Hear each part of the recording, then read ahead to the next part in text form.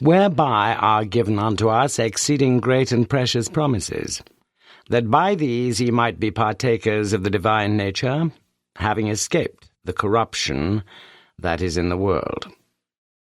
2 Peter chapter 1, verse 4. 1. Admiring friend. My, that's a beautiful baby you have there. Mother. Oh, that's nothing. You should see his photograph. Anon. Chief Superintendent Strange took back the snapshot of grandson number 1, 2 years, 3 months, and lovingly looked at the lad once more. Super little chap. You can leave him with anybody. As good as gold.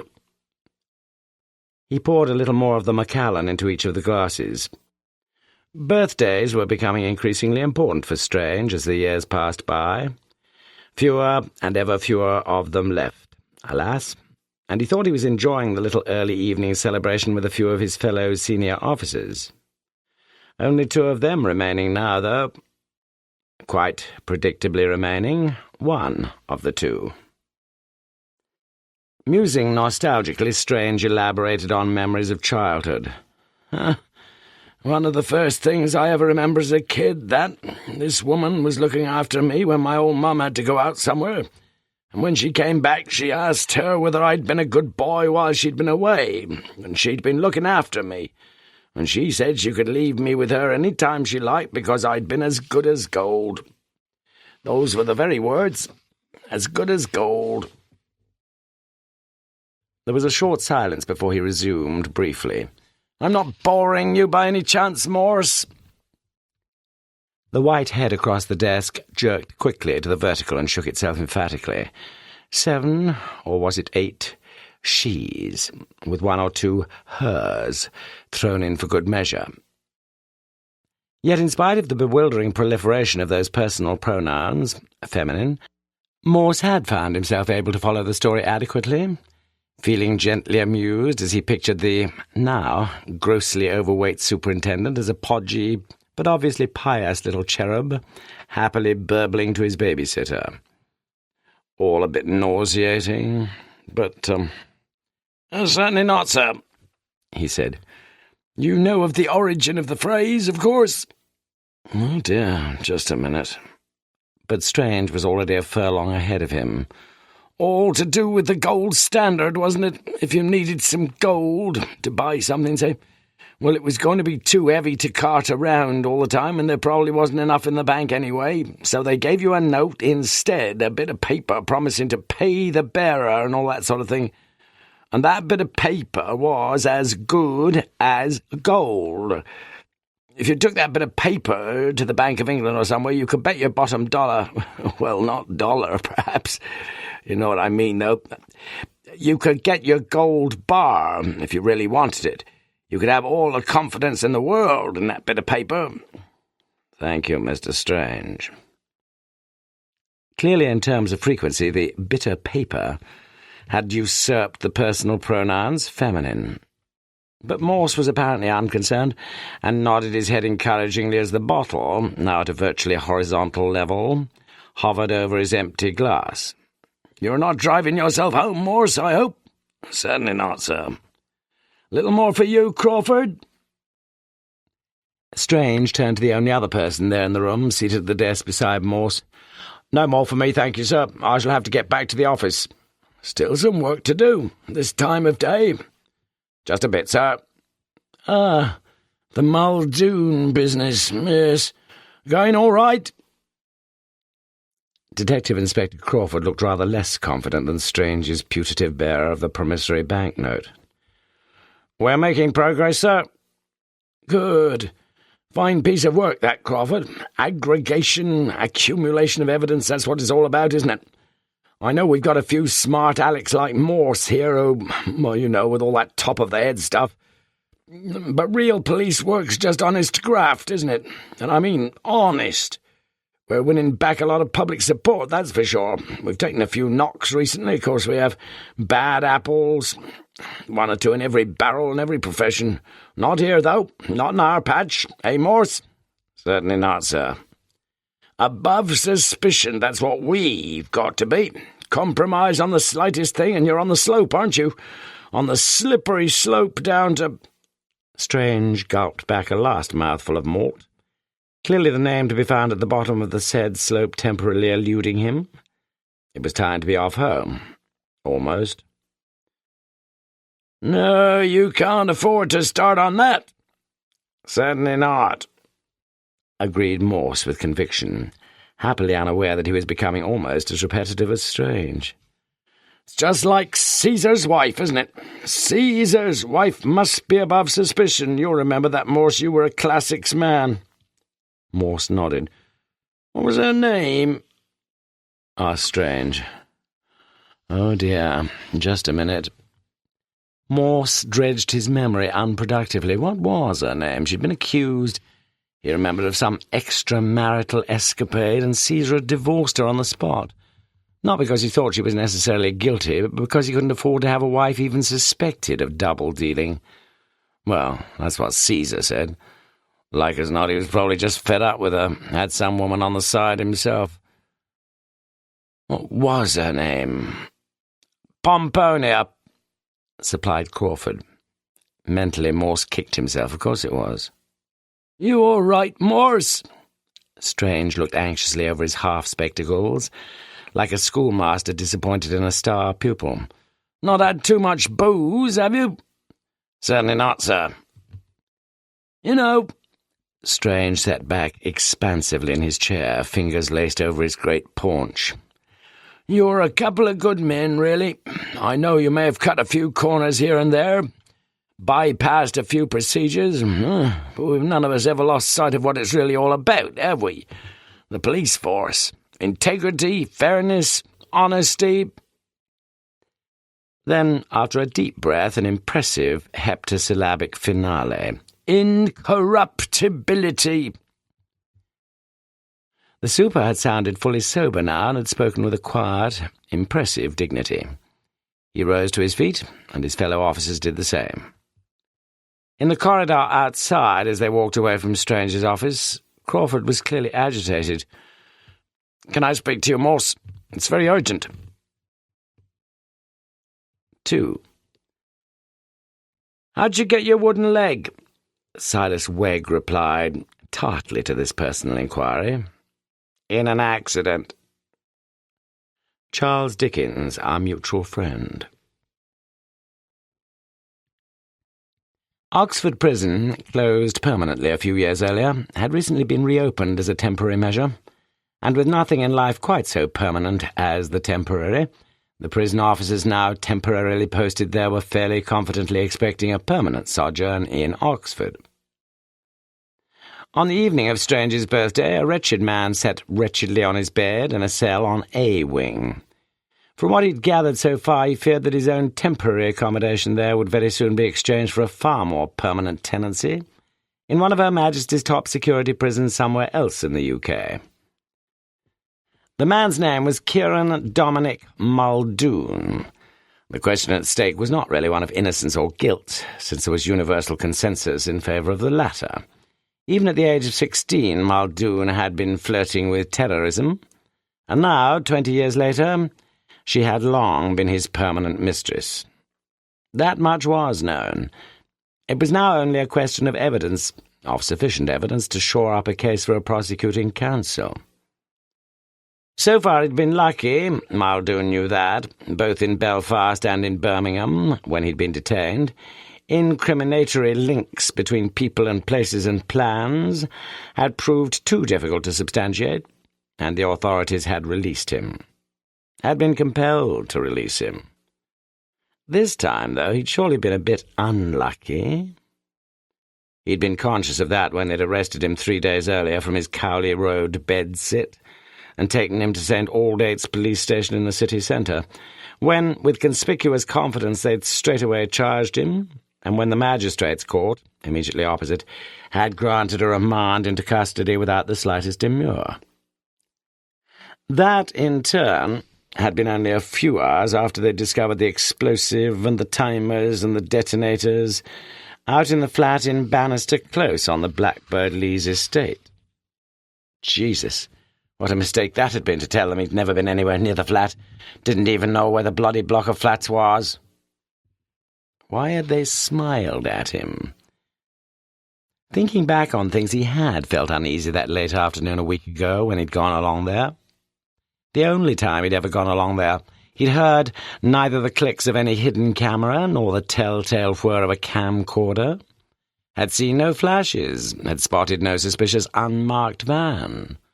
No, it must have been someone in one of the council houses opposite, if they'd got some photographic evidence against him. Because the police had got something. So calm this time, especially that bugger Crawford. So bloody cocky. Couldn't be fingerprints, surely. As ever, the three of them had been almost neurotically finicky on that score. And the dozen or so cans of booze had been put into a black plastic bag and duly consigned, Muldoon had no reason to doubt, to one of the skips at the local waste reception area. But could they have been careless and left something? Because the police had got something. Still, he'd kept his cool pretty well when they'd grilled him on names, addresses, train journeys, stolen cars, money transfers, weapons, explosives. For apart from a few regular protestations of ignorance and innocence, he'd answered little, or nothing. It was at a somewhat lower level of anxiety that he worried about the ransacking of his bedsit. They must have found them all by now. The videos. Ever since he could remember, Muldoon had been preoccupied with the female body, in which, as he well knew, he joined the vast majority of the human race, masculine, and some significant few of the human race, feminine. But in his own case, the preoccupation was extraordinarily obsessive and intense, and intensifying as the years passed by. Frequently satisfied, oh yes, yet ever feeding, as it were, upon its own satiety. Only 13 he had been, when the hard-eyed woman had ushered him through into the darkened warmth of the cinema, where, as he groped for a seat, his young eyes had immediately been transfixed upon the luridly pornographic exploits projected on the screen there. His whole being jerked into an incredible joy. Since he'd been in Oxford, 3 months now, he'd learned that the boss of the Bodleian Library was entitled to receive a copy of every single book published in the UK. And in his own darkly erotic fancies, Muldoon's idea of heaven was easily conceived. To be appointed curator of some ethereal emporium, receiving a copy of every hard porn video passed by some celestial film censor as suitable only for advanced voyeurs, with crates of Irish whiskey and trays of stout and cartons of cigarettes stacked double-deep all round his penthouse walls. Jesus, how could he even begin to cope if they put him inside for 5, 10 years longer? Please God, no.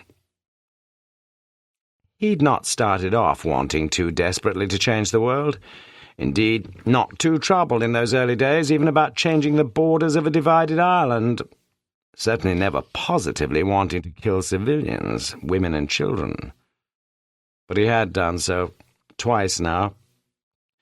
Or his bombs had. He rose from his bed, lit another cigarette, and with the aid of an elbow crutch stomped miserably around the small cell. 16 years ago the accident had been in Newry, when he'd crashed a stolen car at 96.5 miles per hour, according to police evidence. Somehow, a piece of glass had cut a neat slice from the top of his left ear, and the paramedics had had little option but to leave his right leg behind in the concertinaed cortina.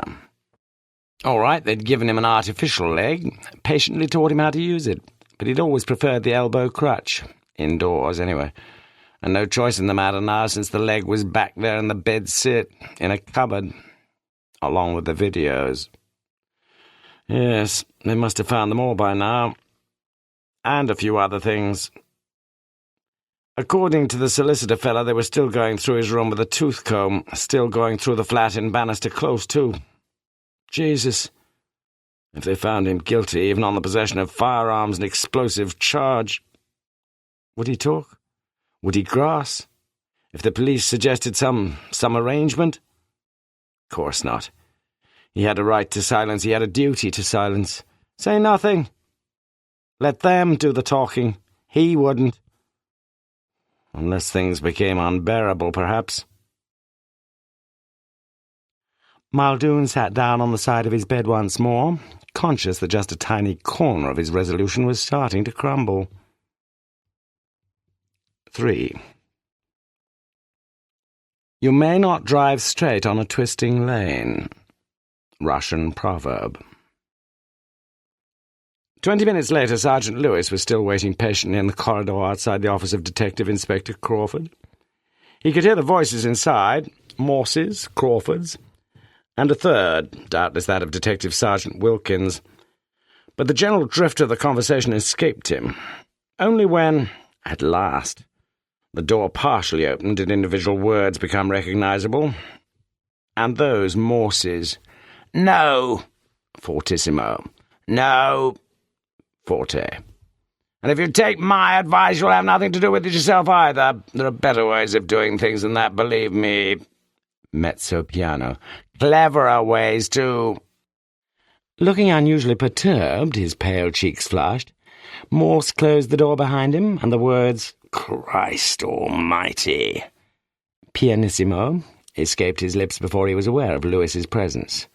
What the hell are you doing here? The super rang me, sir. You told him I was running you back home. So what? Well, I wasn't, was I? What's that got to do with Strange? I was just checking up, that's all. Suspicious bugger. He didn't think you should be driving yourself. You get off home, I'm fine. You're not, sir, you know you're not. About to expostulate, suddenly Morse decided to capitulate. What was all that about, then? Asked Lewis, as they walked along the endless corridors towards the car park. 4. Barring that natural expression of villainy which we all have, the man looked honest enough. Mark Twain. Behind them in Crawford's office, Sergeant Wilkins gave vent to his exasperation. A stuffed prick, that's what he's getting. That's unfair, said Crawford quietly. But he doesn't seem to understand we're not really planting evidence at all, are we? We've got the bloody evidence, it was all there. Was all there, agreed Crawford dejectedly. How bloody unlucky can you get in life? Crawford was silent. You're still going ahead with things, sir? Look, I'll never let Muldoon off the hook now. I'll do anything to see that murderous sod behind bars. Me too, you know that. It's just that I'd have been happier in my own mind if Morse had been with us. He worries me, you see. Cleverer ways, he said. Seems to me he's more worried about keeping his nose clean than seeing justice done. Got a pension to worry about, hasn't he? He's finishing with us soon. A sudden thought struck Sergeant Wilkins. He wouldn't say anything about it, would he? Morse? Oh, no. Well, some people blab a bit, especially when they've had a drop too much to drink. Not Morse. He's never had too much to drink anyway, not as he sees things. Not much help, though, is he? No, and I'm disappointed about that, but... But what, sir? Crawford took a deep breath. Well, it's just that, well, I found it moving, what he said just now, you know, what he thought about what was valuable, what was important in life. The super was saying exactly the same thing, really, but I dunno, compared with Morse, he sounded sort of all big words and bullshit, instead of all little words and horse piss. You've got him wrong, you know, he's a funny bugger, I agree, but there's a big streak of integrity somewhere in Morse. Perhaps so. Perhaps I'm being very unfair. Crawford rose to his feet. Not very unfair. Don't be too hard on yourself. Let's just say he's a stuffed shirt, shall we? That'd be a bit fairer than what you just called him. 5. The colleague may be exceptionally thick-headed, like Watson. Julian Simons, Bloody Murder. The sole trouble with malt whisky, Morse maintained, was that it left one feeling rather thirsty, and he insisted that if Lewis really wished to learn what had transpired in Crawford's office, it would have to be over a glass of beer. Thus it was that 10 minutes after being driven from Kidlington Police HQ, Morse sat drinking a Lewis-purchased pint at the King's Arms in Banbury Road and spelling out Crawford's unhappy dilemma. Following information received, a flat in Bannister Close had been under police surveillance for several weeks. Patients had been rewarded, gradatim, and a dossier of interesting, suggestive, and potentially incriminating evidence had been accumulated. At intermittent periods, the flat, it was believed, served in 3 separate capacities. First, as a meeting house for members of a terrorist cell, suspected of being responsible for the 2 recent bombing incidents in Oxford. Second, as a storehouse for explosive and bomb-making equipment.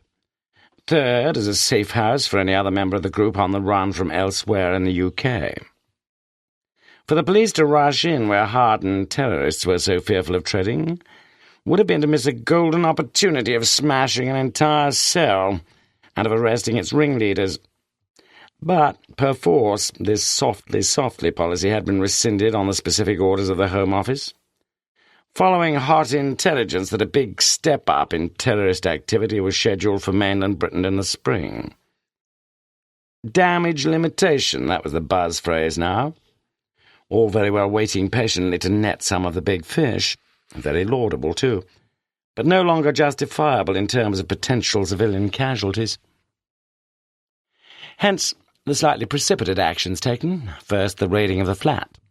Empty of people, yet full enough of explosive materials, bombing equipment, and fingerprints. Second, the arrest of Kieran Dominic Muldoon, the only one of the shadowed terrorists who had established himself as of fixed address in the city of Oxford.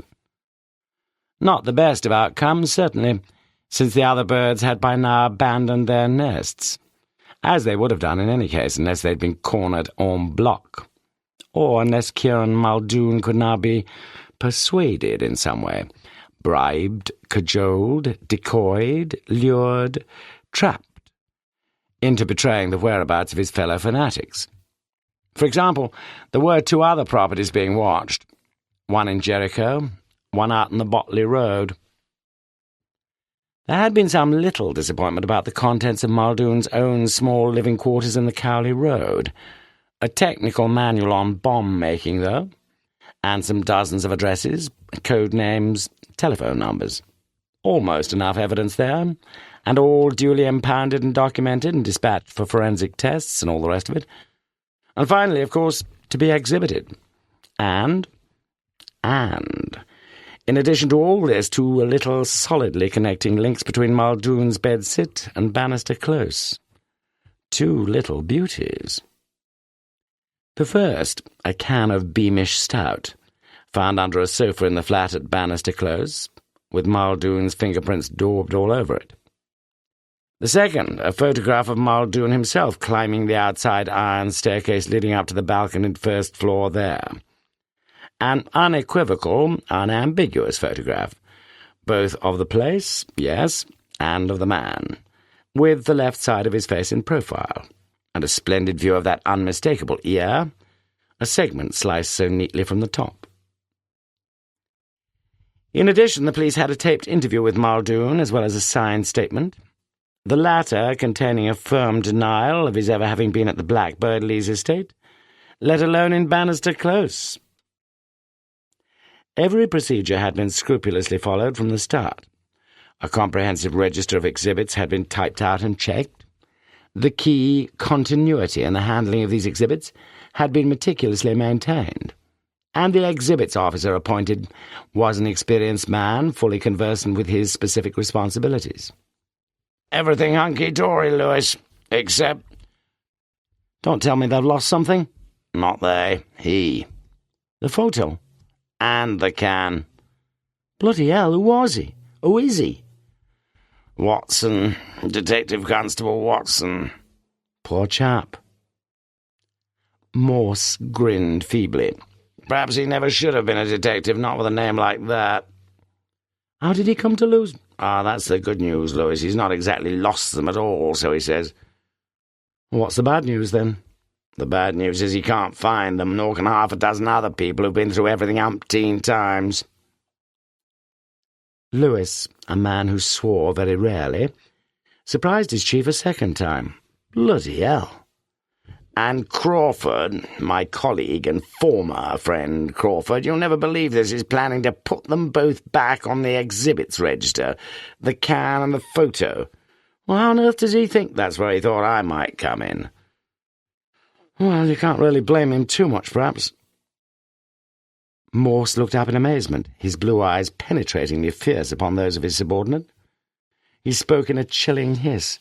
"What did you say?" Lewis sought to stand his ground. "Oh, it's not as if he was fabricating the evidence, is it, sir?" Morse exploded now, and several other customers turned round as they heard his furious rejoinder. "What the hell is it, then, if it isn't fabrication? Come on, man, for Christ's sake, tell me what you think it bloody well is!" Lewis was badly taken aback. The blood had drained from his cheeks, and he could make no answer. "Facilis descensus averno," mumbled Morse. "Pardon, sir?" "Forget it. And take me home." Morse strained his beer and banged his glass down heavily on the table. There was a supremely awkward silence between the two of them until the car pulled into Morse's parking space outside his North Oxford flat. Then it was Lewis who spoke. "Inspector Crawford," he said slowly and quietly, "was very kind to me when I first came to HQ, a couple of years before I knew you. He's a good man. He wouldn't do anything that was basically unfair, I know that. So, if you will, sir, I want you to do me a big favour. I want you to go and see him, tell him that you told me about things, and tell him that if I can do anything—" But Morse cut him viciously short. "Look, my son, don't you start giving me bloody orders, all right?" "Well, I wasn't really—" "Shut up! And if you don't forget all this bloody nonsense now, you stop being my sergeant, is that clear? And you won't be anybody else's bloody sergeant either. Not while I'm in the force. You'll be queuing up for your dole money like plenty of other poor sods, is that understood?" Morse got out of the car and slammed the door shut with an almighty bang. 6. U-turn. A turn made by a vehicle reversing into the direction of oncoming traffic, recommended only when there appear no signs of oncoming traffic. Small's Enlarged English Dictionary, 12th edition. Next morning, with extreme reluctance, with deep distaste, and with considerable embarrassment, Morse called into Crawford's office and did his sergeant's bidding. 7. Television is more interesting than people. If it were not, we should have people standing in the corners of our rooms. Alan Coren, The Times. He was being treated fairly well, better than he deserved or expected. Muldoon knew that. Even Crawford had been pretty reasonable. Distanced, unsmiling, yes, but not positively unpleasant. Told him about his rights, his right to receive a few visitors. He didn't want any of them. To wear his own clothes, to have food brought into him, if he could afford it, if he wanted it. To share in the recreational facilities provided, including TV and snooker. So tight, the supervision, the oppressive, constricting supervision. How he longed to be out somewhere, out in the streets, out in a car, out in a pub, out anywhere. Oh, Jesus! With naked lust he looked at a photograph of a naked model taken in the sun. In the sun. When the door of his cell was unlocked and Crawford, again, came in. It was all about those houses, again. Those other houses the police had been watching, the Jericho house, the safe house, as Muldoon had always known it, and that much dodgier, semi-detached, semi-derelict little property out in the Botley Road. Why did Crawford keep going on about those bloody houses? Why? You stayed in either of them, Muldoon? No. Never? Never. Any of your friends ever stayed there? Stayed where? Well, let's talk about Jericho first, shall we? Where? Jericho. I thought Jericho was near Jerusalem. What about Botley Road? Which road? You know, just down past the station. You mean the bus station? No, the railway station. Never been down there. Don't think so. All right, so why not come out with us just to have a look, that's all? No chance. Might jog the memory, you never know. No memory to jog, is there? You said you'd never been to Blackbird Leys, so we've got a photo of you there, so you say. Why not come out and have a quick look at these other places, that's all we ask. No point, is there? Crawford half rose to his feet. Pity, you know. We could have made life that little bit easier for you, one way or another. What's that supposed to mean? Look, Muldoon, we don't expect you to shop your mates. All I'm saying is this. If you agree to come out and make a couple of statements, even if they're a load of rubbish— Muldoon not only looked puzzled, he was puzzled. What's it you're after? How the hell is it going to help you if— But Crawford, risen to his feet, now brusquely cut short Muldoon's protestations. No, you're right. It's not going to help much at all, is it? Maybe it's just that— Yeah. Just what? Muldoon leaned forward, interested in spite of himself, and Crawford slowly sat down again on a hard, upright chair. Look, lad, let me put my cards on the table. It's going to be bloody difficult for you to stay out of prison this time. I know that. You know that. And shall I tell you something else? It's one hell of a job, even for me, to get you out of this place even for an hour or two, even to buy you a ride on one of the tourist buses. Do you know how many signatures I'd need for that? Apart from the governor's? Jesus. Muldoon looked down at the floor as Crawford continued. There's only two ways we can give you any little outing. One's if you get transferred somewhere, up to Bullingdon Prison, say. Not very likely that, though, for a few weeks yet. And the other is if you'd agreed to— But I'm wasting my breath. Pity, though. As I say, we could have made it worth your while. Well worth your while. Muldoon suddenly squared his mouth and bared a set of ugly, deeply nicotined teeth. Come on, split, Crawford. What's in it for me? Not much. We couldn't afford to give you a season ticket at the local knock-in shop, but— But what? Well, next best thing, perhaps. Yeah, and what's that supposed to mean? Crawford sighed. I can't make any marvellous promises, you know that, but if you agreed to keep your mouth shut, like we would— Go on. Well, what do you want? Fags? Booze? Money? Sex videos? Muldoon shook his head, albeit indecisively. OK, well, that settles it then. Crawford rose quickly to his feet now, this time with a purposiveness heralding an imminent departure. But Muldoon was on his feet too. When do you reckon? When could this have been? With the video, say? Crawford shrugged indifferently. Tomorrow? Day after? Not quite sure, really.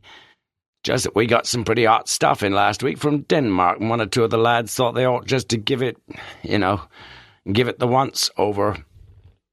How long would they be watching that stuff?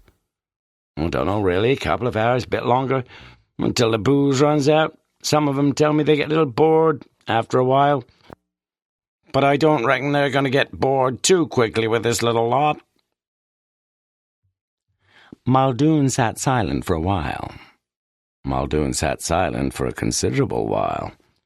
Finally he breathed in deeply, held his breath, and exhaled noisily. Then he lit yet another cigarette, and another little corner of his resolution was collapsing, had collapsed. Tomorrow, you say? Phew! Outside the relocked room, Inspector Crawford also exhaled, though silently, and to Sergeant Wilkins, standing at the far end of the corridor, he gave a faint smile and raised his right fist to shoulder level, the thumb upstandingly proud, like some membrum virile, blessed with a joyous erection. 8. The fastest recorded time for completing the Times crossword under test conditions is 3 minutes 45 seconds by Mr. Roy Dean of Bromley, Kent. The Guinness Book of Records. After returning from Inspector Crawford's room late that same afternoon, Sergeant Lewis found Morse seated at his desk, the Times in front of him, looking grim, and smoking a cigarette. It seemed to Lewis, in view of the tight-lipped taciturnity hitherto observed between the pair of them throughout the day, that it was the latter activity which afforded the more promising icebreaker. "I thought you'd given up, sir." "I have, many times. In fact, I've given up smoking more often than anyone else in the history of the habit. By rights, I should have a paragraph all to myself in the Guinness Book of Records." The tone of Morse's words was light enough, perhaps, but the underlying mood was sombre. And Lewis, too, as he sat down, looked far from happy with himself. "You told me off good and proper last night, didn't you, sir? And I deserved it, you were right. To be truthful, I wish I'd taken a bit more notice of you." "Why this sudden change of heart?" "Well, it's getting all a bit involved and underhand. Dishonest. Yes, and messy." The hard lines on Morse's face relaxed somewhat. "You can hardly expect the sort of classical economy and purity of line you get when you're working with me. Crawford's a cretin. Well, that's common knowledge, isn't it?" "No, he's not. It's just that, well, I don't honestly think he's all that bright." "Your judgment is reasserting itself, Sergeant." Lewis was silent. "Come on, you know you're dying to tell me all about it." "I thought you didn't want anything more to do with it." "How right you are," snapped Morse bitterly. He got up and took his mackintosh off its peg. A persistent drizzle had stippled the window that looked out over the car park, a window through which Lewis had so often seen Morse gazing as he grappled in his mind with the problems of a case. Saw him so gazing now, but only for a few seconds before he put on his mackintosh and walked to the door. "Make sure you lock up. If there's some crook around prepared to pinch an empty can of Beamish, what the hell's he going to do with my Glenfiddich? Good night." The door slammed and Morse was gone. But Lewis heard no footsteps along the corridor, and 20 seconds later the door reopened slowly and Morse stepped back into his office. "It would help, Lewis, wouldn't it, if you told me what's worrying you?" "Yes," replied Lewis simply. "You should have told me earlier." "Well, you look, pretty grim, sir." "What?" "Oh, that was just me, not you. 6 minutes to the second almost, with the crossword. Would have been just about the record, except for one clue. I couldn't do 14 across. Still can't do bloody 14 across. Shall I have a look at it?" "You? Fat lot of use that'd be." Lewis looked down at the threadbare patch of off-white carpet on his own side of Morse's desk. "Oh, if you could spare 5 minutes, sir, I'd feel a lot happier." Morse took off his mackintosh, replaced it on its peg, and resumed his seat in the black leather armchair behind his desk. 9. Now faith is the substance of things hoped for, the evidence of things not seen. Hebrews, chapter 11, verse 1. As Morse now began to see, Crawford's scheme hardly matched the strategic genius of Napoleon at Austerlitz, or NASA in planning one of its moon missions. At 20:30, an hour after lighting up time on Thursday the 31st of March, Muldoon, handcuffed to a police officer, his head concealed from any inquisitive public or press intrusion beneath a grey prison blanket, would be taken from Oxford Prison in an unmarked police van. The outing had already been sanctioned, no problem, in pursuance of corroborative or associative evidence. No one had ever understood this long-winded phrase, yet it had the merit of sounding most impressive. The prisoner would be taken first to Jericho, then to Botley, shown over the two properties in question, and invited on each occasion to make a brief statement. This, in truth, in the interests of verisimilitude only. Yet, as Crawford maintained, there was always just the possibility that Muldoon would say something of value. Prisoners had grasped in the past, prisoners would grasp in the future. Thereafter, things would become a little more complicated. Muldoon would then be informed that the reward for his cooperation lay some 10 miles away, along the A40, in a police house in Witney. In fact, the van would be driven out from Botley onto the Western Ring Road, and after a suitably convincing 10-mile detour, would land up in the Blackbird Leys estate, on the eastern side of Oxford, beyond the Rover car plant at Cowley. At which point Crawford's careful, albeit clumsy, planning would enter its critical phase. The outward appearance of Bannister Close might well be fairly familiar to Muldoon.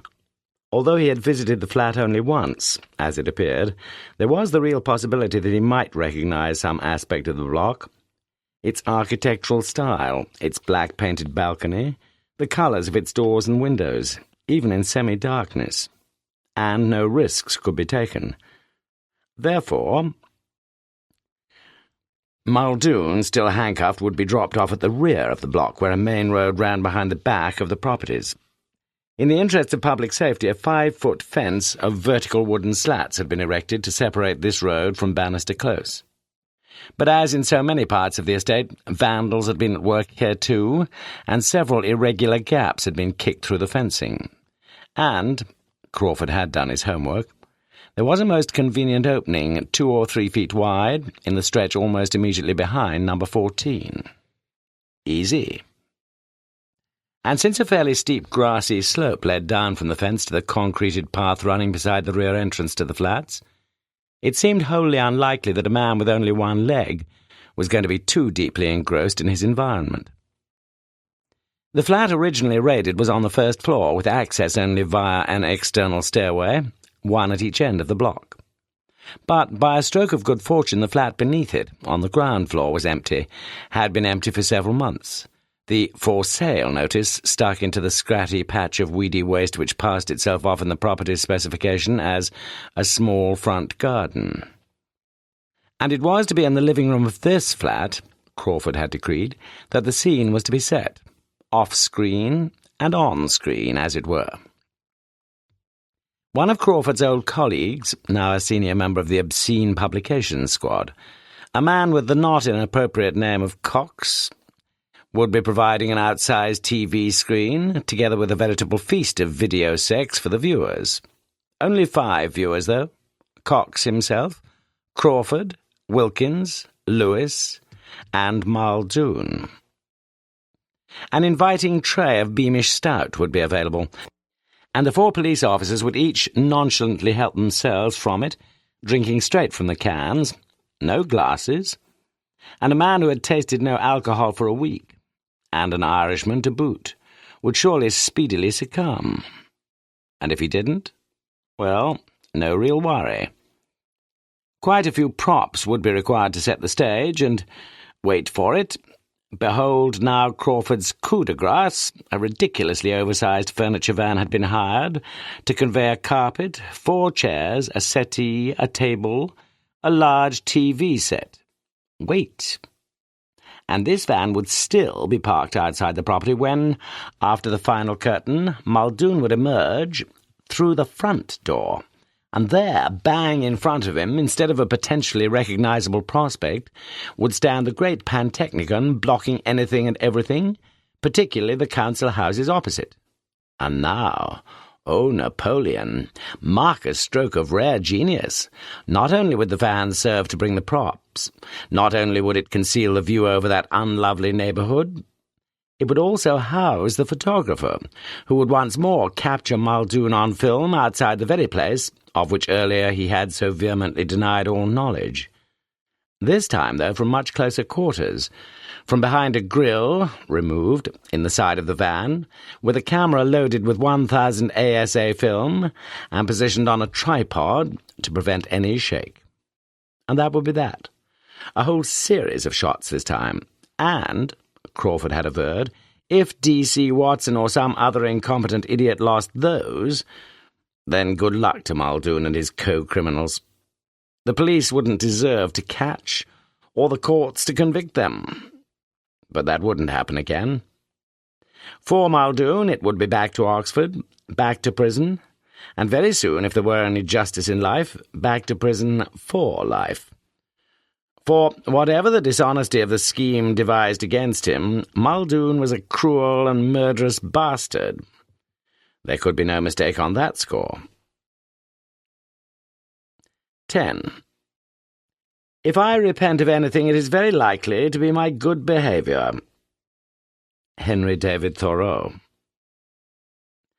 Such was Lewis's account, of Crawford's account, itself in turn transmuted in Morse's mind the heightened version presented to the reader in the preceding paragraphs.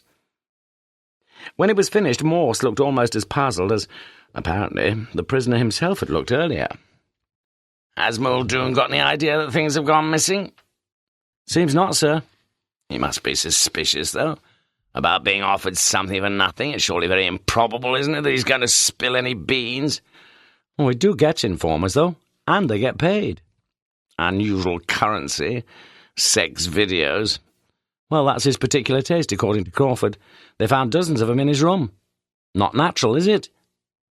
"Not all that unnatural, would you say?" "Have you seen some of those videos?" "No, Lewis. Unlike you, I've lived a very sheltered life. I have tried to get invited along to one of these porno parties, but everybody seems to think I'm above such things." "Well, you wouldn't enjoy them, sir. They make you feel, well, cheap, somehow." "Perhaps most of us are cheap." Lewis shook his head.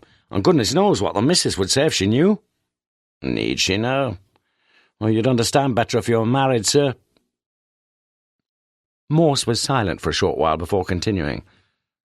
"I'll tell you one thing, I wish I could understand Crawford better. Why doesn't he do things a bit more simply?" "What are you thinking of?" "Well, if he's lost a beer can, why doesn't he just give the fella another beer can and then stick it in the exhibits locker?"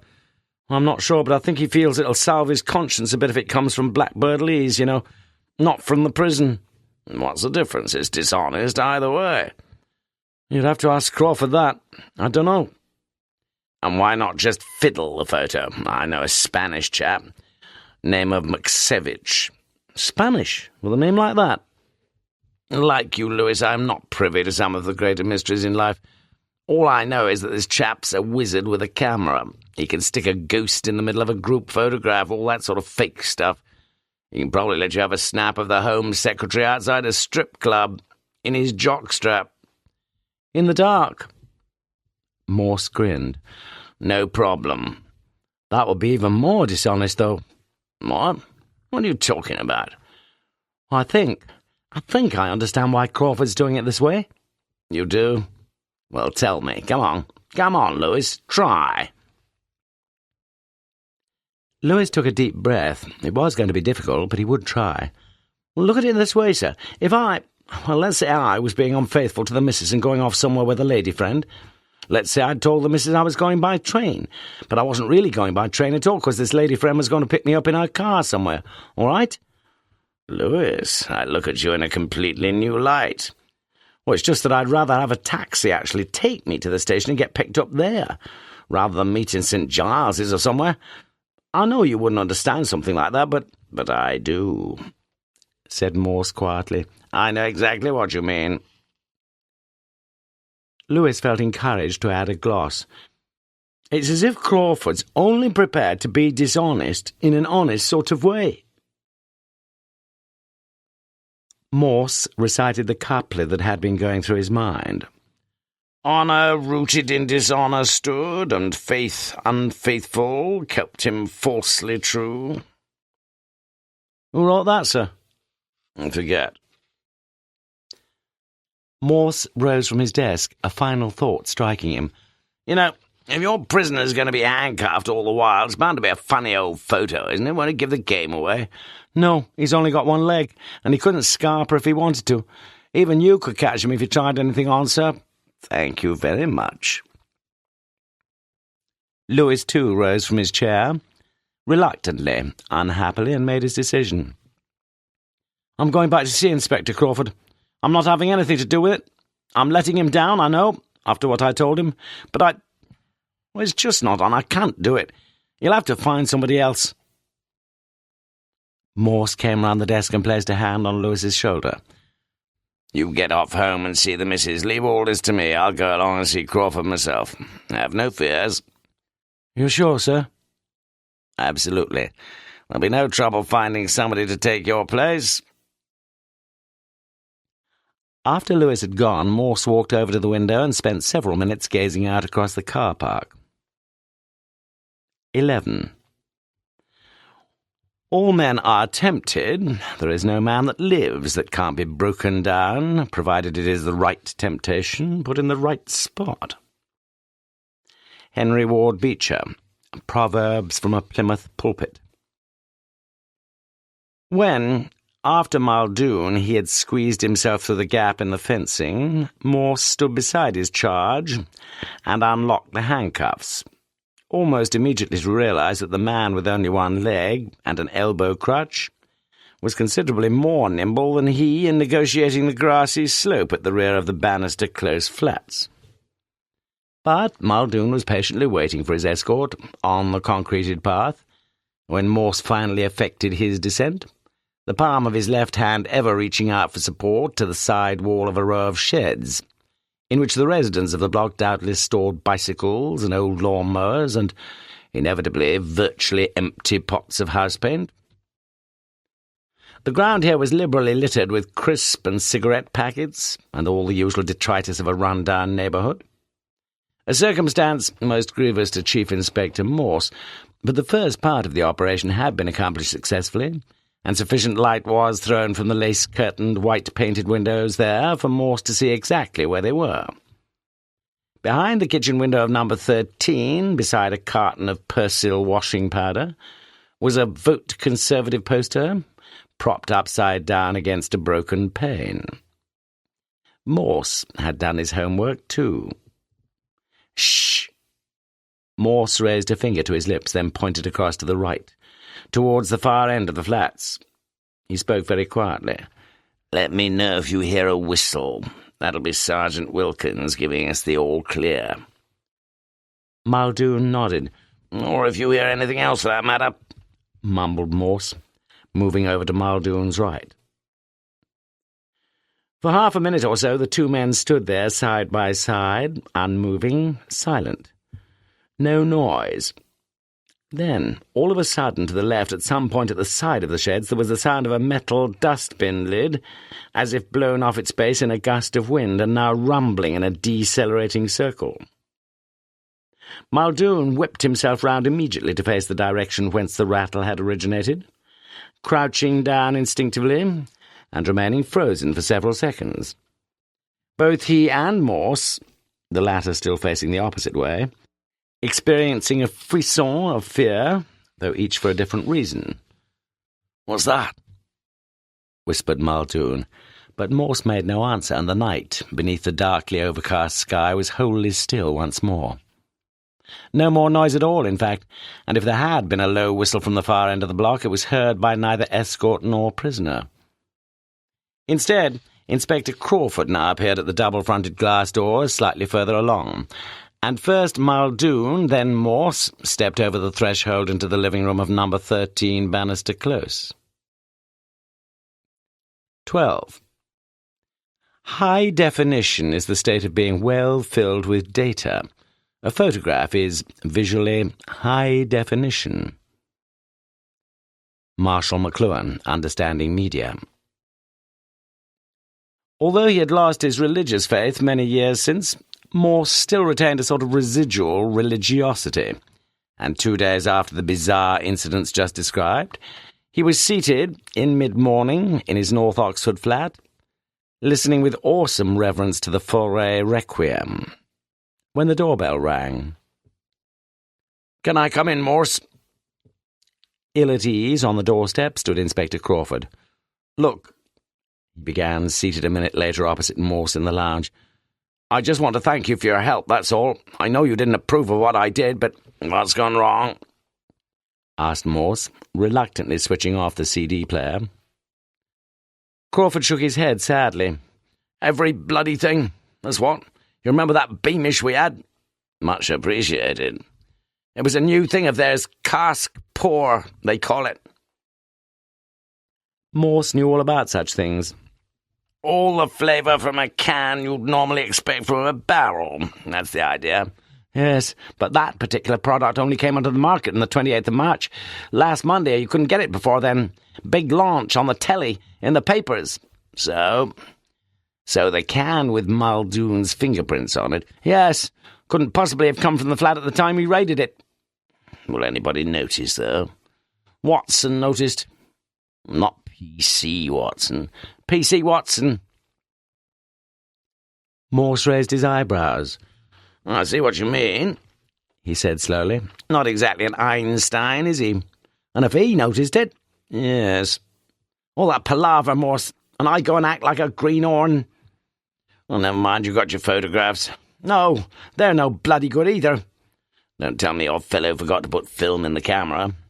"Oh, no, he took some fine photos, marvellously clear, too bloody clear. You see, Muldoon almost never ventured out and about with his elbow crutch. I'd forgotten that. And the original photo we took showed him with an artificial leg. Of course it bloody did." "Oh, dear. Did Watson spot that as well?" "He did." "You know, if that fella could only stop losing things, he'd probably make Inspector." "He can have my job any time he likes." "Can't you just cut the bottom off the photos?" suggested Morse. "Trouble is, I'd cut off the flat numbers as well if I did that the way they've turned out. Then they might just as well have been taken in Timbuktu as in Bannister Close." "I take your point," said Morse. "Anyway, I didn't come here to burden you with my troubles. As I say, I just wanted to thank you. In person. I didn't want to say anything over the blower. Can't be too careful. So if we can just, draw a veil over things. And I'm sorry I've been such a cretin." Morse got to his feet and stood in front of Crawford. "Don't say that." He spoke in a kindly fashion, oblivious, it appeared, that this was the self-same word he'd used so recently himself to describe his fellow officer. "You could do with a drink." "I could do with two," corrected Crawford. Morse went to his drinks cabinet and took out the Glenfiddich, at the same time switching on again, albeit softly, the In Paradisum from the Foray Requiem. 13. I am a camera with its shutter open, quite passive, recording, not thinking. Christopher Isherwood, Goodbye to Berlin. 4 days later, on Wednesday the 6th of April, an oblong buff envelope, "Please do not bend," arrived by registered delivery at the Thames Valley Police HQ, addressed to Chief Inspector Morse. Inside the envelope, together with 2 very glossy black and white photographs, was an invoice and a letter. "Morse, old boy, sorry about the delay. Easter post and all that. Not bad, are they? Check, please, as per invoice, ASAP. No extra fee charged for knocking over that bloody dustbin. What will you think of next? Pity I couldn't get the crotch in. It turned too far around. Interesting configuration of the left ear, though. I trust you'll approve of the topographically recognizable setting. Your specification. In fact, the capsized Tory poster is a nice little prop, don't you reckon? By the way, what the hell are they doing voting Tory down there? Yours, eh? Manuel. McS. P.S. Did I mention the check? ASAP." Morse looked at the 2 photographs, and like the Almighty surveying one of his acts of creation, he saw that they were good. He reached for the phone and rang Inspector Crawford to tell him of his 11th hour reprieve. soon learning from Sergeant Wilkins that Crawford had just been called in to see Strange. He'd passed the message on, though. 14. Confessions are good for the soul, but bad for the reputation. Thomas Robert Dewar. When, half an hour later, Crawford came in, Morse reached into a drawer for the envelope. But it was Crawford, looking preternaturally pleased with himself, who immediately seized the initiative. "I was just going to call you. You'll never guess what's happened." "Watson's unearthed his lost exhibits." "Better than that. They've just appointed P.C. Watson Chief Constable." Crawford blurted it out. "Muldoon, he's changed his plea. Through his lawyer. He's pleading guilty as charged on all counts, and he's come clean on the Jericho and Botley places. Very interesting what he's told us about them. Complete change of heart, that's what he's had, Muldoon, with the encouragement of some, 1 or 2 little privileges." "Well done," said Morse, quietly slipping the envelope back into its drawer. "And Strange, he's over the moon. Everybody'll be pleased. Lucky, though, wasn't I?" said Crawford reflectively.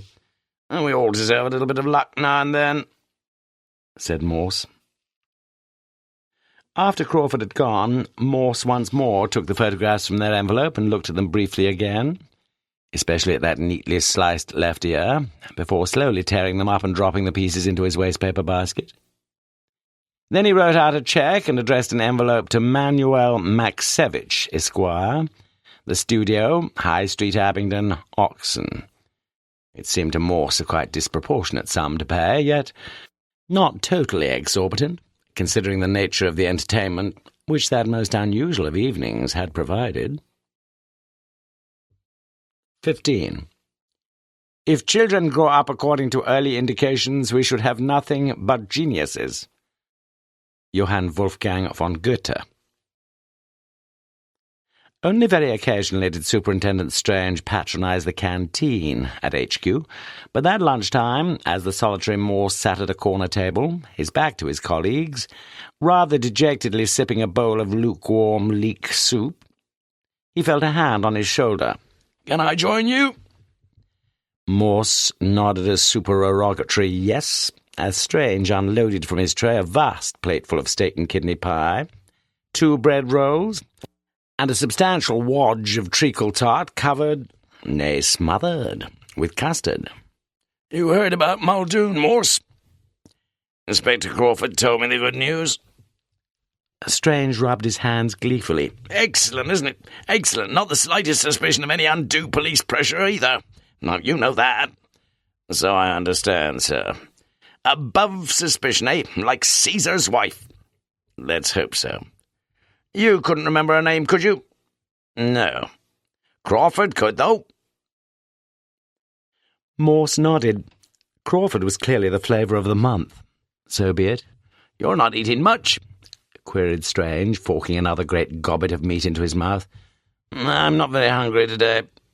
"It's a wonder you're not in the pub, then. You're usually thirsty enough." The reminder did little to lighten Morse's mood, and in sycophantic fashion he quickly sought to change the drift of the conversation.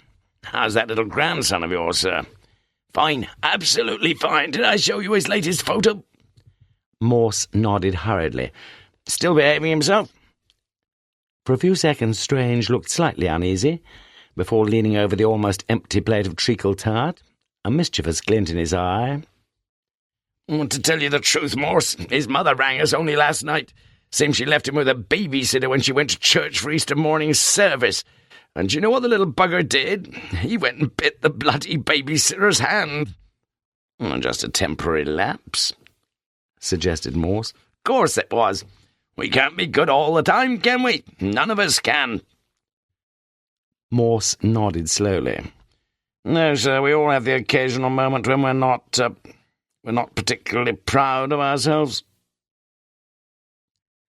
Strange appeared gratified by this latter sentiment, and after spooning up his last mouthful of custard, he sat back, replete and relaxed. Taking out his wallet, he extracted, just as he'd done a week earlier, the latest snapshot of grandson number 1, 2 years, 3 months. "Super little chap, Morse. You can leave him with anybody.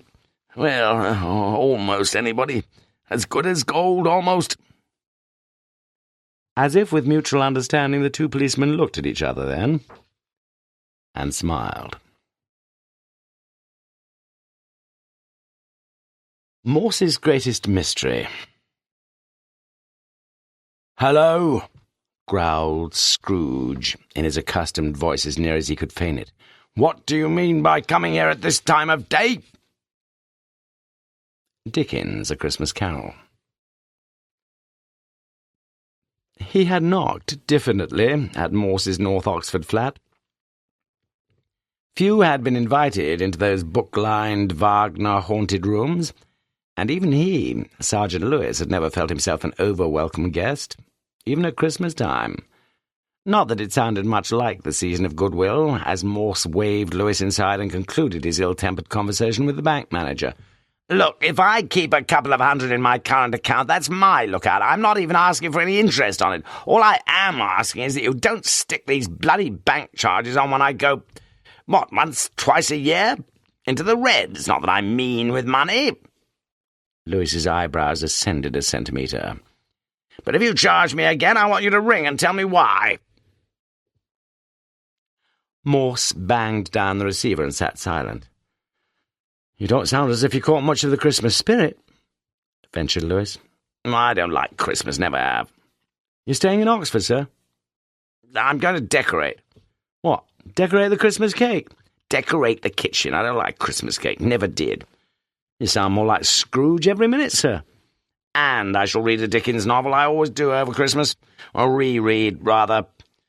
"If I were just starting on Dickens, which one?" "I put Bleak House first, Little Dorrit second." The phone rang, and Morse's secretary at HQ informed him that he'd won a £50 gift token in the police charity raffle. And this time Morse cradled the receiver with considerably better grace. "Scrooge, did you say, Lewis? I'll have you know I bought 5 tickets, £1 apiece, in that charity raffle." "Well, I bought 5 tickets myself, sir." Morse smiled complacently. "Well, let's be more charitable, Lewis. It's supporting these causes that's important, not winning." "I'll be in the car, sir," said Lewis quietly. In truth, he was beginning to feel irritated. Morse's irascibility he could stomach, but he couldn't stick hearing much more about Morse's selfless generosity. Morse's old Jaguar was in dock again. "Too mean to buy a new one," his colleagues claimed. And it was Lewis's job that day to ferry the chief inspector around, doubtless, too, if things went to form, to treat him to the odd pint or two, which indeed appeared a fair probability since Morse had so managed things on that Tuesday morning that their arrival at the George would coincide with opening time. As they drove out past the railway station, Lewis told Morse what he'd managed to discover about the previous day's events. The patrons of the George had amassed £400 in aid of the Littlemore Charity for Mentally Handicapped Children, and this splendid total was to be presented to the charity's secretary at the end of the week, with a photographer promised from the Oxford Times to record the grand occasion. Mrs. Michaels, the landlady, had been dropped off at the bank in Carfax by her husband at about 10:30 a.m., and had there exchanged a motley assemblage of coins and notes for 40 brand-new tenors. After this, she'd bought several items, including grapes for a daughter just admitted to hospital, before catching a minibus back home, where she'd arrived just after midday. The money, in a long white envelope, was in her shopping bag, together with her morning's purchases. Her husband had not yet returned from the cash and carry stores, and on re-entering the George via the saloon bar, Mrs. Michaels had heard the telephone ringing. Thinking that it was probably the hospital, it was, she dumped her bag on the bar counter and rushed to answer it. On her return, the envelope was gone. At the time of the theft, there had been about 30 people in the saloon bar, including the regular old-age pensioners, the usual cohort of pool-playing unemployables, and a pre-Christmas party from a local firm. And, yes, from the very beginning, Lewis had known that the chances of recovering the money were virtually nil. Even so, the 3 perfunctory interviews that Morse conducted appeared to Lewis to be sadly unsatisfactory. After listening a while to the landlord's unilluminating testimony, Morse asked him why it had taken him so long to conduct his business at the Cash and Carry. And although the explanation given seemed perfectly adequate, Morse's dismissal of this first witness had seemed almost offensively abrupt. And no man could have been more quickly or more effectively antagonized than the temporary barman, on duty the previous morning, who refused to answer Morse's brusque inquiry about the present state of his overdraft.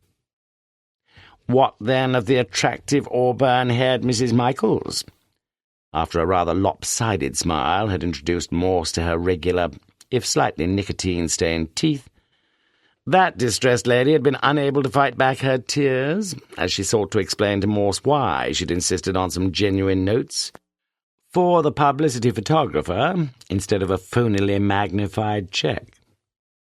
But wait, something dramatic had just happened to Morse. Lewis could see that, as if the light had suddenly shined upon a man that hitherto had sat in darkness. He, Morse, now asked, amazingly, whether by any chance the good lady possessed a pair of bright green, high-heeled leather shoes. And when she replied that yes, she did, Morse smiled serenely, as though he had solved the secret of the universe, and promptly summoned into the lounge bar not only the three he'd just interviewed, but all those now in the George who had been drinking there the previous morning. As they waited, Morse asked for the serial numbers of the stolen notes, and Lewis passed over a scrap of paper on which some figures had been hastily scribbled in blotchy biro. "For Christ's sake, man," hissed Morse, "didn't they teach you to write at school?" Lewis breathed heavily, counted to 5, and then painstakingly rewrote the numbers on a virginal piece of paper, 773741 to 773780, at which numbers Morse glanced cursorily before sticking the paper in his pocket, and proceeding to address the George's regulars. He was virtually certain, he said, of who had stolen the money. What he was absolutely sure about was exactly where that money was at that very moment. He had the serial numbers of the notes, but that was of no importance whatsoever now. The thief might well have been tempted to spend the money earlier, but not any more. And why not? Because at this Christmas time that person no longer had the power to resist his better self. In that bar, stilled now and silent as the grave itself, the faces of Morse's audience seemed mesmerized, and remained so as Morse gave his instructions that the notes should be replaced in their original envelope and returned, he cared not by what means, to Sergeant Lewis's office at Thames Valley Police HQ within the next 24 hours. As they drove back, Lewis could restrain his curiosity no longer. "You really are confident that—" "Of course." "I never seem to be able to put the clues together myself, sir." "Clues? What clues, Lewis? I didn't know we had any." "Well, those shoes, for example. How do they fit in?" "Who said they fitted in anyway? It's just that I used to know an auburn-haired beauty who had six, Lewis, pairs of bright green shoes. They suited her, she said." "So they've got nothing to do with the case at all?" "Not so far as I know," muttered Morse. The next morning a white envelope was delivered to Lewis's office, though no one at reception could recall when or whence it had arrived. Lewis immediately rang Morse to congratulate him on the happy outcome of the case. "There's just one thing, sir. I'd kept that scrappy bit of paper with the serial numbers on it, and these are brand new notes, all right, but they're not the same ones." "Really?" Morse sounded supremely unconcerned. "You're not worried about it?" "Good Lord, no. You just get that money back to Ginger Knob at the George and tell her to settle for a jumbo cheque next time. Oh, and one other thing, Lewis, I'm on leave, so no interruptions from anybody. Understand?" "Yes, sir. And, Happy Christmas, sir." "And to you, old friend," replied Morse quietly. The bank manager rang just before lunch that same day. "It's about that £400 you withdrew yesterday, Inspector. I did promise to ring about any further bank charges." "I explained to the girl," protested Morse. "I needed the money quickly." "Oh, it's perfectly all right, but you did say you'd call in this morning to transfer." "Tomorrow. I'm up a ladder with a paintbrush at the moment." Morse put down the receiver and again sank back in the armchair with the crossword. But his mind was far away, and some of the words he himself had spoken kept echoing around his brain. Something about one's better self. And he smiled, for he knew that this would be a Christmas he might enjoy almost as much as the children up at Littlemore. Perhaps. He had solved so many mysteries in his life. Was he now, he wondered, beginning to glimpse the solution to the greatest mystery of them all? Evans tries an O-level. Dramatis personae, the Secretary of the Examination Board, the Governor of Her Majesty's Prison Oxford, James Evans, a prisoner, Mr. Jackson, a prison officer, Mr. Stevens, a prison officer, the Reverend S. McLeary, an invigilator, Detective Superintendent Carter, Detective Chief Inspector Bell. The unexamined life is not worth living. Plato. It was in early March when the Secretary of the Examinations Board received the call from Oxford Prison. "It's a slightly unusual request, Governor, but I don't see why we shouldn't try to help. Just the one fellow, you say?" "That's it. Chap called Evans started night classes in O-level German last September. Says he's dead keen to get some sort of academic qualification." "Is he any good?" "He's the only one in the class, so you can say he's had individual tuition all the time, really. Would have cost him a packet if he'd been outside." "Well, let's give him a chance, shall we?" "That's jolly kind of you.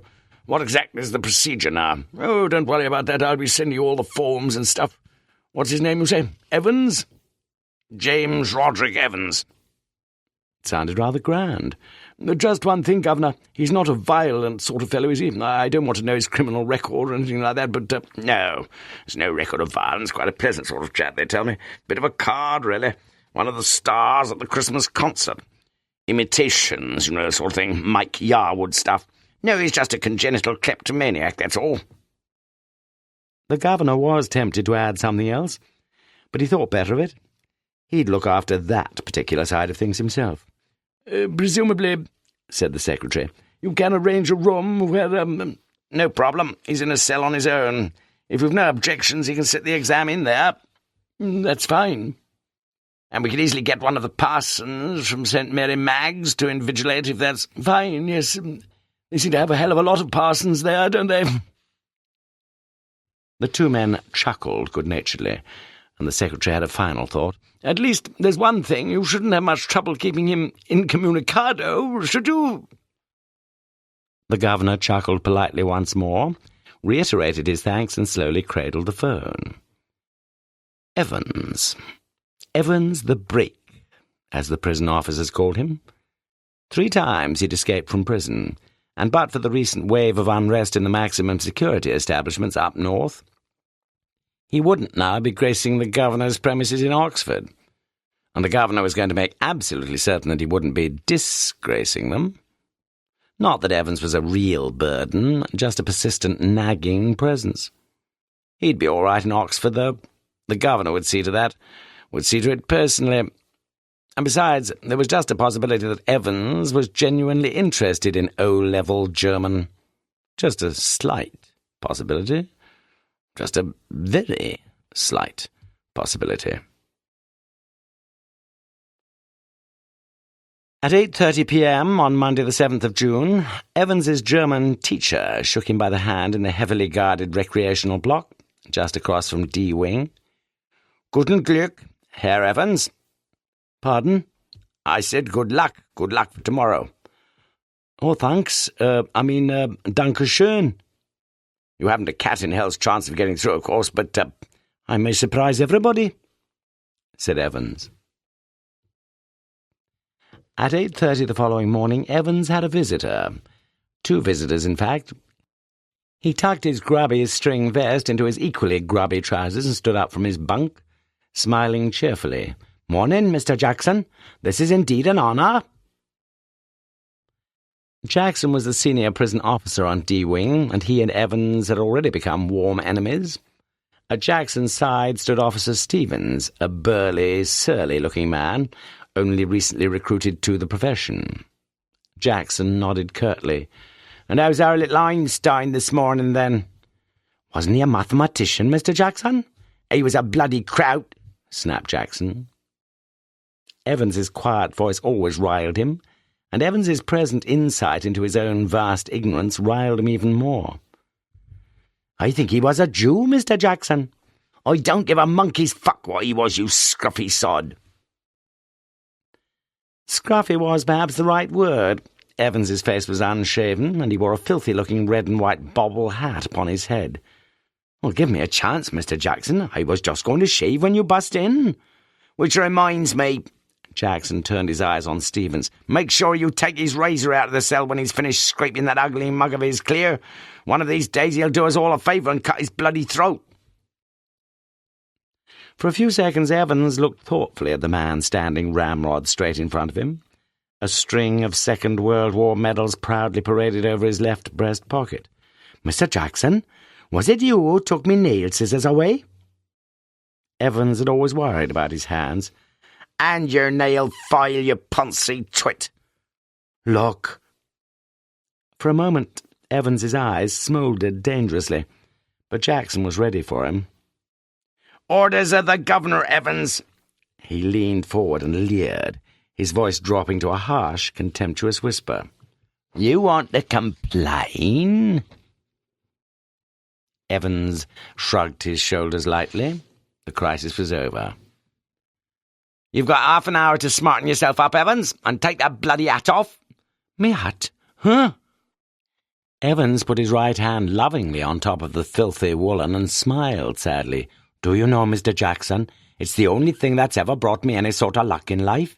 Kind of lucky charm, if you know what I mean. And today I thought, well, with me exam and all that." Buried somewhere in Jackson, beneath all the bluster and the bullshit, was a tiny core of compassion, and Evans knew it. "Oh, just this once, then, Shirley Temple." If there was one thing that Jackson genuinely loathed about Evans, it was his long, wavy hair. "And get bloody shaving."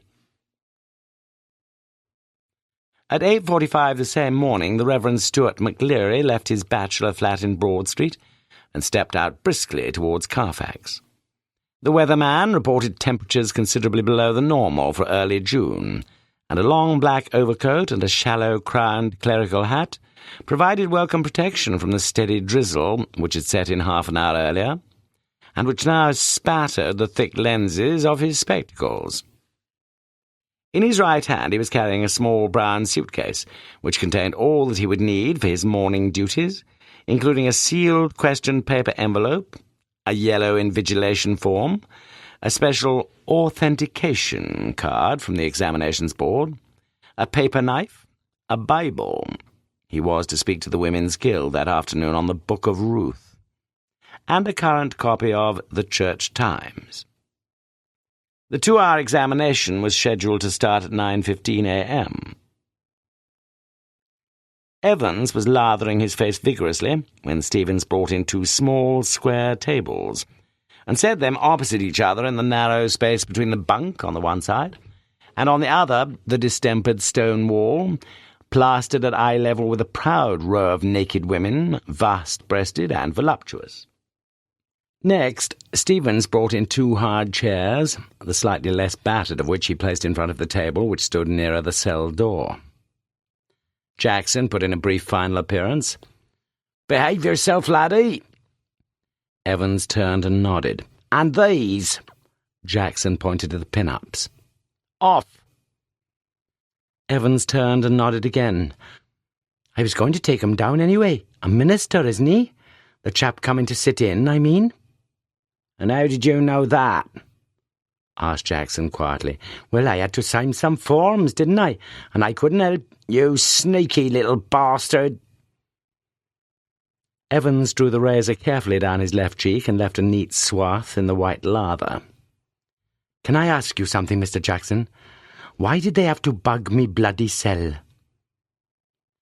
He nodded his head vaguely to a point above the door. "Not a very neat job," conceded Jackson. They don't honestly think I'm going to try to—" "They're taking no chances, Evans. Nobody in his bloody senses would take any chances with you." "Who's going to listen in?" "I'll tell you who's going to listen in, laddie. It's the governor himself, see? He don't trust you a bloody inch, and nor do I. I'll be watching you like a bleeding hawk, Evans, so keep your nose clean, clear?" He walked towards the door. "And while we're on the subject of your nose, Evans, it's about time you changed that filthy snot rag dangling from your arse pocket. Clear?" Evans nodded. He'd already thought of that, and number 2 handkerchief was lying ready on the bunk, a neatly folded square of off-white linen. "Just one more thing, Einstein." "Yeah, what's that?" "Good luck, old son." In the little lodge just inside the prison's main gates, the Reverend S. McCleary signed his name neatly in the visitor's book, and thence walked side by side with the silent prison officer across the exercise yard to D-Wing, where he was greeted by Jackson. The wing's heavy outer door was unlocked and locked behind them, the heavy inner door the same, and McCleary was handed into Stevens's keeping. "Get the razor," murmured Jackson. Stevens nodded. "Well, keep your eyes skinned, clear?" Stevens nodded again, and McCleary, his feet clanging up the iron stairs, followed his new guide and finally stood before a cell door, where Stevens opened the peephole and looked through. "That's him, sir." Evans, facing the door, sat quietly at the farther of the 2 tables, his whole attention riveted to a textbook of elementary German grammar. Stevens took the key from its ring, and the cell lock sprang back with a thudded metallic twang. It was 9:10 a.m. when the governor switched on the receiver. He had instructed Jackson to tell Evans of the temporary little precaution. That was only fair. As if Evans wouldn't spot it. But wasn't it all a bit theatrical, schoolboyish almost? How on earth was Evans going to try anything on today? If he was so anxious to make another break, why in heaven's name hadn't he tried it from the recreational block? Much easier. But he hadn't, and there he was now, sitting in a locked cell, all the prison officers on the alert, 2 more locked doors between his cell and the yard, and a yard with a wall as high as a haystack. Yes, Evans was as safe as houses. Anyway, it wouldn't be any trouble at all to have the receiver turned on for the next couple of hours or so. It wasn't as if there was going to be anything to listen to, was it? Amongst other things, an invigilator's duty was to ensure that the strictest silence was observed. But, still that little nagging doubt. Might Evans try to take advantage of McCleary, get him to smuggle in a chisel or 2, or a rope ladder, or— The governor sat up sharply. It was all very well getting rid of any potential weapon that Evans could have used, but what about McCleary? What if, quite unwittingly, the innocent McCleary had brought in something himself? A jackknife, perhaps? And what if Evans held him hostage with such a weapon, sort of high-jackknifed him? The governor reached for the phone. It was 9:12 a.m.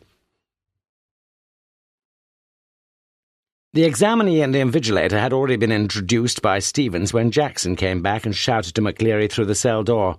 "Can you come outside a minute, sir? You too, Stevens." Jackson quickly explained the governor's worries, and McCleary patiently held out his arms at shoulder level, whilst Jackson lightly frisked his clothes. "Something hard here, sir." "My reading glasses," replied McCleary, looking down at the spectacle case. Jackson quickly reassured him, and bending down on the landing, thumb flicked the catches on the suitcase. He picked up each envelope in turn, carefully passed his palms along their surfaces, and seemed satisfied. He riffled cursorily through a few pages of Holy Writ, and vaguely shook the Church Times. All right so far.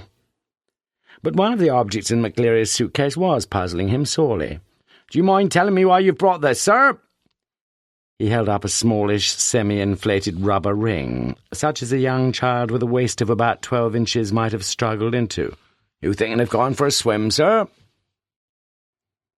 McCleary's hitherto amiable demeanour was slightly ruffled by this tasteless little pleasantry, and he answered Jackson somewhat sourly.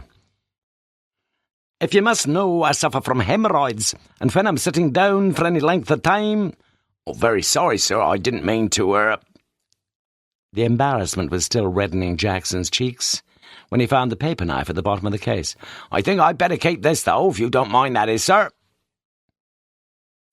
It was 9:18 a.m. before the governor heard their voices again, and it was clear that the examination was going to be more than a little late in getting underway. McCleary: "You've got to watch." Evans: "Yes, sir." McCleary: "I'll be telling you when to start, and again when you've 5 minutes left. All right?" Silence. McCleary: "There's plenty more of this writing paper, should you need it." Silence. McCleary: "Now, write the name of the paper, 021-1, in the top left-hand corner." Silence. McCleary: "In the top right-hand corner, write your index number, 313, and in the box just below that, write your centre number, 271. All right?" Silence. 9:20 a.m. McCleary: "I'm now going to—" Evans: "He's not going to stay here, is he?" McCleary: "I don't know about that. Stevens: "Mr. Jackson's given me strict instructions to—" Evans: "How the hell am I supposed to concentrate on me exam with a bleeding screw breathing down my neck? Oh, Christ. Oh, sorry, sir. I didn't mean—" The governor reached for the phone. "Jackson." Good. Get Stevens out of that cell, will you? I think we're perhaps overdoing things." "As you wish, sir." The governor heard the exchanges in the cell, heard the door clang to once more, and heard McCleary announce that the examination had begun at last. It was 9:25 a.m., and there was a great calm. At 9:40 a.m. the examinations board rang through, and the assistant secretary with special responsibility for modern languages asked to speak to the governor. The examination had already started, no doubt? A quarter of an hour ago, yes. Well, there was a correction slip which some fool had forgotten to place in the examination package. Very brief. Could the governor please, Yes, of course. I'll put you straight through to Mr. Jackson in D-Wing. Hold the line a minute." Was this the sort of thing the governor had feared? Was the phone call a fake? Some signal? Some secret message? But he could check on that immediately. He dialed the number of the examinations board, but heard only the staccato bleeps of a line engaged. But then the line was engaged, wasn't it? Yes. Not very intelligent, that. 2 minutes later he heard some whispered communications in the cell, and then McCleary's broad Scots voice. "Will you please stop writing a wee while, Mr. Evans, and listen carefully? Candidates offering German 021-1 should note the following correction.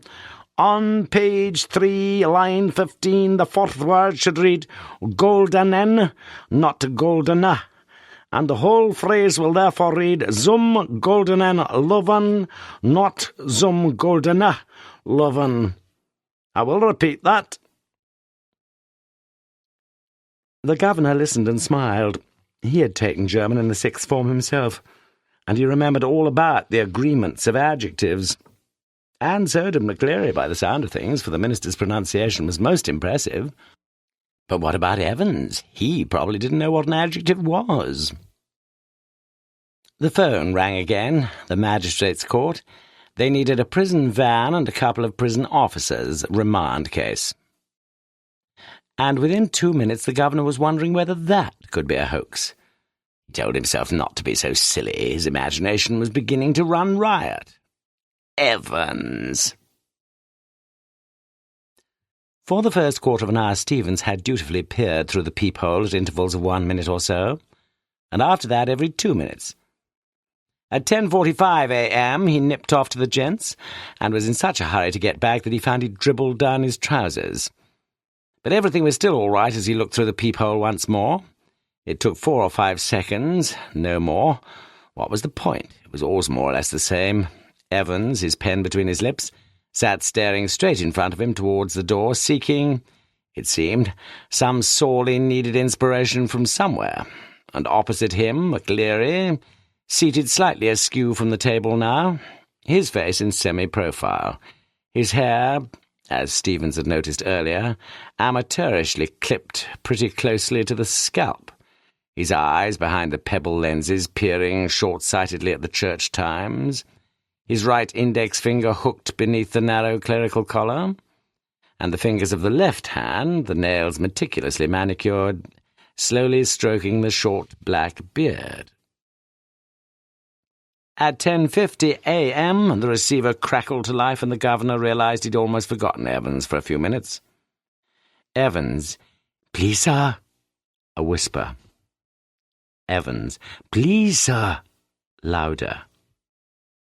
Evans, "Would you mind if I put a blanket round me shoulders, sir? It's a bit parky in here, isn't it?" Silence. "There's one on me bunk here, sir." McCleary, "Be quick about it." Silence. At 10:51 a.m., Stevens was more than a little surprised to see a grey regulation blanket draped round Evans's shoulders, and he frowned slightly and looked at the examinee more closely. But Evans, the pen still between his teeth, was staring just as vacantly as before, blankly beneath a blanket. Should Stevens report the slight irregularity? Anything at all fishy, hadn't Jackson said? He looked through the peephole once again, and even as he did so, Evans pulled the dirty blanket more closely to himself. Was he planning a sudden Batman leap to suffocate McCleary in the blanket? Don't be daft. There was never any sun on this side of the prison, no heating either during the summer months, and it could get quite chilly in some of the cells. Stevens decided to revert to his earlier every-minute observation. At 11:20 a.m., the receiver once more crackled across the silence of the governor's office, and McCleary informed Evans that only 5 minutes remained. The examination was almost over now, but something still gnawed away quietly in the governor's mind. He reached for the phone once more. At 11:22 a.m., Jackson shouted along the corridor to Stevens. The governor wanted to speak with him. "Hurry, man!" Stevens picked up the phone apprehensively and listened to the rapidly spoken orders. Stevens himself was to accompany McCleary to the main prison gates. Understood. Stevens personally was to make absolutely sure that the door was locked on Evans after McCleary had left the cell. Understood. Understood. At 11:25 a.m., the governor heard the final exchanges. McCleary, "Stop writing, please." Silence. McCleary, "Put your sheets in order and see they're correctly numbered." Silence. Scraping of chairs and tables. Evans, "Thank you very much, sir." McCleary, "All right, was it?" Evans, "Not too bad." McCleary, "Good. Mr. Stevens?" Very loud. The governor heard the door clang to for the last time. The examination was over. "How'd he get on, do you think?" asked Stevens as he walked beside McCleary to the main gates. "Och, I cannot think he's distinguished himself, I'm afraid." His Scots accent seemed broader than ever, and his long black overcoat, reaching almost to his knees, fostered the illusion that he'd suddenly grown slimmer. Stevens felt pleased that the governor had asked him, and not Jackson, to see McCleary off the premises, and all in all, the morning had gone pretty well. But something stopped him from making his way directly to the canteen for a belated cup of coffee. He wanted to take just one last look at Evans. It was like a program he'd seen on TV, about a woman who could never really convince herself that she'd locked the front door when she'd gone to bed. Often she'd got up 12, 15, sometimes 20 times to check the bolts. He re-entered D-Wing, made his way along to Evans's cell, and opened the peephole once more. "Oh, no! Christ, no!" There, sprawled back in Evans's chair, was a man. For a semi-second, Stevens thought it must be Evans. A grey regulation blanket slipping from his shoulders, the front of his closely cropped, irregularly tufted hair awash with fierce red blood which had dripped already through the small black beard, and was even now spreading horribly over the white clerical collar and down into the black clerical front. Stevens shouted wildly for Jackson, and the words appeared to penetrate the curtain of blood that veiled McCleary's ears, for the minister's hand felt feebly for a handkerchief from his pocket, and held it to his bleeding head, the blood seeping slowly through the white linen. He gave a long, low moan and tried to speak. But his voice trailed away, and by the time Jackson had arrived and dispatched Stevens to ring the police and the ambulance, the handkerchief was a sticky, squelchy wodge of cloth. McCleary slowly raised himself, his face twisted tightly with pain. "Dunna worry about the ambulance, man. I'm all right. I'm all right. Get the police. I know where he..."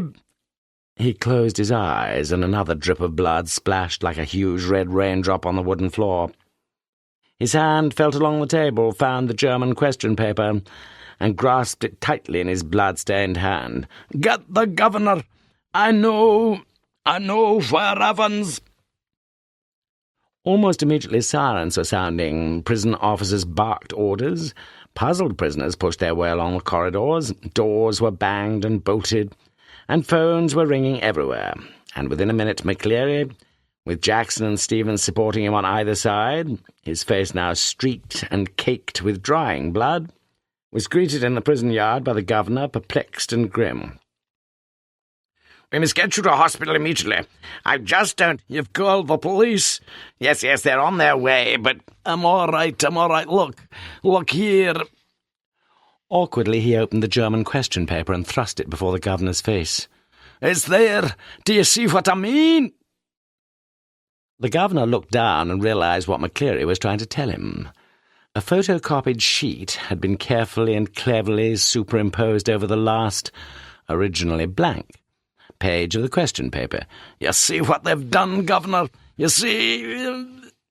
His voice trailed off again, as the governor, dredging the layers of long-neglected learning, willed himself to translate the German text before him. "Sie sollen dem schon verbreiteten Plan genau folgen. Der wichtige Zeitpunkt ist 3 Minuten vor Ende des Examens." You must follow the plan already somethinged. The vital point in time is 3 minutes before the end of the examination, but something. Don't hit him too hard, remember he's a minister, and don't overdo the Scots accent when... A fast-approaching siren wailed to its crescendo. The great doors of the prison yard were pushed back, and a white police car squealed to a jerky halt beside them. Detective Superintendent Carter swung himself out of the passenger seat and saluted the governor. "What the hell's happening, sir?" And turning to McCleary. "Christ, who's it him?" But McCleary cut across whatever explanation the governor might have given. "Elsfield Way, officer. I know where Evans..." He was breathing heavily, and leaned for support against the side of the car, where the imprint of his hand was left in tarnished crimson. In bewilderment, Carter looked to the governor for guidance. "What? Take him with you if you think he'll be all right. He's the only one who seems to know what's happening." Carter opened the back door and helped McCleary inside, and within a few seconds the car leaped away in a spurt of gravel. "Elsfield Way," McCleary had said, and there it was, staring up at the governor from the last few lines of the German text. From Elsfield Way, drive to the Headington roundabout where... Yes, of course. The examinations board was in Elsfield Way, and someone from the board must have been involved in the escape plan from the very beginning. The question paper itself, the correction slip. The governor turned to Jackson and Stevens. "I don't need to tell you what's happened, do I?" His voice sounded almost calm in its scathing contempt. "And which one of you two morons was it who took Evans for a nice little walk to the main gates and waved him bye-bye?" "It was me, sir," stammered Stevens. "Just like you told me, sir. I could have sworn..." "What? Just like I told you? Say, what the hell?" "When you rang, sir, and told me to..." "When was that?" The governor's voice was a whiplash now. "Well, you know, sir, about 11:20, just before..." "You blithering idiot, man! It wasn't me who rang you. Don't you realise?" But what was the use? He had used the telephone at that time, but only to try, unsuccessfully once more, to get through to the examinations board. He shook his head in growing despair and turned on the senior prison officer. As for you, Jackson, how long have you been pretending you've got a brain, eh? Well, I'll tell you something, Jackson, your skull's empty. Absolutely bloody empty. It was Jackson who had spent 2 hours in Evans's cell the previous evening, and it was Jackson who had confidently reported that there was nothing hidden away there, nothing at all. And yet, Evans had somehow managed to conceal not only a false beard, a pair of spectacles, a dog collar, and all the rest of his clerical paraphernalia, but also some sort of weapon with which he'd given McCleary such a terrible blow across the head. Oh! A prison van backed alongside, but the governor made no immediate move. He looked down again at the last line of the German. To the Headington roundabout, where you go straight over and make your way to Neugraben. Neugraben? Where on earth? New something. New grave? Never heard of it. There was a war grave somewhere near Reading, but no, it's probably a code word or... And then it hit him. Newbury. God, yes, Newbury was a pretty big sort of place, but... He rapped out his orders to the driver. St. Aldred's police station and step on it. Take Jackson and Stevens here, and when you get there, ask for Bell, Chief Inspector Bell. Got that? He leaped the stairs to his office 3 at a time, got Bell on the phone immediately and put the facts before him. "We'll get him, sir," said Bell. "We'll get him with a bit of luck." The governor sat back and lit a cigarette. Ye gods, what a beautifully laid plan it had all been. What a clever sod Evans was. Careless leaving that question paper behind. But then they all made their mistakes somewhere along the line. Well, almost all of them. That's why they were doing their porridge, and that's why very shortly Mr. Clever Evans would be back inside doing his once more. The phone on his desk erupted in a strident burst, and Superintendent Carter informed him that McCleary had spotted Evans driving along Elsfield Way. They'd got the number of the car all right, and had given chase immediately, but had lost him at the Headington roundabout. He must have doubled back into the city. "No," said the governor quietly. "No, he's on his way to Newbury." He explained his reasons for believing so and left it at that. It was a police job now, not his. He was just another good-for-a-giggle, gullible governor. That was all. "By the way, Carter, I hope you managed to get McCleary to hospital all right." "Yes, he's in the Radcliffe now. Really groggy he was when we got to the examination offices, and they rang for the ambulance from there." The governor rang the Radcliffe a few minutes later and asked for the accident department. "McCleary, you say?" "Yes, he's a parson." "I don't think there's anyone—" "Yes, there is. You'll find one of your ambulances picked him up from Elsfield Way about—" "Oh, that. Yes, we sent an ambulance all right, but when we got there the fellow had gone. No one seemed to know where he was, just vanished. Not a sign." But the governor was no longer listening, and the truth seemed to hit him with an almost physical impact, somewhere in the back of his neck. A quarter of an hour later they found the Reverend S. McCleary, securely bound and gagged, in his study in Broad Street. He'd been there, he said, since 8:15 a.m., when 2 men had called and... Enquiries in Newbury throughout the afternoon produced nothing at all, and by tea-time everyone in the prison knew what had happened. It had not been Evans impersonating McCleary, who had walked out. It had been Evans impersonating McCleary, who had stayed in. The fish and chips were delicious, and after a gentle stroll round the centre of Chipping Norton, Evans decided to return to the hotel and have an early night. A smart new hat concealed the wreckage of his closely cropped hair, and he kept it on as he walked up to the reception desk of the Golden Lion. It would take a good while for his hair to regain its former glories, but what the hell did that matter? He was out again, wasn't he? A bit of bad luck, that, when Jackson had pinched his scissors, for it had meant a long and tricky operation with his only razor blade the previous night. But he'd had his good luck, too. Just think if Jackson had made him take his bobble hat off. Phew, that really had been a close call. Still, old Jackson wasn't such a bad fellow. One of the worst things, funny really, had been the beard. He'd always been allergic to sticking plaster, and even now his chin was irritatingly sore and red. The receptionist wasn't the same girl who'd booked him in, but the change was definitely for the better. A real honey, this one. As he collected his key, he gave her his sexiest smile, told her he wouldn't be bothering with breakfast, ordered the Daily Express, and asked for an early morning call at 6:45 a.m. Tomorrow was going to be another busy day. He whistled softly to himself as he walked up the broad stairs. He'd sort of liked the idea of being dressed up as a minister, dog collar and everything.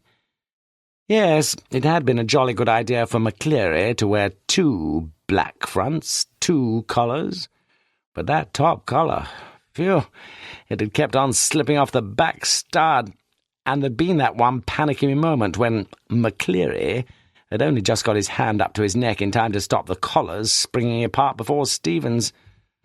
Well, they got that little problem worked out all right, though. A pen stuck in the mouth whenever the evil eye had appeared at the peephole. Easy. But all that fiddling about under the blanket with the black front and the stud at the back of the collar, that had been far more difficult than they'd ever bargained for. Everything else had gone beautifully smoothly, though. In the car, he'd found everything they'd promised him. Soap and water, clothes, the map. Yes, the map, of course. The Ordnance Survey map of Oxfordshire. He'd got some good friends, some very clever friends. Christ, He unlocked his bedroom door and closed it quietly behind him, and then stood frozen to the spot, like a man who has just caught a glimpse of the Gorgon. Sitting on the narrow bed was the very last man in the world that Evans had expected or wanted to see. "It's not worth trying anything," said the governor quietly, as Evans's eyes darted desperately around the room. "I've got men all round the place." Well, there were only 2, really, but Evans needn't know that. He let the words sink in. "Women, too. Didn't you think the blonde girl in reception was rather sweet?" Evans was visibly shaken. He sat down slowly in the only chair the small room could offer, and held his head between his hands. For several minutes there was utter silence. Finally he spoke. "It was that bloody correction slip, I suppose?" "Well—" The governor failed to mask the deep satisfaction in his voice. "There are a few people who know a little German." Slowly, very slowly, Evans relaxed. He was beaten, and he knew it. He sat up at last and managed to smile ruefully. "You know, it wasn't really a mistake. You see, we hadn't been able to fix up any hotel, but we could have worked that some other way. No, the really important thing was for the phone to ring just before the exam finished, to get the screws out of the way for a couple of minutes. So we had to know exactly when the exam started, didn't we?" "And, like a fool, I presented you with that little piece of information on a plate." "Well, somebody did. So you see, sir, that correction slip killed 2 little birds with a single stone, didn't it? The name of the hotel for me, and the exact time the exam started for. The governor nodded. "It's a pretty common word, though. Liver. It's on the beer labels for a start." "Good job it is pretty common, sir, or I'd never have known where to come to, would I?" "Nice name, though. Some Golden and Leven." "How did you know which golden lion it was? There's hundreds of them." "Same as you, Evans. Index number 313, centre number 271. Remember, 6 figures. And you take an Ordnance Survey map for Oxfordshire, you find that the 6-figure reference, 313/271, lands you bang in the middle of Chipping Norton." "Yeah, you're right. We'd hoped you'd bugger off to Newbury." "We did." "Well, that's something, I suppose." "That question paper, Evans, could you really understand all that German? I could hardly—" "Nah, of course I couldn't. I knew roughly what it was all about, but we just hoped it'd throw a few spanners in the works. You know, sort of muddle everybody a bit." The governor stood up. "Tell me one thing before we go. How on earth did you get all that blood pour over your head?" Evans suddenly looked a little happier. "Clever, sir. Very clever that was. How to get a couple of pints of blood into a cell, eh? When there's none there to start off with, and when the invigilator, shall we say, gets searched before he comes in. Yes, sir, you can well ask about that. And I don't know if I ought to tell you. After all, I might want to use that particular—" "Anything to do with a little rubber ring for piles, perhaps?" Evans grinned feebly. Clever, though, wasn't it? Must have been a tricky job, sticking a couple of pints. Nah, you've got it wrong, sir. No problem about that. No? Nah, it's the clotting, you see, that's the big trouble. We got the blood easy enough, pig's blood it was, from the slaughterhouse in Kidlington. But to stop it clotting, you've got to mix your actual blood. Evans took a breath. With 1/10 of its own volume of 3.8% trisodium citrate. Didn't know that, did you, sir? The governor shook his head in a token of reluctant admiration. We learn something new every day, they tell me. Come on, my lad. Evans made no show of resistance, and side by side the two men walked slowly down the stairs. Tell me, Evans, how did you manage to plan all this business? You've had no visitors, I've seen to that. You've had no letters. I got lots of friends, though. What's that supposed to mean? Me German teacher, for a start. You mean... But he was from the technical college. Was he? Evans was almost enjoying it all now. Ever check up on him, sir? God almighty, there's far more going on than I... Always will be, sir. Everything ready? Asked the governor as they stood by the reception desk. The van's out the front, sir, said the pretty blonde receptionist. Evans winked at her, and she winked back at him. It almost made his day. A silent prison officer handcuffed the recaptured Evans, and together the two men clambered awkwardly into the back seat of the prison van. See you soon, Evans. It was almost as if the governor was saying farewell to an old friend after a cocktail party. Cheerio, sir. I was just wondering, I know your German's pretty good, sir, but do you know any more of these modern languages? Not very well, why? Evans settled himself comfortably on the back seat and grinned happily. Nothing, really. I just happened to notice that you've got some O-level Italian classes coming up next September. That's all. Perhaps you won't be with us next September, Evans. James Roderick Evans appeared to ponder the governor's words deeply. No, perhaps I won't, he said. As the prison van turned right from Chipping Norton onto the Oxford Road, the hitherto silent prison officer unlocked the handcuffs and leaned forward towards the driver. For Christ's sake, get a move on. It won't take 'em long to find out. Where do you suggest we make for? Asked the driver, in a broad Scots accent. What about Newbury? Suggested Evans. Dead as a dodo. Why, said the dodo, the best way to explain it is to do it. And as you might like to try the thing yourself some winter day, I will tell you how the dodo managed it. Lewis Carroll, Alice in Wonderland. It was more from necessity than from kindliness, just after 5 p.m. on a rain-soaked evening in early February 1990, that Chief Inspector Morse of the Thames Valley Police leaned over and opened the Jaguar's near-side door.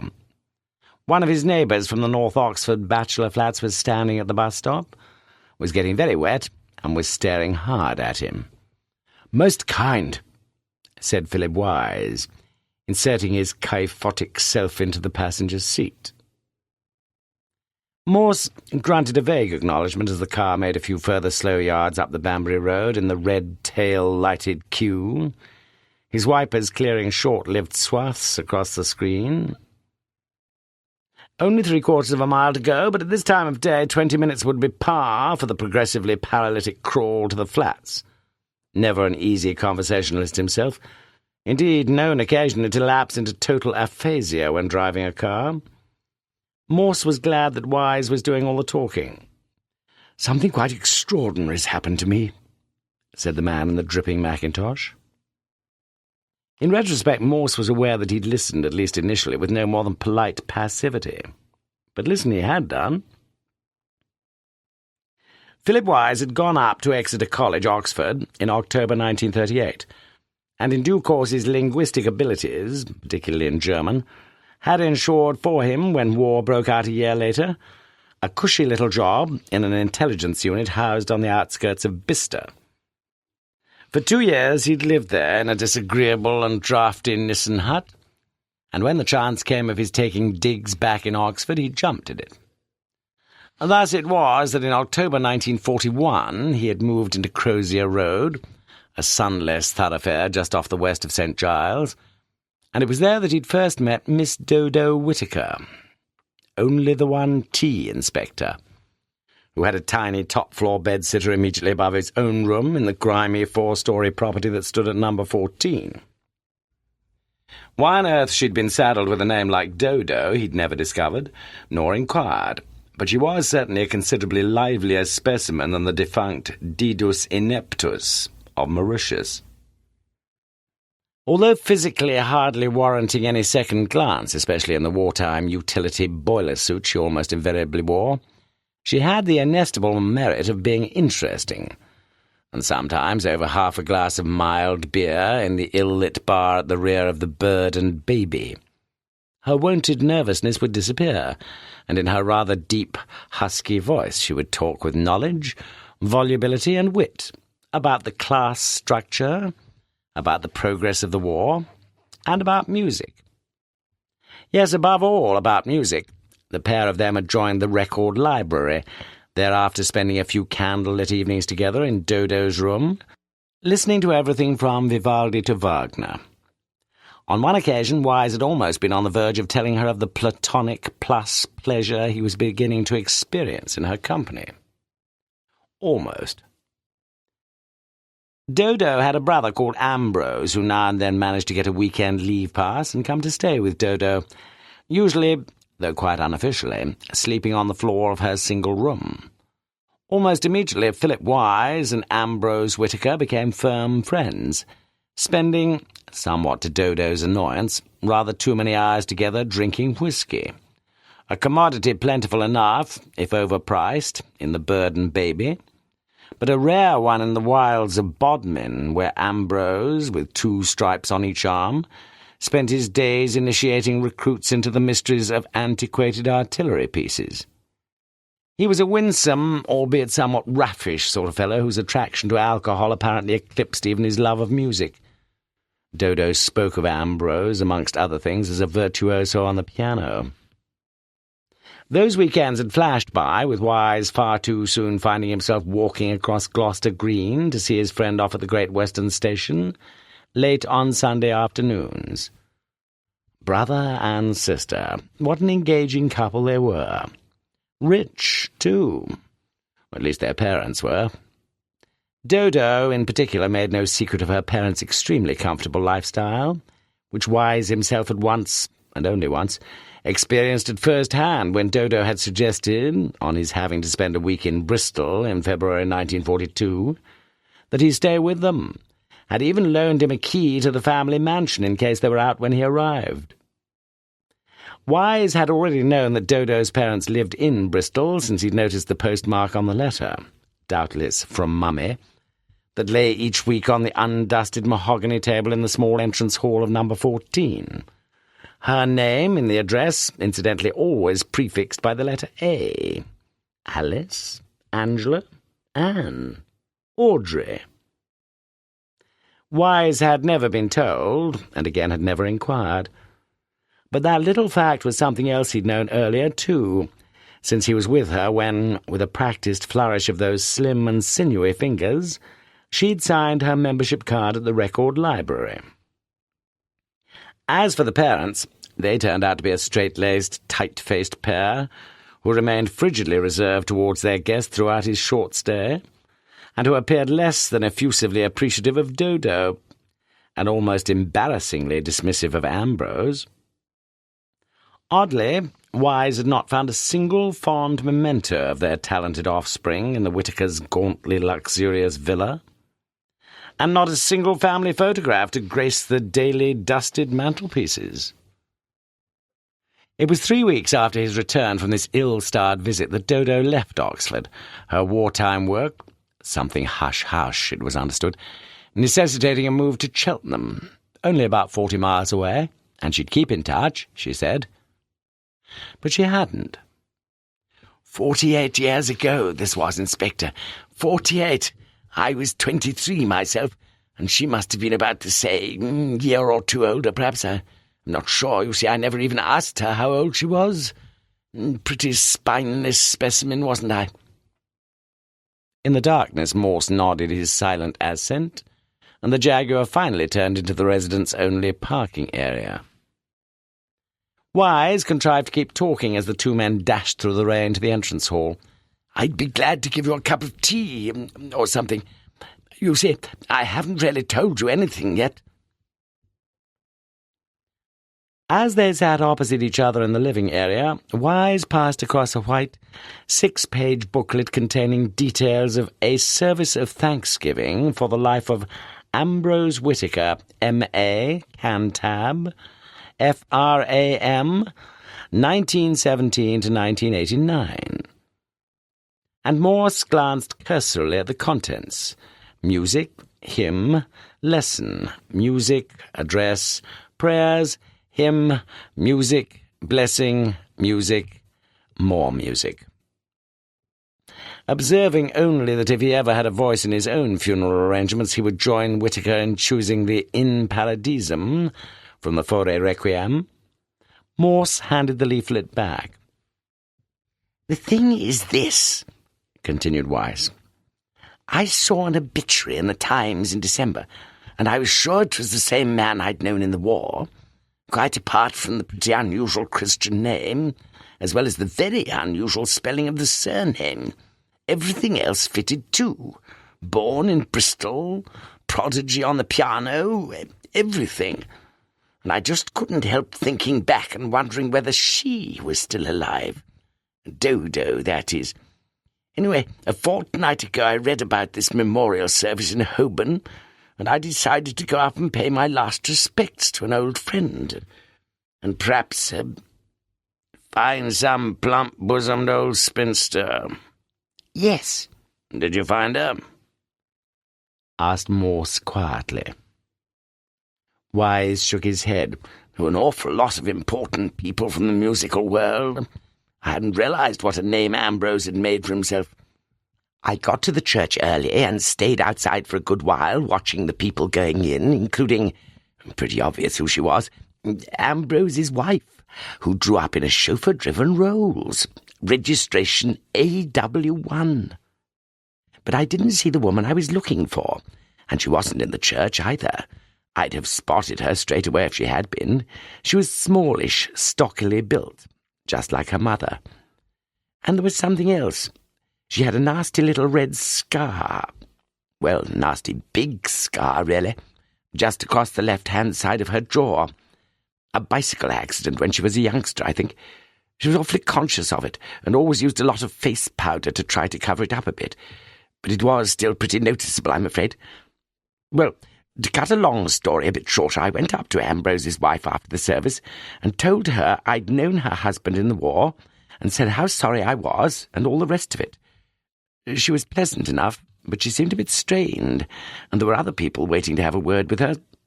So I didn't say much more except to mention that I'd known her husband's sister as well." Wise paused a second or two before continuing. "Do you know what happened then, Inspector?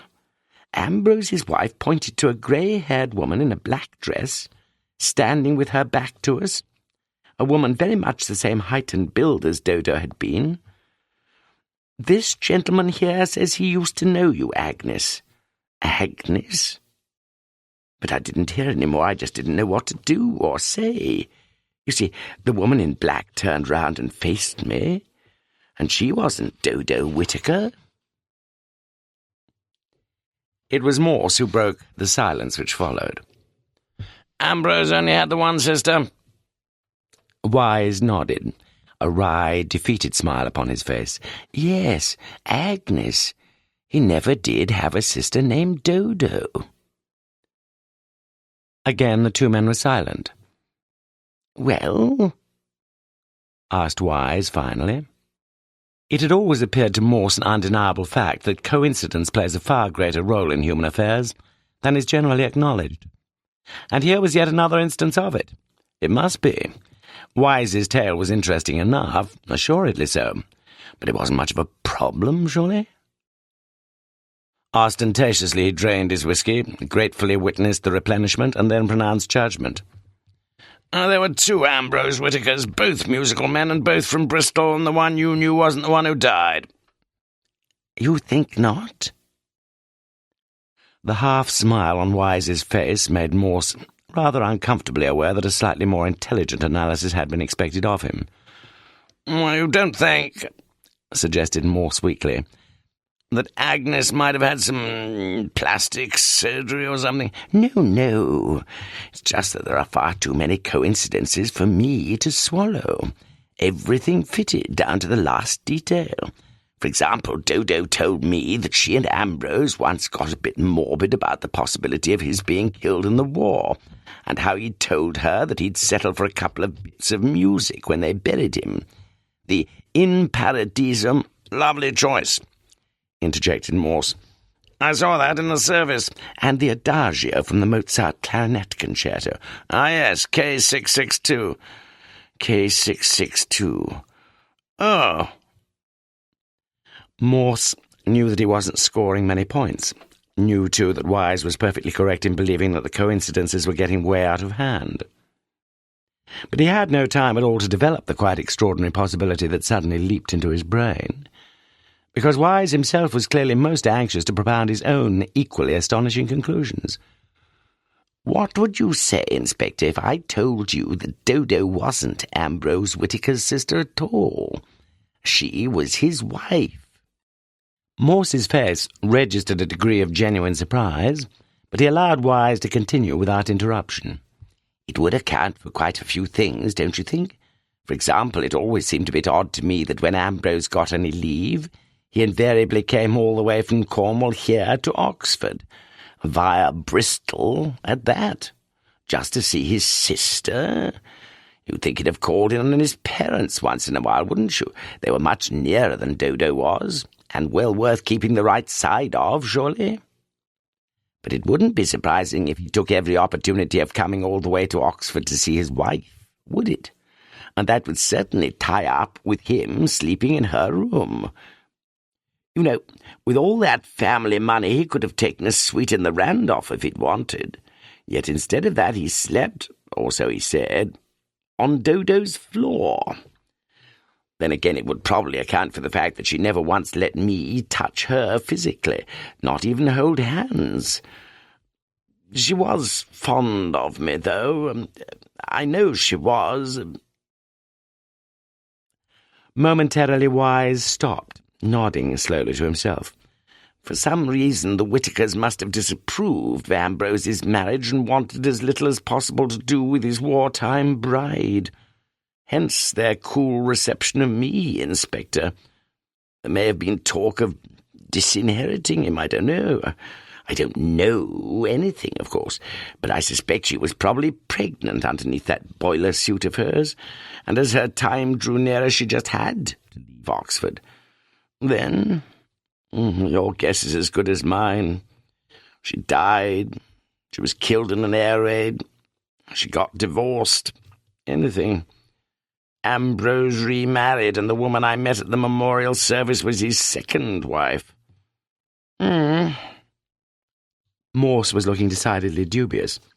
But if this Dodo girl was his wife, and if his parents couldn't stand the sight or sound of her, why on earth did they write to her every week? And why did she think she had the right to invite you down to Bristol? To have a key even, let alone to give you one? Morse shook his head slowly. She must have been pretty sure she could take their goodwill for granted, I reckon. You think they were her parents, then? Said Wise flatly. I'm sure of it, said Morse. Wise shook his head in exasperation. What the hell is the explanation, then? Oh, I don't think there's much doubt about that, said Morse. But he spoke these words to himself and not to Wise. And very soon afterwards, seeing little prospect of any further replenishment, he took his leave, with the promise that he would give the problem a little consideration. The following Monday morning, Morse stood beside the traffic controller at Kidlington Police HQ and watched as AW1 was keyed into the car registration computer. Immediately the VDU spelled out the information that the car was still registered under the name of Mr. A. Whittaker, 6 Westview Crescent, Bournemouth. And noting the address, Morse walked thoughtfully back to his ground-floor office. After ringing directory inquiries and getting the Bournemouth telephone number, he was soon speaking to Mrs. Whittaker herself, who in turn was soon promising to do exactly as Morse had requested. Then Morse rang the War Office. 10 days later, Philip Wise returned from a week's holiday in Spain to find a long note from Morse. P.W. I've discovered a few more facts, but some of what follows might possibly be pure fiction. As you know, records galore got destroyed in the last war, affording limitless opportunity for people to cover up their traces by means of others' identity cards and so on, especially after a period of chaos and carnage when nobody knew who was who or which corpse was which. After Dunkirk, for instance. Gunner, as he then was, Whittaker, was the only man of 30 on board who survived, quite miraculously, when the Edna, a flat-bottomed barge registered in Felixstowe, was blown out of the water by a German dive bomber on May the 30th, 1940. He was picked up, with only a pair of waterlogged pants and a wristwatch to call his own, by the naval sloop Artemis, and was landed at Dover, along with tens of thousands of other soldiers from almost every regiment in the land. My own imaginative faculties now come wholly into play. In due course he was put on a train and sent to a temporary rehabilitation camp, as it happened the one here in Oxford up on Headington Hill. The fact that he was in a state of profound shock, with his nerves half shot to pieces, is probably sufficient to account for his walking out of this camp, quite literally, after only one night under canvas and hitchhiking down to Bristol. But he didn't walk out alone, he took a friend with him, a man from the same regiment, and they both quite deliberately got out of the camp before either could be redocumented and reposted. This second man had only a mother and sister as close family, who were both killed in one of the very first air raids on Plymouth. And for some, doubtless considerable, sum of money donated by the protective Whittaker parents, this man agreed to leave on permanent record the official War Office version of his fate after Dunkirk, missing, presumed killed, and for the rest of the war to assume the name and role of Ambrose Whittaker. In short, my guess is that the man who came up from Bodmin to see Dodo was not Ambrose Whittaker at all. Your own guess about things fitted some of the facts well enough, but those facts also fit into a totally different pattern. Just consider some of them again. First, there was the weekly letter from Bristol, from parents who seemingly didn't even want to acknowledge their daughter and who hid all the family photos when you stayed with them. Odd. Then take this daughter of theirs, Dodo. No great shakes physically, and only just up to attracting an impressionable young man after he'd had a few pints. Please don't think me unfair. In a dim pub lounge or a candle-lit bedroom. Yet she decided to hide whatever charm she'd got under a baggy boiler suit. Decidedly odd. What else did you tell me about her? She was nervy, she had a deepish voice, she wore too much face powder, she knew a great deal about the war. You've guessed the truth by now, I'm sure. Her Christian name began with A, and you saw her sign her name that way at the record library, with the sinewy fingers of an executant musician. But that wasn't odd, was it? Her name did begin with A. And Ambrose Whittaker, as we know, was himself a fine pianist. And so, it wasn't only the scar on her jaw she was anxious to conceal with those layers of face powder. It was the stubble of a beard that grew there every day. Because Dodo Whittaker was a man, and not just any tuppenny-halfpenny old man either. He was Ambrose Whittaker. 2 points remain to be cleared up. First, why was it necessary for Ambrose Whittaker to pose as a woman? Second, what was the relationship between Ambrose and the artillery corporal from Bodmin? On the first point, it's clear that if he wanted to avoid any further wartime traumas, Ambrose couldn't stay in Bristol, where he was far too well known. Even if he moved to a place where he wasn't known, it wouldn't have been completely safe to move as a man, because suspicious questions were always going to be asked in wartime about a young fellow who looked as if he might well be dodging the column. So he took out a double insurance on his deception, for him a desperately needed deception, not only by moving to Oxford, but also by dressing and living as a woman, On the second point, we don't perhaps need to probe too deeply into the reasons why the sensitive and effeminate Ambrose was happy to take every opportunity of spending his nights with, forgive me, the rather crude, whiskey-swilling opportunist you got to know in the war. Such speculation is always a little distasteful, and I'll say no more about it. I rang Ambrose's widow, asking for a wartime photograph of her husband, and I gave her your address, telling her you are an archivist working for the Imperial War Museum. You should hear from her soon, and when you do, you'll be as near as anyone is ever likely to be to knowing the truth about this curious affair. E.M.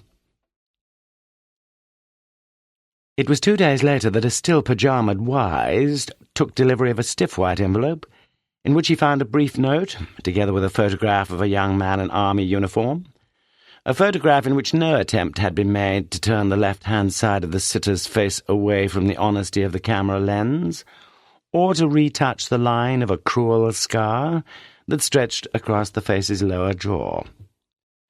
And as Philip Wise looked down at the photograph, he saw staring back at him the familiar, faithless eyes of Dodo Whittaker.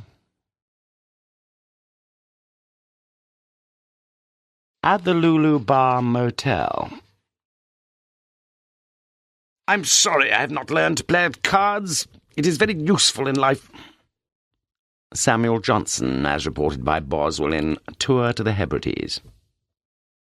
I shall never be able to forget what Louis said, chiefly, no doubt, because he said it so often, a cynical smile slowly softening that calculating old mouth of his. People are so gullible. That's what he kept on saying, our Louis. And I've used those self-same words 1,000 times myself. Used them again last night to this fat-walleted coach-load of mine as they debusted the Lulu Bar Motel, before tucking their starched napkins over their legs and starting into one of Louis's 5-star 4 courses, with all the wines and a final slim liqueur. Yes, people are so gullible. Not quite all of them, make no mistake. And please don't misunderstand me. This particular manifestation of our human frailty is of only marginal concern to me personally, since occasionally I cut a thinnish slice of that great cake for myself, as I did just before I unloaded those matching sets of leather cases and hulked them round the motel corridors. But let's get the chronology correct. All that hulking around comes right after we pulled into the motel where, as always, I turn to all the good people, the black briefcase tight under my right arm, and tell them we're here, folks, here for the first night's stop on a wonderful tour, which every single one of you is going to enjoy real great. From tomorrow, I'm real sorry about this, folks, you won't have me personally looking after you anymore, but that's how the operation operates. I'm just the first-leg man. Myself and someone else will have the real privilege of driving you out in the second leg post-breakfast. Tonight itself, though, I'll be hanging around the cocktail bar. Got that? And if you've any problems about anything, you just come along and talk to me and we'll sort things out real easy. One thing, folks, just one small friendly word of counsel to you all. There's one or two guys around these parts who are about as quick and as slick and as smooth as a well-soaped ferret. Now, the last thing I'd ever try to do is stop you enjoying your vacations, and maybe one or two of you could fancy your chances with a deck of cards against the deadliest dealer from here to Detroit. But, well, as I say, just a friendly word of counsel, folks, which is this. Some people are so gullible, and I just wouldn't like it if any of you, well, as I say, I just wouldn't like it. That's the way I usually dress it up. Not a bad little dressing up at that, as I think you'll agree. Okay, do I hear you say? If some of them want to transfer their savings to someone else's account, so what? You can't live other folks' lives for them now, can you? You did your best, Danny boy, so forget it.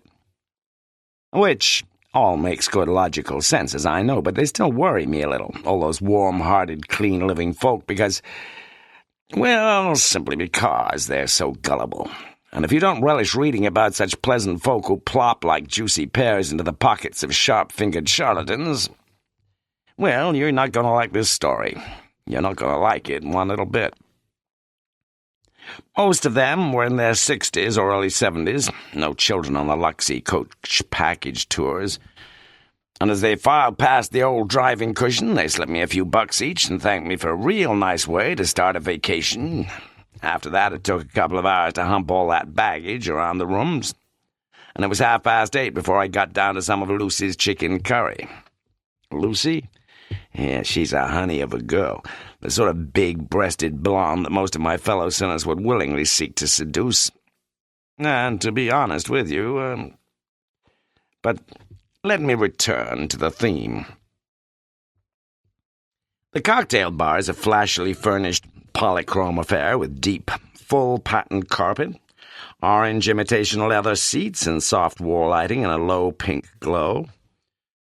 And by about 9:30, the place was beginning to fill up nicely. Quite a few of them I recognized from the coach, but there were others.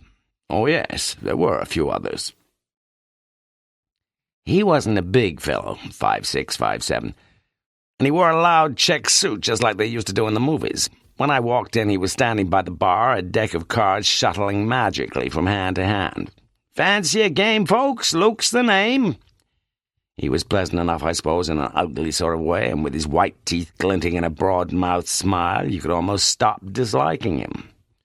Sometimes. It was just before 10 when he got his first bite, a starky, middle-aged fellow who looked as if he could take pretty good care of himself, thank you. So I watched them idly as they sat opposite each other at one of the smooth-topped central tables, and it wasn't long before a few others began watching too. It was a bit of interest, a bit of an incident, and it wasn't their money at stake. Now, Lukey loved one game above all others, and I'll have to bear its bones a bit if you're going to follow the story. And be patient, please. We're running along quite nicely now.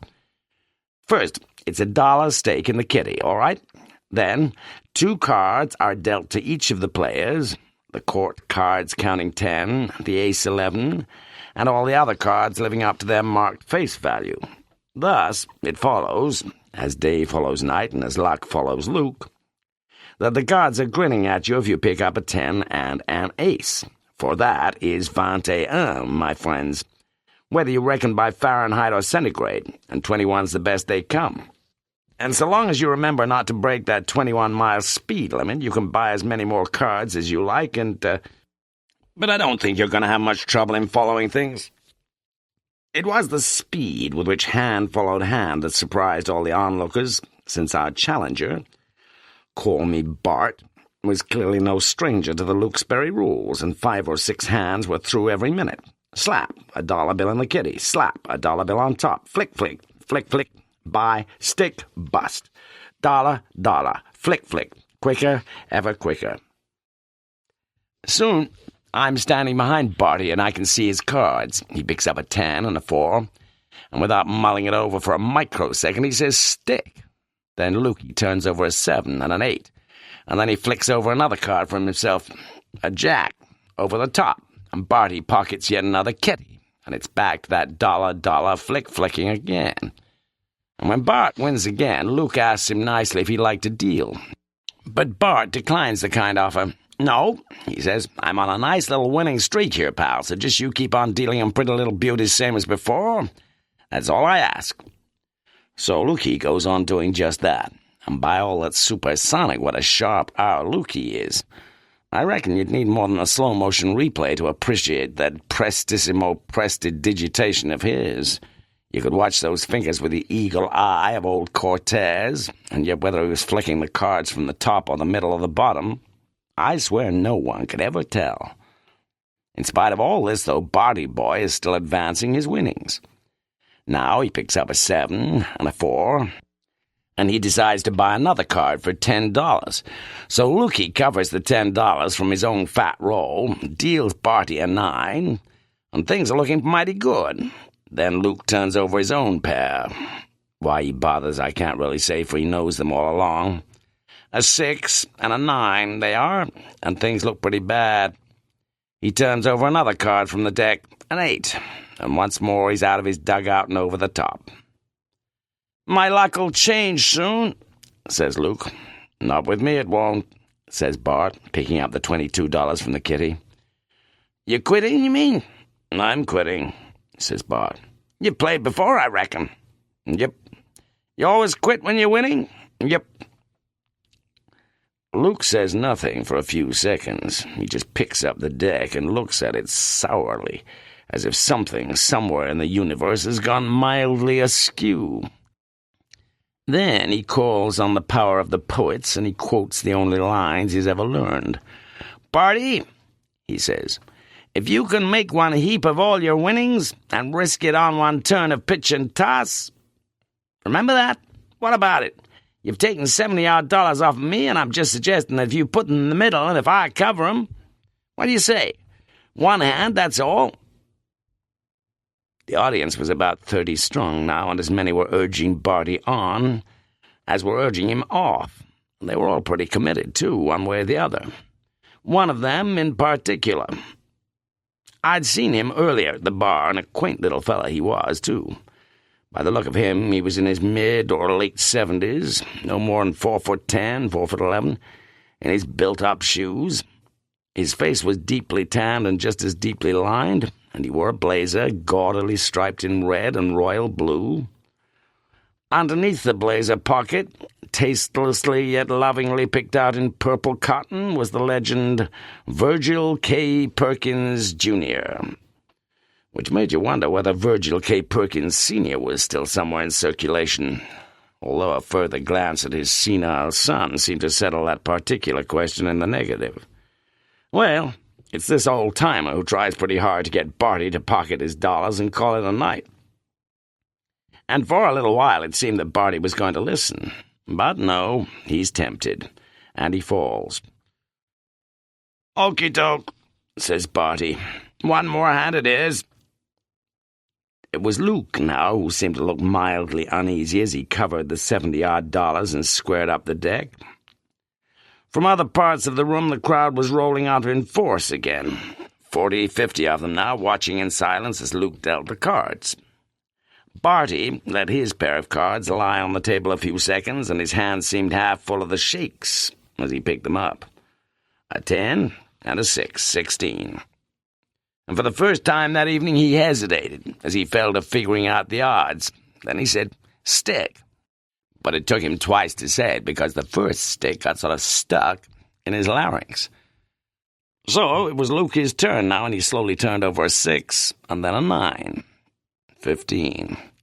And Luke frowned a long time at his 15, and his right hand toyed with the next card on the top of the deck, quarter turning it, half turning it, almost turning it, and then putting it back.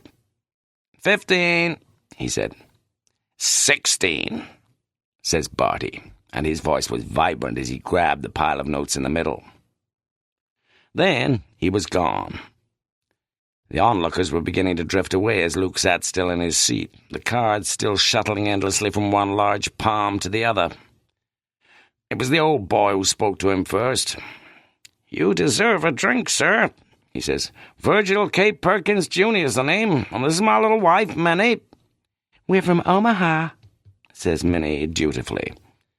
And so Virgil gets Luke a rye whiskey, and they start talking. "You a card player yourself, Mr. Perkins?" "Me? No, sir," says Virgil. "Me and the little wife here." Minnie was 4 or 5 inches the taller. "We're just starting on a vacation together, sir. We're from Omaha, just like she says." But the provenance of these proud citizens seemed of no great importance to Luke. "A few quick hands, Mr. Perkins?" "No," says Virgil with a quiet smile. "Look, Mr. Perkins, I don't care. I just don't care whether it's winning or losing, and that's the truth. Now, if we just—" "No," says Virgil. "Well, you must have heard of beginner's luck." "No," says Virgil. "You're from Omaha, then?" says Luke, turning all pleasant-like to Minnie. "I left them there. Walked over to the bar and bought an orange juice from Lucy, who sometimes comes through to serve about 10 o'clock. She's wearing a lowly cut blouse and a highly cute hairstyle. But she says nothing to me, just winks, unsmilingly. Sure enough, when I returned to the table, there was Virgil K. Perkins, just trying a few hands, as he put it. And I don't really need to drag you through all the details, do I? It's all going to end up exactly as you expect. But perhaps I'd better put it down, if only for the record, and I'll make it all as brief as I can. From the start, it followed the usual pattern, $1 up, $1 down, nice and easy, take it generally. And soon the little fellow was beaming broadly and picking up his cards with accelerating eagerness. But, of course, the balance was slowly swinging against him. $20 down, 30, 40. "Lucky little run for me," says Luke, with a disarming smile, as if for 2 dimes he'd shovel all his winnings across the table and ease that ever-tightening look round Virgil's mouth. It was all getting just a little obvious, too, and surely someone soon would notice those nimble fingers that forever flicked those 8s and 9s when only 4s and 5s could save old Virgil's day. And someone did. "Why don't you let the old fella deal once in a while?" asks one. "Yeah, why not?" asks another. "You want a deal, Pop?" concedes Luke. But Virgil shakes his white head. "I've had enough," he says. "I shouldn't really—" "Come on," says Minnie gently. "He can deal, sure he can if he wants to," says Luke. "He can't deal off the bottom, though." Luke was on his feet in a flash, looking round the room. "Who said that?" he asked, and his voice was tight and mean. All conversation had stopped, and no one was prepared to own up, least of all me, who'd said it. "Well," said Luke, as he resumed his seat, "that does it, Pop. If I'm been accused of cheating by some lily-livered coward who won't repeat such villainous vilification, then we'll have to settle the question as a matter of honor, I reckon. You deal, Pop." The old man hesitated, but not for too long. Honor was one of those big words with a capital letter, and wasn't a thing you could shove around too lightly. So he picked up the cards and he shuffled them, boxing and botching the whole business with an awkwardness almost unmatched in the annals of card play. But somehow he managed to square the deck, and he dealt. "I'll buy one," says Luke, slipping a $10 bill into the middle. Virgil slowly covers the stake and then pushes over a card. "Stick," says Luke. Taking from his blazer pocket an inordinately large handkerchief, the old man mops his brow and turns his own cards over. A queen and an ace. Luke merely shrugs his shoulders and pushes the kitty across. "That's the way to do it, Pop. Just you keep dealing yourself a few hands like that and—" "No," cries Minnie, who'd been bleating her forebodings intermittently from the very beginning. But Virgil lays a gentle hand on her shoulder. "Don't be cross with me, old girl, and don't worry. I'm just going to deal myself one more little hand, and another, and another, and another." And the gods were not smiling on the little man from Omaha, not the slightest sign of the meanest grin. Was it merely a matter of saving face, of preserving honor? No, sir. It seemed just plain desperation as the old boy chased his losses round and round that smooth-topped table, with Minnie sitting there beside him, her eyes tightly closed as if she was pinning the remnants of her hopes in the power of silent prayer. I hitched the briefcase tighter under my right arm as I caught sight of Lucy behind the crowd, her eyes holding mine, again unsmilingly. By 10:30, Virgil K. Perkins, Jr. had lost $1,000, and he sat there crumpled up inside his chair. It wasn't as if he was short of friends, for the large audience had been behind him all along, just willing the old fellow to win. And it wasn't as if anyone could blame our nimble-fingered Lukey any more, for it was Virgil himself who'd long since been dealing out his own disasters. Not any longer, though. He pushed the deck slowly across the table and stood up. "I'm sorry, old girl," he says to Minnie, and his voice is all choked up. "It's your money as much as mine." But Luke was leaning across, and he put his mighty palm on the old boy's skinny wrist, and he speaks quietly. "Look, Pop, you've just lost yourself $1,000, right? So I want you to listen to me carefully, because I'm going to tell you how we can put all that to rights again. Now, we'll just have one more hand." "No," The little old lady's voice was loud and shrill this time. He won't lay down another dollar, do you hear me? He's just a poor old fool, can't you see that? He's just a gullible poor old... But the rest of her words was strangled in her throat, and Virgil sat down again and put his arm round her shoulder as she began to weep silently. "Don't you want to get all your money back?" Luke's voice is quiet again, but everybody can hear his words. "Don't listen to him," shouts one. "Call it a day, sir," shouts another. Says Luke, turning to all of them. "Old Pop here, he's got one hell of a sight more spunk in him than the rest of you put together. And what's more, not a single-man jack of you knows the proposition I'm proposing. Well?" Luke looks around real bold. "Well? Do you?" It was all silence again now as Luke looks across to Virgil and formulates his offer. "Look, Pop, I've been mighty lucky tonight, as I think you might agree, so I'm going to give you the sort of chance you'll never have again. And this is what we'll do. We'll have just one last hand, and we'll take 2 points off my score. Got that? I pick up 18, we call it 16. And just the same, whatever score it is, what do you say, Pop?"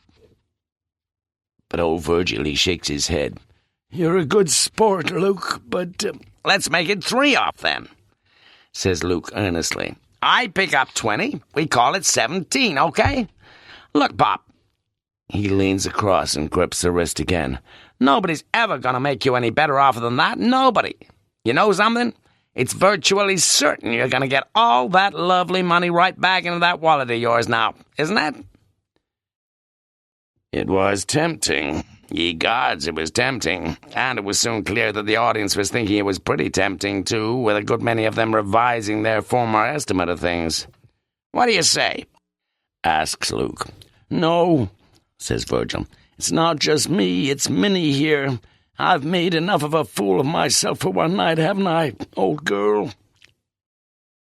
Then Minnie looked at him straight on, like.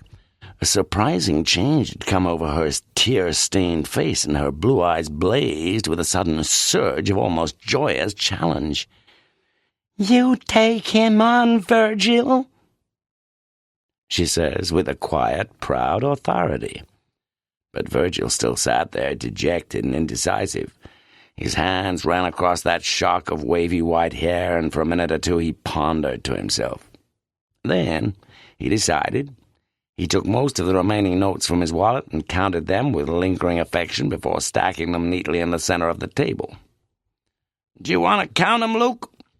he says. And it was as if the tide had suddenly turned, as if the old man sensed the smell of victory in his nostrils. For a few seconds now it seemed to be Luke who was nervy and hesitant, the brashness momentarily draining from him. But the offer had been taken up, and the 50 or 60 onlookers were in no mood to let him forget it. He slowly counted out his own bills and placed them on top of Virgil's. $2,000 on one hand. Luke has already picked up the deck, and now he's shuffling the spots with his usual casual expertise. "Why are you dealing?" Luke looks up and stares me hard in the eye. "Was that you just spoke, mister?" I nod. "Yep, it was me. And I want to know why it is you think you got some goddamn right to deal them cards. Because you don't deal 'em straight, brother. You flick 'em off the top, and you flick 'em off the bottom, and for all I know you flick 'em. I'll see you outside, mister, as soon as—" "You'll do no such thing," I replies quietly. "I just ain't gonna be outside no more tonight again. Least of all for you, brother." He looked mighty dangerous then, but I just didn't care. The skin along his knuckles was growing white as he slowly got to his feet and moved his chair backwards. And then, just as slowly, he sat himself down again. And he surprises everybody. He pushes the deck over the table and he says, "He's right, Pop. You deal." Somehow, old Pop, shaking hands, managed to shuffle the cards into some sort of shape, and when a couple of cards fall to the floor, it's me who bends down and hands them back to him. "Cut," says Pop. So Luke cuts, about halfway down the deck. though knowing Lukey, I should think it was exactly halfway down. Miraculously, it seems old Virgil's hands had gotten themselves rid of any shakes, and he deals the cards out firm and fine. One for Luke, one for himself. Another for Luke, and another for himself. For a few moments each man left them lying there on the top of the table, and Luke picks up his own. First the one, and then the other. "Stick," he says, and his voice is a bit hoarse. Every eye in the room was now on Virgil as he turned over his first card, a 7. Then the second card, a 10. 17. And all you've got to do, my friends, is to add on 3, and that's a handsome little 20, and the whole room was mumbling and murmuring in approval. Every eye now switches to Luke, and in the sudden tense silence the cards are slowly turned, first a king, and then, ye gods, an ace. And as Lukey smiles down at that beautiful 21er, the audience groaned like they always do when its favorite show jumper knocks the top off the last fence. And where, my friends, do we go from there? Well, I'll tell you. It was Lucy who started all. Immediately Luke had left, she pushed her way through the onlookers and plunged her hand deep down between those glorious breasts of hers to clutch her evening's tips. "Mr. Perkins, isn't it?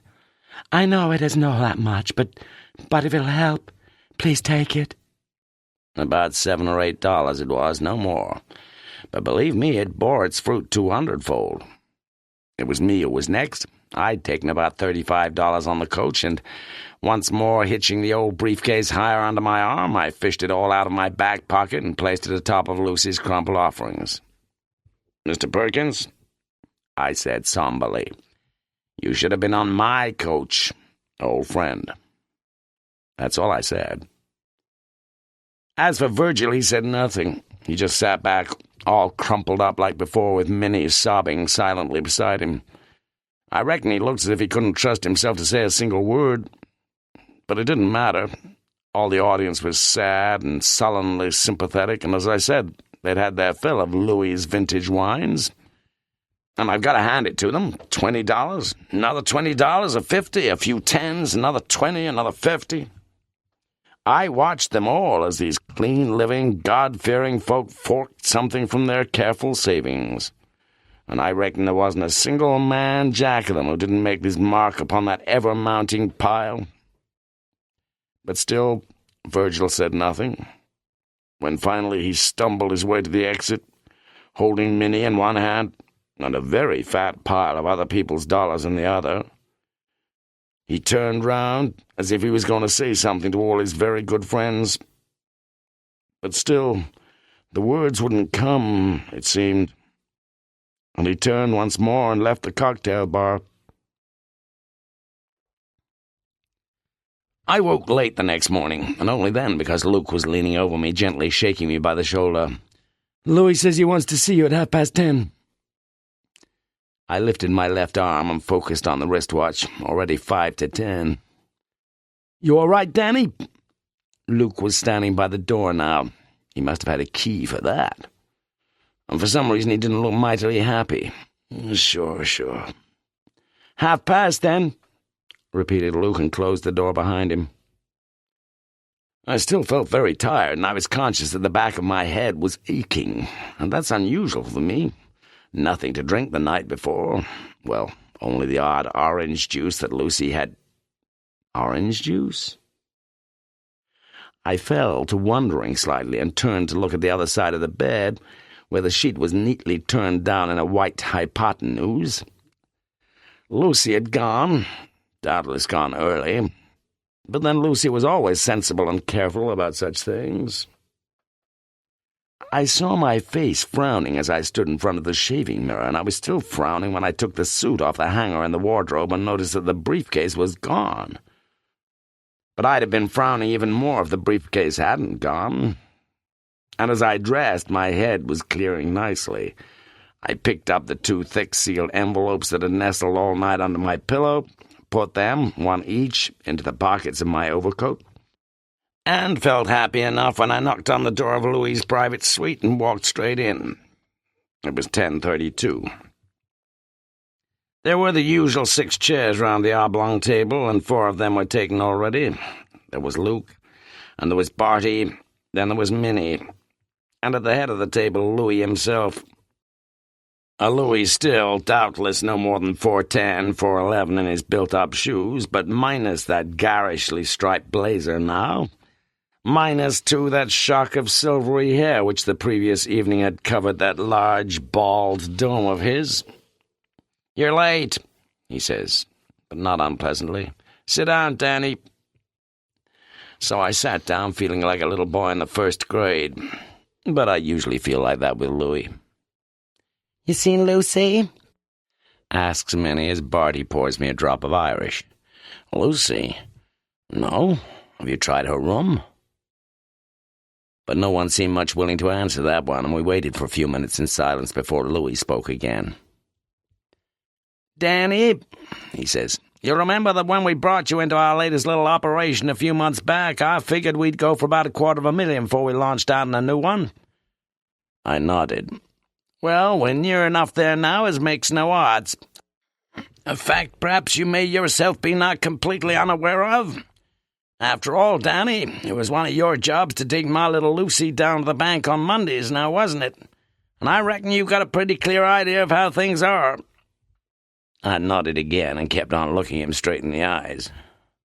"Well, it was never no secret from any of us, was it, that I'd be transferring this little investment of mine over to Luke and Bartholomew here as soon as they showed me they was worthy?" I was nodding slowly all the time now, but he'd left something out. "Lucy was going to be in it too," I said. "You're very fond of my Lucy, aren't you?" says Minnie quietly. "Yep, I'm very fond of her, Minnie." And that was the truth. "It's not been difficult for any of us to see that old girl now, has it?" Louis turned to Minnie and patted her affectionately on the arm. Then he focuses on me again. "You needn't have no worries about my little daughter, Danny. No worries at all. Did it never occur to you to wonder just why I christened this latest little investment of mine as the Lulu Bar Motel?" For a few seconds I must have looked a little puzzled, but my head was clearing nicely with the whiskey, and I suddenly saw what he meant. Yes, what a deep old devil our Louis was. The Lucy Luke Bartholomew Motel. But Louis was still speaking. "I only asked you down this morning, Danny, because I was hoping to wind it all up here and now, and to let you know how much I've been aware of your own little contribution. But, well, it's all tied up in a way with Lucy, isn't it? And I reckon—" He looked at Luke and Bart. "I reckon we'd better call another little meeting tonight. About 8? All right?" It seemed all right to all of us, and I got up to go. "You off to town, Danny?" asks Louis, eyeing the overcoat. "Yep." That's all I said. Then I left them there and caught the bus to the station. I'd always noticed it before. Whenever I'd felt a bit guilty about anything, it was as if I sensed that other people somehow seemed to know. But that's behind us now. And anyway, it had been Lucy's idea originally, not mine. She'd needed me, of course, for devising the check and forging Louis's signature. For though I'm about as ham-fisted with a deck of cards as an arthritic octopus, I got my own particular specialism. Yes, sir. And Lucy trusted me, too, because I'd been carrying all that lovely money, $240,000 of it, all neatly stacked in 500 bills, all neatly enveloped and neatly sealed.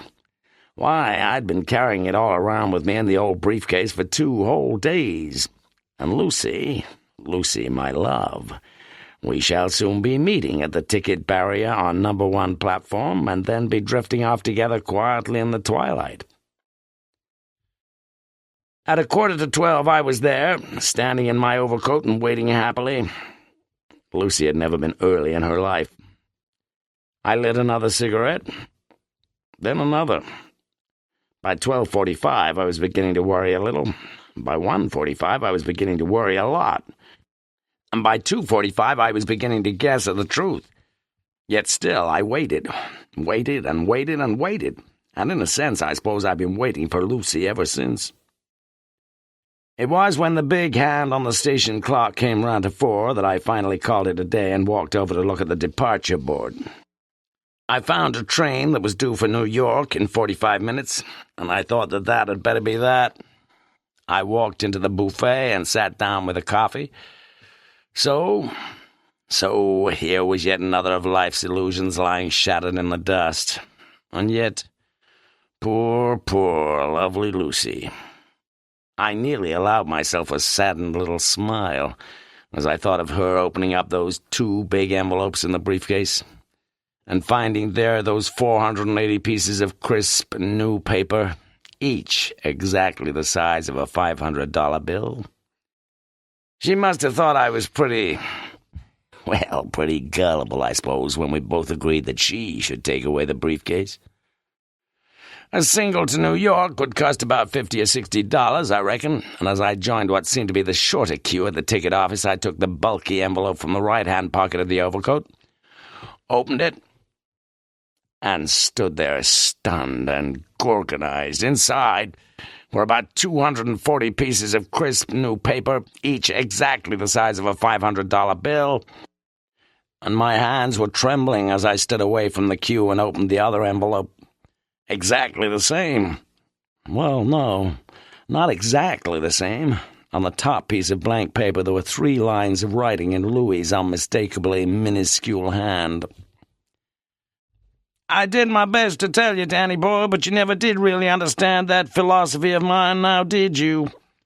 It's just what I kept on telling you all along. People... By now, though, I reckon you'll know those last few words that Louis wrote. I walked back across to the buffet and ordered another coffee, counting up what I had in my pockets. Just $10.40. And I fell to wondering where it was I went from here. Perhaps there were 1 or 2 things in my favor. At least I could spell philosophy. And then there was always the pretty big certainty, just as Louis said so often, that somewhere soon I'd find a few nice, kindly, gullible folk. But as I glanced around at the faces of my fellow men and women in the station buffet now, they all look very mean and very hard. Neighborhood Watch. Sed quis custodiet ipsos custodes. But what about the vigilantes? Who's going to watch after them? Juvenile Satires. We must never make the criminal the hero, though, proclaimed Marcus Price, fellow of All Souls, as he drained his beer and put down his glass with the gesture of a man announcing to the company that he'd bought the previous round himself. And whose turn, pray, was it now? What about old Raffles, though? Gentleman burglar and all that. Remember him?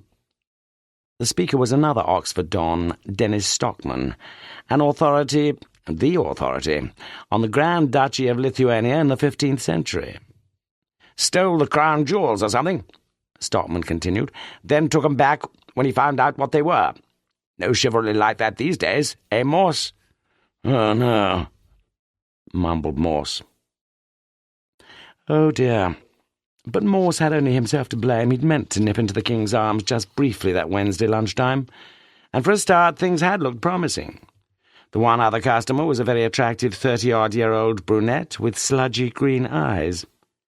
She'd smiled momentarily as he'd sat down a few feet from her, before turning her attention back to the Times crossword puzzle, in which, even as he took his first draft, she wrote another word with her left hand, the middle fingernail marked with a broad, white lateral line, as if she might have trapped it in a door. Yes, only himself to blame. Almost as soon as they'd spotted him there, they'd pounced. How long is it? Mind if we join you? What are you drinking? Morse should, of course, have pleaded urgency in some criminal pursuit. But he didn't. The prospect of a further pint gladdened his heart, and he heard himself saying, "Best bitter."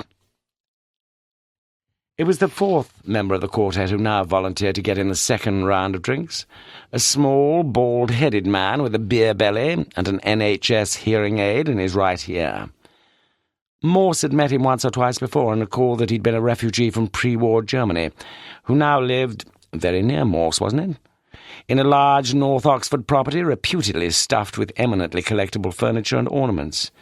Yes, Dr. Eric Ullman, that was his name. A bachelor, like Morse. "Good health, gentlemen."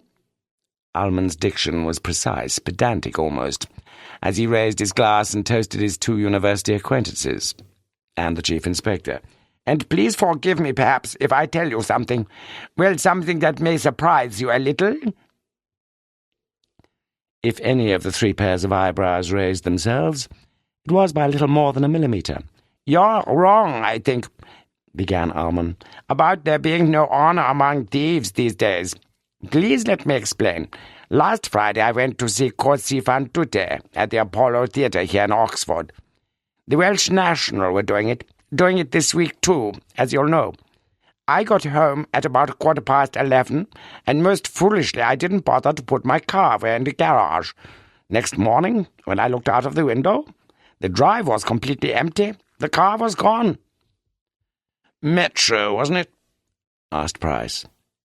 Ullman nodded. "I've had it for 9 years. Stockman coughed slightly. "Was it worth pinching, Eric?" "It was worth a lot to me," said Ullman simply. Price grinned. 300 quid in part exchange, no more." "You didn't hear anything?" asked Morse. "No, and shall I tell you something else? They'd even closed the gates behind them." "Probably pushed it out of the drive," suggested Morse. "Saves any noise, and you're only a couple of 100 yards from the ring road." "I suppose so." "Did you ring us? Ring the police?" "Straight away. It would probably turn up in 3 or 4 days, they said, out on one of the estates. Minus wheels, minus radio, minus anything detachable. Panels kicked in, windows smashed." "Bloody mindless, isn't it?" Price shook his head vehemently. "I know what I'd give some of these young sods, and it wouldn't bid a few gentle hours of community service. Just a minute." Ullman raised his right hand, and the others were silent again. "You see, they didn't find it out in East Oxford. Oh, no. 3 days went by, and then on last Monday, I was invited out to dinner at the Randolph. And when I got back, about 11 or so, there in the drive—" Ullman was telling his little tale well, and three pairs of eyes now betrayed an unexpected interest. "Completely undamaged, in fact looking very spick and span, and under the windscreen wiper, this." From his breast pocket he took out a letter written in a small, neat, upright script, with no address, no date, no salutation, no valediction. A letter which each of Ullman's immediate audience now read in turn. "Sorry about the inconvenience, very sorry indeed. I just had to have a car and yours was there.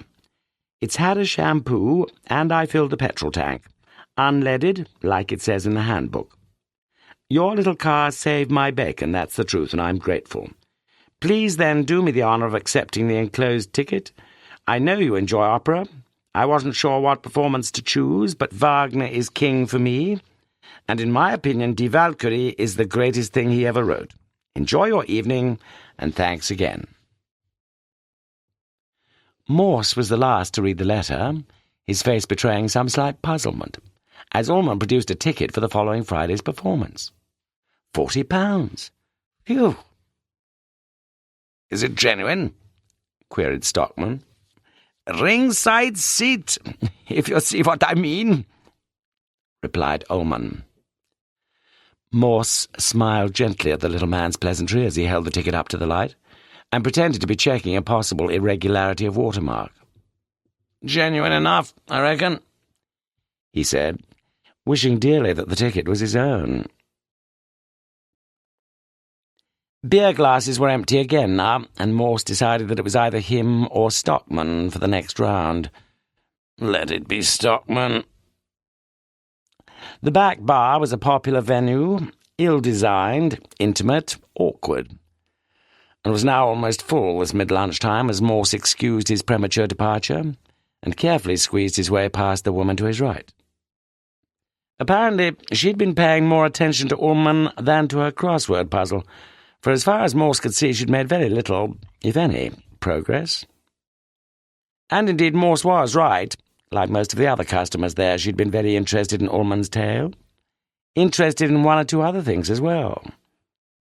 Had anyone, apart from herself, for example, noticed that Morse, inadvertently, had forgotten to hand back to Ullman the letter from the car thief? Had anyone, apart from herself, observed the conspiratorial exchange of glances between the two of them, between the man the others called Morse and Ullman himself? Conspiratorial? No, that was too strong a word for it, perhaps. But something like that had been there, and she could have sworn it. Interesting. There was something else, too. After Morse had left, the little man's eyes had caught hers, almost as if she might have been a vague acquaintance. Not that she was. She'd never seen him in her life before, but she thought there'd been something almost sinister about his look. Sinister? Yes, that wasn't too strong a word for it. It was as if he knew something about her that she hardly knew herself. Morse sauntered around Blackwell's for half an hour before walking over to the bus stop in Cornmarket. On the ride back to Kidlington, he read the letter twice more, reflecting yet again on the bizarre coincidence that a car thief, should share his own highly idiosyncratic view about the greatest opera ever composed. Reflecting also on just those two forgivable lapses in English grammar, and on that one wholly unforgivable lapse, which still puzzled Morse sorely as he walked up the incline to Police HQ. "Nice, lunch, sir?" Lewis broke off his typing and looked down at his wristwatch. "Shut up and listen. Chap has his car pinched, OK? Few days later it's returned in better nick than when it was pinched, with a note saying, 'Very sorry, but I had to have a car, and to make up for all the trouble, here's an expensive ticket for the opera. You with me?" Lewis nodded. "So, this chap goes along to the opera, and when he gets back home—" "He finds he's been burgled," said Lewis flatly. "You've been sleeping in the knife box?" "No, heard of it before, sir. There was a case like that a few weeks ago out in High Wycombe, so one of the lads was saying." "Oh. Sorry to disappoint you, sir." "You think many other people have heard of it?" "Doubt it. Not the sort of thing you want broadcasting, is it? I mean, you'd probably get lots of copycat crimes for a start anyway." "Clever, though." "Bloody clever." "Why did you mention it, sir?" Morse grinned. "What are you doing on Friday evening?" "Not sure. The wife's got a Tupperware party, I think, but—" "Would you be glad to get away?" It was Lewis's turn to grin. "What time do you want me?" It was at 7:01 from the front seats of a white self-hire van that the pair of them saw the man leave his property and walk briskly away. "You're a very clever bugger to think of this, you know, Millie. Don't count your chickens. Not yet." "No, plenty of time." 3.5 hours, Christ. "More'n 2 football matches." "You're a Philistine, Charlie." "Well, me, don't be daft. Wagner's me greatest passion in life, didn't tell you?" It was from their unmarked car that Morse and Lewis observed Ullman leave on foot. With a new alarm system fitted, and with a stout crook lock fixed between steering wheel and clutch, the Metro was now safely housed in the bolted garage. Clearly Ullman was taking no further risks. And in any case, buses were fairly frequent down the Banbury Road, down to the city centre, down to the Apollo Theatre. At 8:30, Lewis ventured his first criticism. "What time did you say this thing started?" "Give 'em a chance, Lewis. They've got till midnight near us, damn it." "But we've already been here." "Shh!"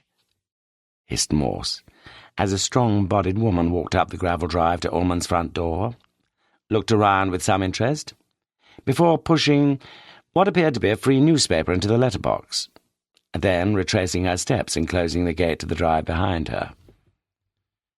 "Exciting little incident, wouldn't you say, sir?" asked Lewis wearily. But Morse refused to rise to the bait. At 9:10, a man opened the drive gate, closed it behind him and walked up to the front door, where he looked over his shoulder for a good many seconds, as if almost expecting to see someone, before extracting the newspaper from the letterbox, finding a key, and entering the house. Dr. Eric Ullman. Morse was still shaking his head a quarter of an hour later when Lewis came back from the bar at the Dewdrop in Summertown with a pint of best bitter and half a glass of Beamish. "He might just have got fed up with it, sir. Not everybody's cup of tea. Wagner." "It's his cup of tea, though. That's the whole point. Now, there's something very wrong somewhere, I'm sure of it, Lewis. They must have known he'd come back early. They must have got wind of it somehow." "Perhaps Dr. Ullman guessed?" "Well, what you guessed, sir." "Yes. Do you know, I think you may be right." Morse took out the letter yet again. "You see, whoever wrote this says he's a great Wagner fan, agreed?" "Like you." "Like me, yes, but I don't believe him. Look." Morse jabbed a forefinger at two words in the letter. "Die Valkyrie." Lewis looked appropriately vague. "All German to me, sir." Morse tried to smile. "Oh, no, Lewis. That, if I may say so, is precisely the point. It isn't German. If you spend your life with anything, if you read about it, if you think about it, if you play it time and time again—" "Like you." "Like me, yes." "I'm still not—" "He can't even spell the bloody word." "Oh, we all make the occasional spelling mistake." "What?" 3 spelling mistakes in one word. 3. Come off it. He spells it with a V instead of a W. He sticks a spurious I in before the E, and he misses the umlaut off the U." "The what, sir?" Morse peeled the back of a beer mat and wrote out the correct spelling of the opera. Die Walküre. W-A-L-K-U umlaut R-E. "Ullman's a German, though, isn't he?" asked Lewis slowly. "German origin, yes." "So why didn't he notice? Well, what you noticed?" "I'm beginning to think he did, Lewis. I'm beginning to think he did." "But you still felt pretty certain that Dr. Ullman was going to be burgled tonight." "If I'd felt all that certain, I'd have had a few heavies round the corner in a police van." "Well, at least he's still got all that valuable furniture of his. That's one good thing." "That's one way of looking at it." "You got anything valuable in the furniture line yourself, sir?" "Me? Oh, just the one piece, that's all, a family heirloom. Nest of tables, Chippendale, 1756. What about you?" "Just the big mahogany wardrobe, utility, 1942. We've been trying to give it away this last year, but nobody seems to appreciate the quality." Lewis drove the two of them back up to North Oxford, where on Morse's instruction they stopped for a brief while outside Ullman's residence once again. And even as they watched, the small, portly figure of Eric Ullman passed across the uncurtained window of the lighted front room. "If he's been burgled tonight, I'm a Dutchman," volunteered Lewis. But Lewis was no Dutchman. Morse knew that. "You get off home, Lewis. I'll walk from here." "You sure, sir? It must be all of 300 yards. "Less of the sarcasm, Sergeant." "Night, sir." Morse had put out his 2 co-op semi-skimmed milk tokens and was pouring himself a touch of the malt when he suddenly knew that something was terribly wrong. Why hadn't he spotted the short note on the kitchen table immediately? "Sorry about the inconvenience. Very sorry indeed.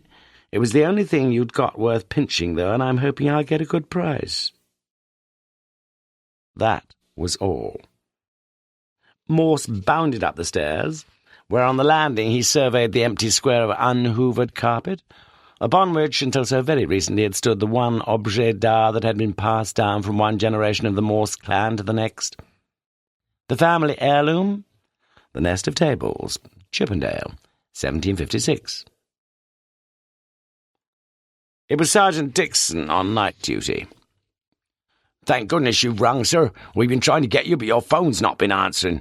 "I've been out, man. You don't mind, do you?" "Of course not. It's just that you've had burglars, I'm afraid." "That's exactly what I'm ringing to tell you." "No need to worry, though, sir. They didn't pinch anything. We've caught them, the pair of them."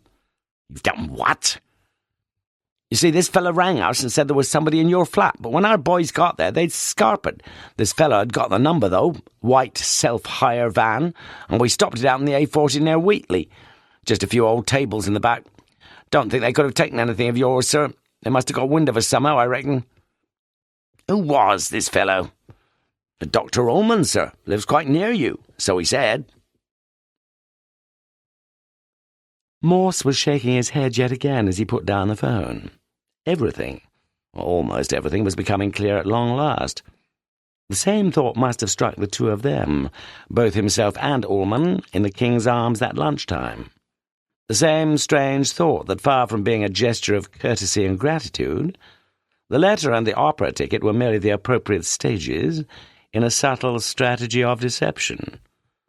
Yes, and Morse's thinking had gone one step further, and Ullman's thinking had gone 2 steps further. Morse locked his front door very carefully behind him and walked out into the night. "A wee drop of the malt, Chief Inspector." "Excellent. "I was hardly expecting you tonight." Did you ever think of joining the police force, Doctor?" "I'm not tall enough." "You were always a move or so ahead of me." But to be honest with you, I did have one little advantage over you. I've got a pair of wrens nesting in the front garden, you see, and I was watching them through the field glasses recently when I noticed a woman at the bus stop just outside, and I could see that she was watching something too, watching the house, the drive, the garage. Then 2 days later I saw her again, and I looked at her very closely through the field glasses, and I could see that she was copying something down in a red notebook, writing with her left hand, and I noticed that she had a white scar on the nail of her middle finger, as if she'd trapped it in a door. And then I saw her again, didn't I?" Ullman smiled, and as he did so his features momentarily took on an almost sinister appearance. "And you felt pretty certain that it was me who was going to get burgled tonight?" said Morse slowly. "It seemed logical, yes. After all, if you were watching my property, you couldn't be watching your own as well, now could you?" "Well, you took a huge risk, though." "You think so?" The little man appeared puzzled. "Well, if they burgled you while you were round at my place watching me—" "Oh, no, I finished taking risks, you see. The private detective I hired to keep a lookout here was the very best in the business, so they told me. Black belt at judo. Lord knows what else." "He must have been pretty good. We certainly didn't spot him." "Her, Chief Inspector. She said she'd probably do her free newspaper delivery routine." "Bloody hell," mumbled Morse to himself.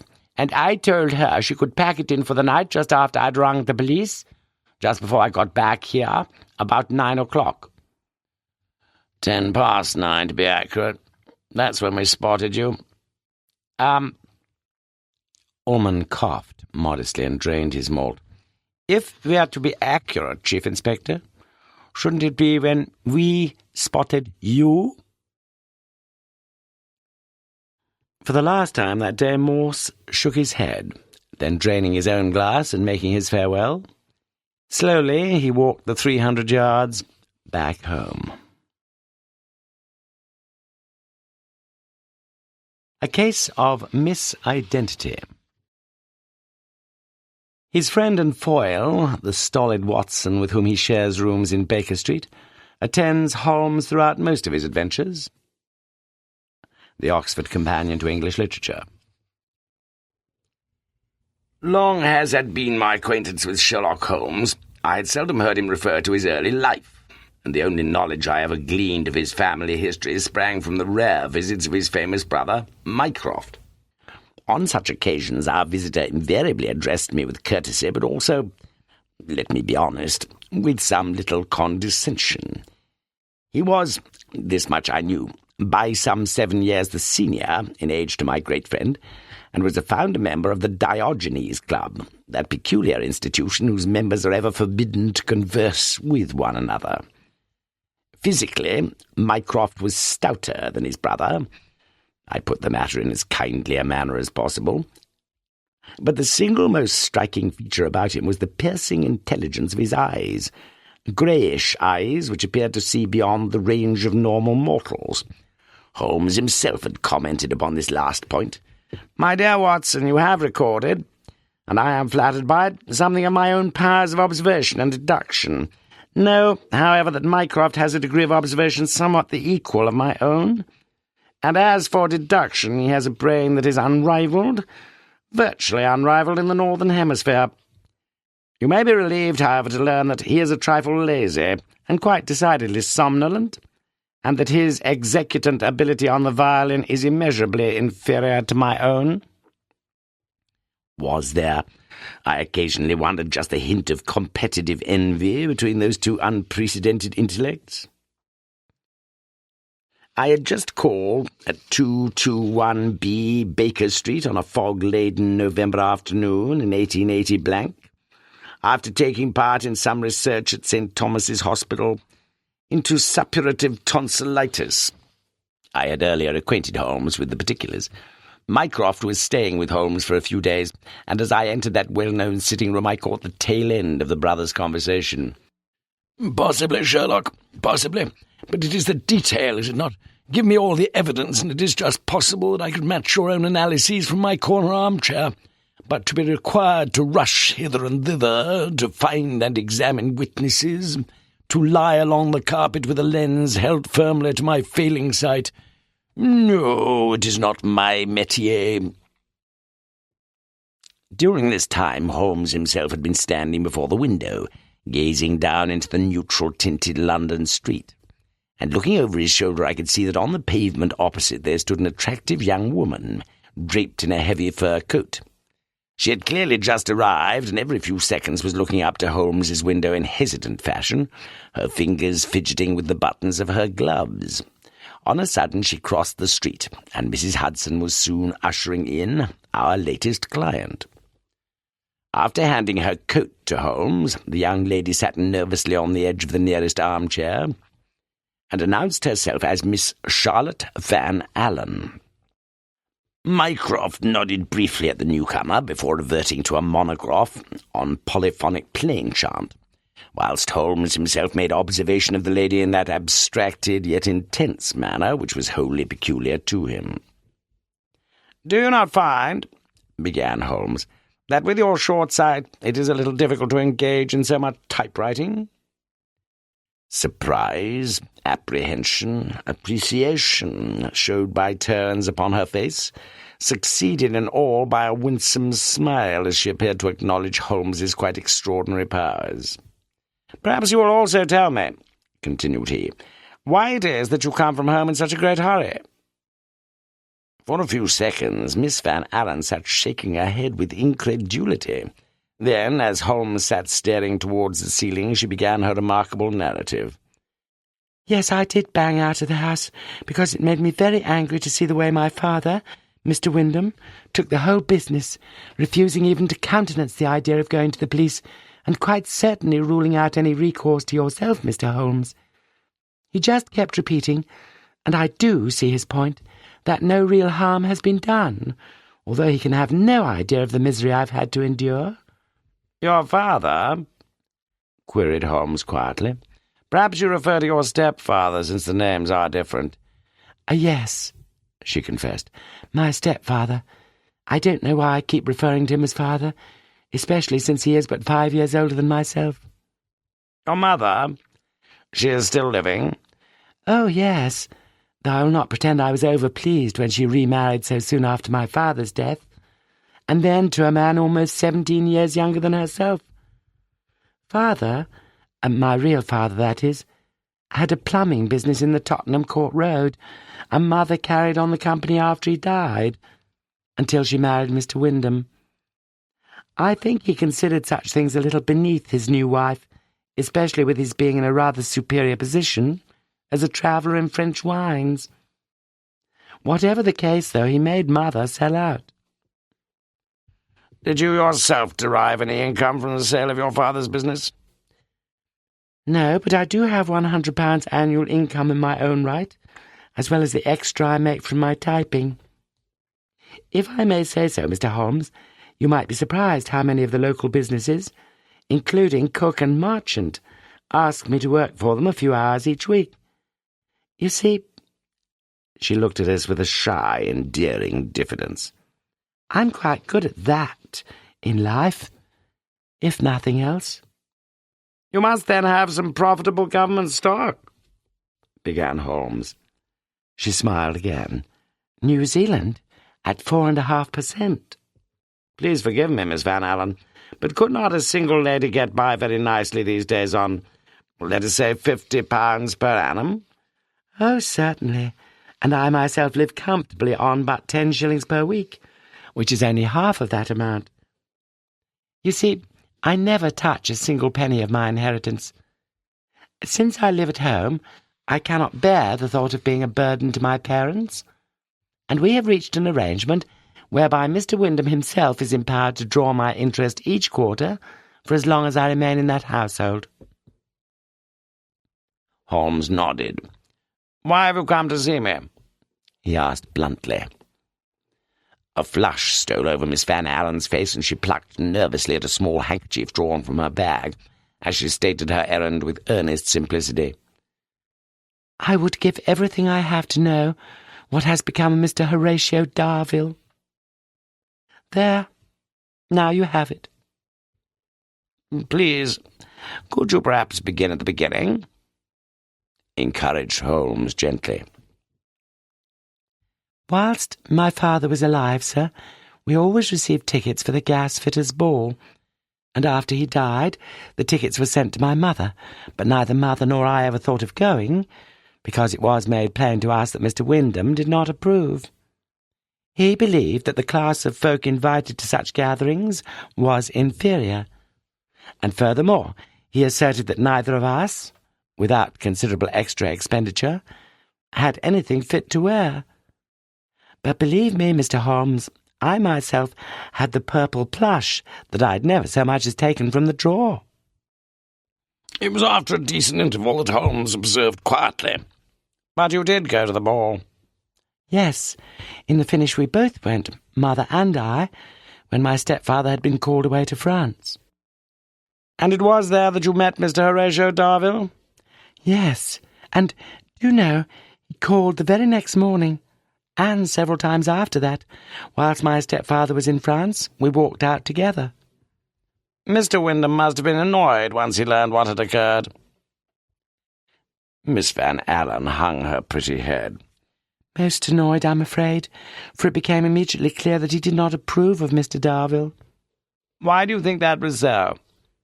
I'm fairly sure he thought Mr. Darville was interested only in my inheritance.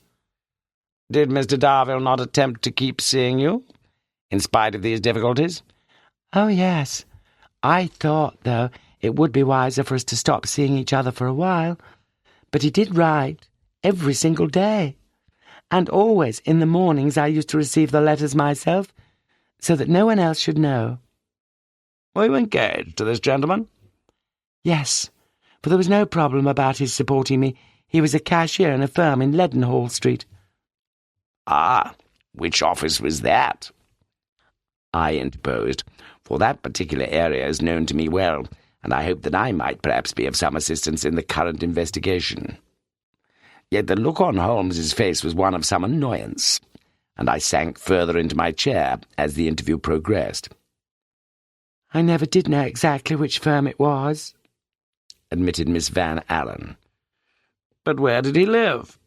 Persisted Holmes.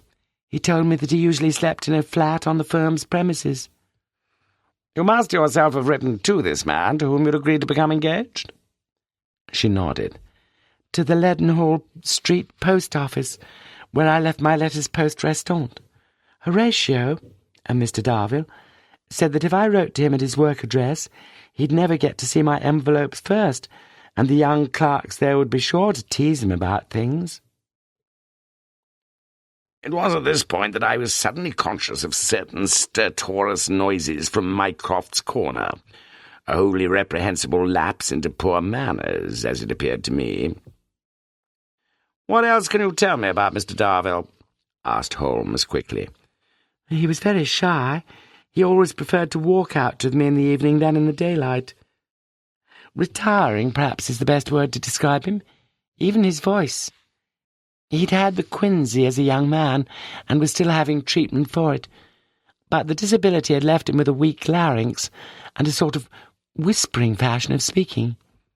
His eyesight, too, was rather feeble, just as mine is, and he always wore tinted spectacles to protect his eyes against the glare of any bright light. Holmes nodded his understanding, and I began to sense a note of suppressed excitement in his voice. "What next?" He called at the house the very evening on which Mr. Wyndham next departed for France, and he proposed that we should marry before my stepfather returned. He was convinced that this would be our only chance, and he was so dreadfully in earnest that he made me swear, with my hand upon both testaments, that whatever happened, I would always be true and faithful to him. "Your mother was aware of what was taking place?" Oh, yes, and she approved so much. In a strange way, she was even fonder of my fiancé than I was myself, and she agreed that our only chance was to arrange a secret marriage. "The wedding was to be in church?" "Last Friday at St. Saviour's near King's Cross. And we were to go on to a wedding breakfast afterwards at the St. Pancras Hotel. Horatio called a hansom for us, and put Mother and me into it, before stepping himself into a four-wheeler which happened to be in the street. Mother and I got to St. Saviour's first. It was only a few minutes' distance away. But when the four-wheeler drove up and we waited for him to step out, he never did, Mr. Holmes. And when the cabman got down from the box and looked inside the carriage, it was empty." "You have neither seen nor heard of Mr. Darville since?" "Nothing," she whispered. "You had planned a honeymoon, I suppose?" "We had planned," said Miss Van Allen, biting her lip and scarce managing her reply. "a fortnight's stay at the Royal Gleneagles in Inverness, and we were to have caught the lunchtime express from King's Cross." "Seems to me," said Holmes, with some feeling, "that you have been most shamefully treated, dear lady." But Miss Van Allen would hear nothing against her loved one, and protested spiritedly. "Oh, no, sir, he was far too good and kind to treat me so." "Your own opinion, then," said Holmes, "is that some unforeseen accident or catastrophe has occurred?" She nodded her agreement. "And I think he must have had some premonition that very morning of possible danger, because he begged me then once again to remain true to him, whatever happened." "You have no idea what that danger may have been?" "None." "How did your mother take this sudden disappearance?" "Well, she was naturally awfully worried at first, but then she became more and more angry, and she made me promise never to speak to her of the matter again." "And your stepfather?" "He seemed— it was strange, really. Rather more sympathetic than Mother. At least he was willing to discuss it." "And what was his opinion?" "He agreed that some accident must have happened. As he said, Mr. Darville can have no possible interest in bringing me to the very doors of St. Saviour's, and then in deserting me there. If he had borrowed money, or if some of my money had already been settled on him, then there might have been some reason behind such a cruel action. But he was absolutely independent about money, and he would never even look at a sixpence of mine if we went on a visit. Oh, Mr. Holmes, it is driving me half mad to think of—" But the rest of the sentence was lost as the young lady sobbed quietly into her handkerchief. When she had recovered her composure, Holmes rose from his chair, promising that he would consider the baffling facts she had put before him. "But if I could offer you one piece of advice," he added, as he held the lady's coat for her, "it is that you allow Mr. Horatio Darville to vanish as completely from your memory as he vanished from his wedding carriage." "Then you think that I shall not see him again?" I fear not. But please leave things in my hands.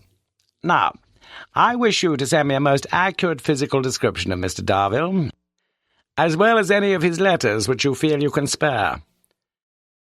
We can at least expedite things a little in those two respects, replied she in business-like fashion, for I advertised for him in last Monday's Chronicle. And promptly reaching into her handbag, she produced a newspaper cutting which she gave to Holmes, together with some other sheets.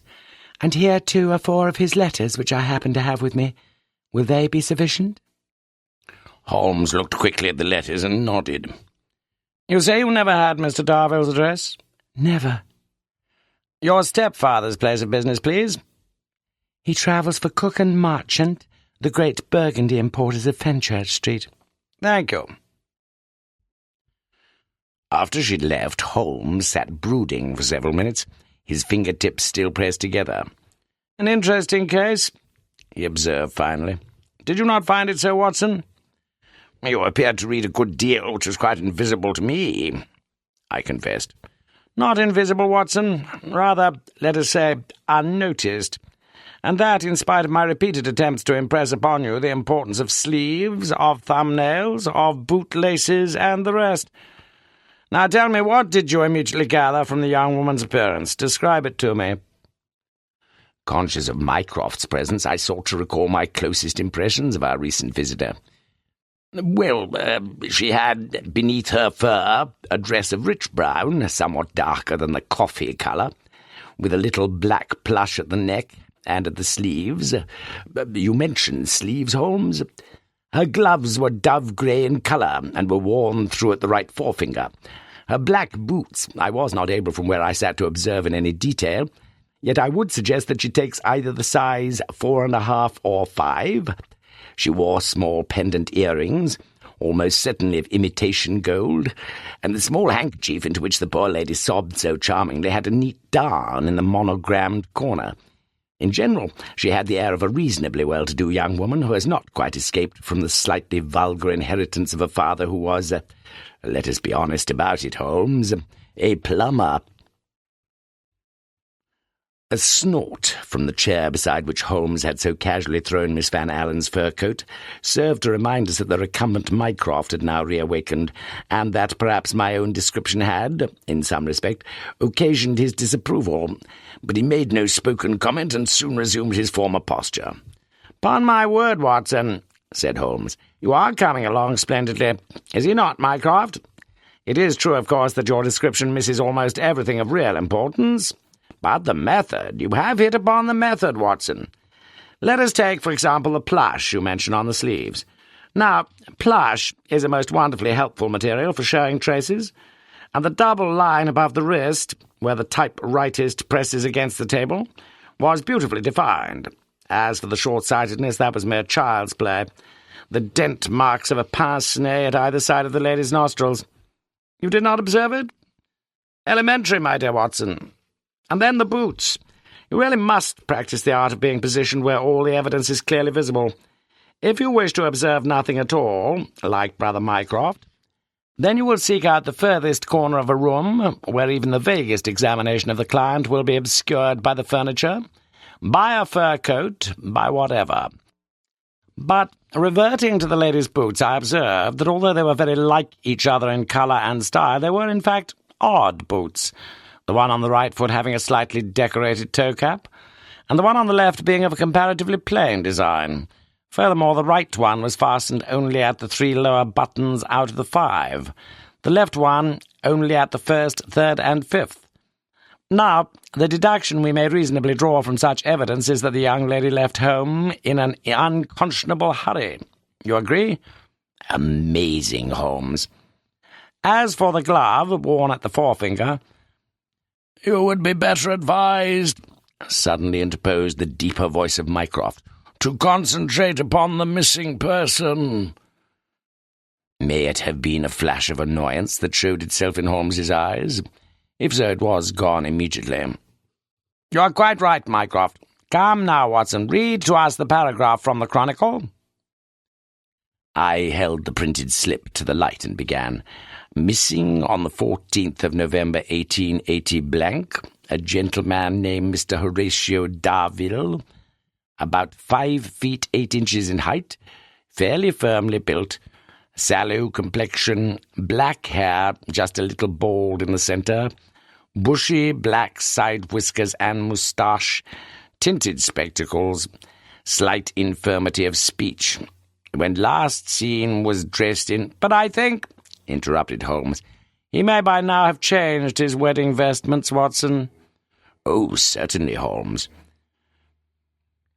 There being nothing, it seemed, of further value in the newspaper description, Holmes turned his attention to the letters, passing them to me after studying them himself with minute concentration.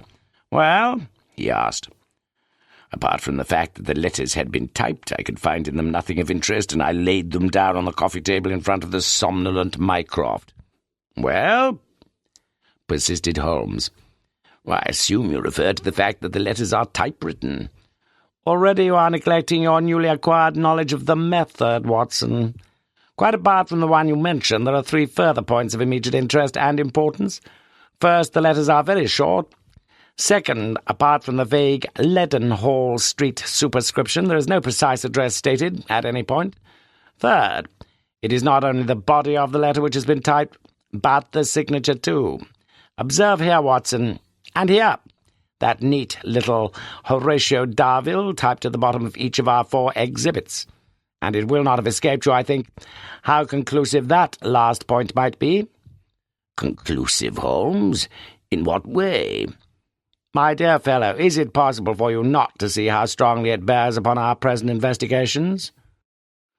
Homo circumbendibus. That's what you are, Sherlock." It was Mycroft once more. "Do you not appreciate that your client would prefer some positive action to any further proofs of your cerebral superiority?" It is pleasing to report here that this attempt of Mycroft to provoke the most distinguished criminologist of the century proved largely ineffectual, and Holmes permitted himself a fraternal smile as his brother slowly bestirred his frame. "You're right, Mycroft," he rejoined lightly, "and I shall immediately compose 2 letters, one to Messrs. Cook and Marchant, the other to Mr. Wyndham, asking that gentleman to meet us here at 6 o'clock tomorrow evening." Already I was aware of the easy and confident demeanour with which Holmes was tackling the singular mystery which confronted us all, but for the moment my attention was diverted by a small but most curious incident. "It is just as well, Sherlock," said Mycroft, who appeared now to be almost fully awakened, "that you do not propose to write 3 letters. Seldom, let me admit it, have I seen my friend so perplexed. "A 3rd letter?" "Indeed, but such a letter could have no certain destination, since it apparently slipped your memory to ask the young lady her present address, and the letters she entrusted to you appear, as I survey them, to be lacking their outer envelopes." Momentarily Holmes looked less than amused by this light-hearted intervention. "You are more observant today than I thought, Mycroft, for the evidence of eye and ear had led me to entertain the suspicion that you were sleeping soundly during my recent conversation with Miss Van Allen. But as regards her address, you are right." And even as he spoke I noted the twinkle of mischievous intelligence in his eyes. "Yet it would not be too difficult, perhaps, to deduce the young lady's address, Mycroft. On such a foul day as this, it is dangerous and ill-advised for a lady to travel the streets, if she has a perfectly acceptable and comfortable alternative such as the Underground. And since it was precisely 3:14 p.m. when Miss Van Allen first appeared beneath my window, I would hazard the guess that she had caught the Metropolitan Line train, which passes through Baker Street at 3:12 p.m., on its journey to Hammersmith. We may consider 2 further clues also. The lady's boots, ill-assorted as they were, bore little evidence of the mud and mire of our London streets, and we may infer from this that her own home is perhaps as adjacent to an underground station as is our own. More significant, however, is the fact, as we all observed, that Miss Van Allen wore a dress of linen, a fabric which, though it is long-lasting and pleasing to wear, is one which has the disadvantage of creasing most easily, Now, the skirt of the dress had been most recently ironed, and the slight creases in it must have resulted from her journey to see me. And I put this forward as conjecture, Mycroft. Probably no more than 3 or 4 stops on the Underground had been involved. If we remember to the few minutes her wedding carriage took from her home to St. Saviour's, I think perhaps... Holmes drew a street map towards him and surveyed his chosen area with his magnification glass. "I shall plump," he said directly, "for Cowcross Street myself, that shabbily genteel little thoroughfare which links Farringdon Road with St. John Street." "Very impressive," said Mycroft, anticipating my own admiration. "And would you place her on the north or the south side of that thoroughfare, Sherlock?" But before Holmes could reply to this small pleasantry, Mrs. Hudson entered with a slip of paper which she handed to Holmes. "The young lady says she forgot to give you her address, sir, and she's written it down for you." Holmes glanced quickly at the address, and a glint of pride gleamed in his eyes. "The answer to your question, Mycroft, is the south side, for it is an even-numbered house, and if I remember correctly, the numbering of houses in that part of London invariably begins at the east end of the street, with the odd numbers on the right-hand side walking westwards." "And the number is perhaps in the middle or late 30s, suggested Mycroft. 36, perhaps, or more likely 38. Holmes himself handed over the paper to us, and we read, "Miss Charlotte Van Allen, 38, Cowcross Street." I was daily accustomed to exhibitions of the most extraordinary deductive logic employed by Sherlock Holmes, but I had begun at this point to suspect, in his brother Mycroft, the existence of some quite paranormal mental processes. It was only some half an hour later, when Holmes himself had strolled out for tobacco, that Mycroft, observing my continued astonishment, spoke quietly in my ear. "If you keep your lips sealed, Dr. Watson, I will tell you a small secret, albeit a very simple one. The good lady's coat was thrown rather carelessly, as you noticed, over the back of her chair, and on the inside of the lining was sewn a tape with her name and address clearly printed on it. Alas, however, my eyes are now not so keen as they were in my youth, and 6s and 8s, as you know, are readily susceptible of confusion." I have never been accused, I trust, of undue levity, but I could not help laughing heartily at this coup on Mycroft's part, and I assured him that his brother should never hear the truth of it from me. "Sherlock," said Mycroft, raising his mighty eyebrows, "he saw through my little joke immediately." It was not until after 6 o'clock the following evening that I returned to Baker Street after, it is not an irrelevant matter, a day of deep interest at St. Thomas's Hospital. "Well, have you solved the mystery yet?" I asked as I entered the sitting-room. Holmes I found curled up in his armchair, smoking his oily clay pipe and discussing medieval madrigals with Mycroft. "Yes, Watson, I believe," but hardly were the words from his mouth when we heard a heavy footfall in the passage and a sharp rap on the door. "This will be the girl's stepfather," said Holmes. "He's written to say he would be here at 6:15. Come in."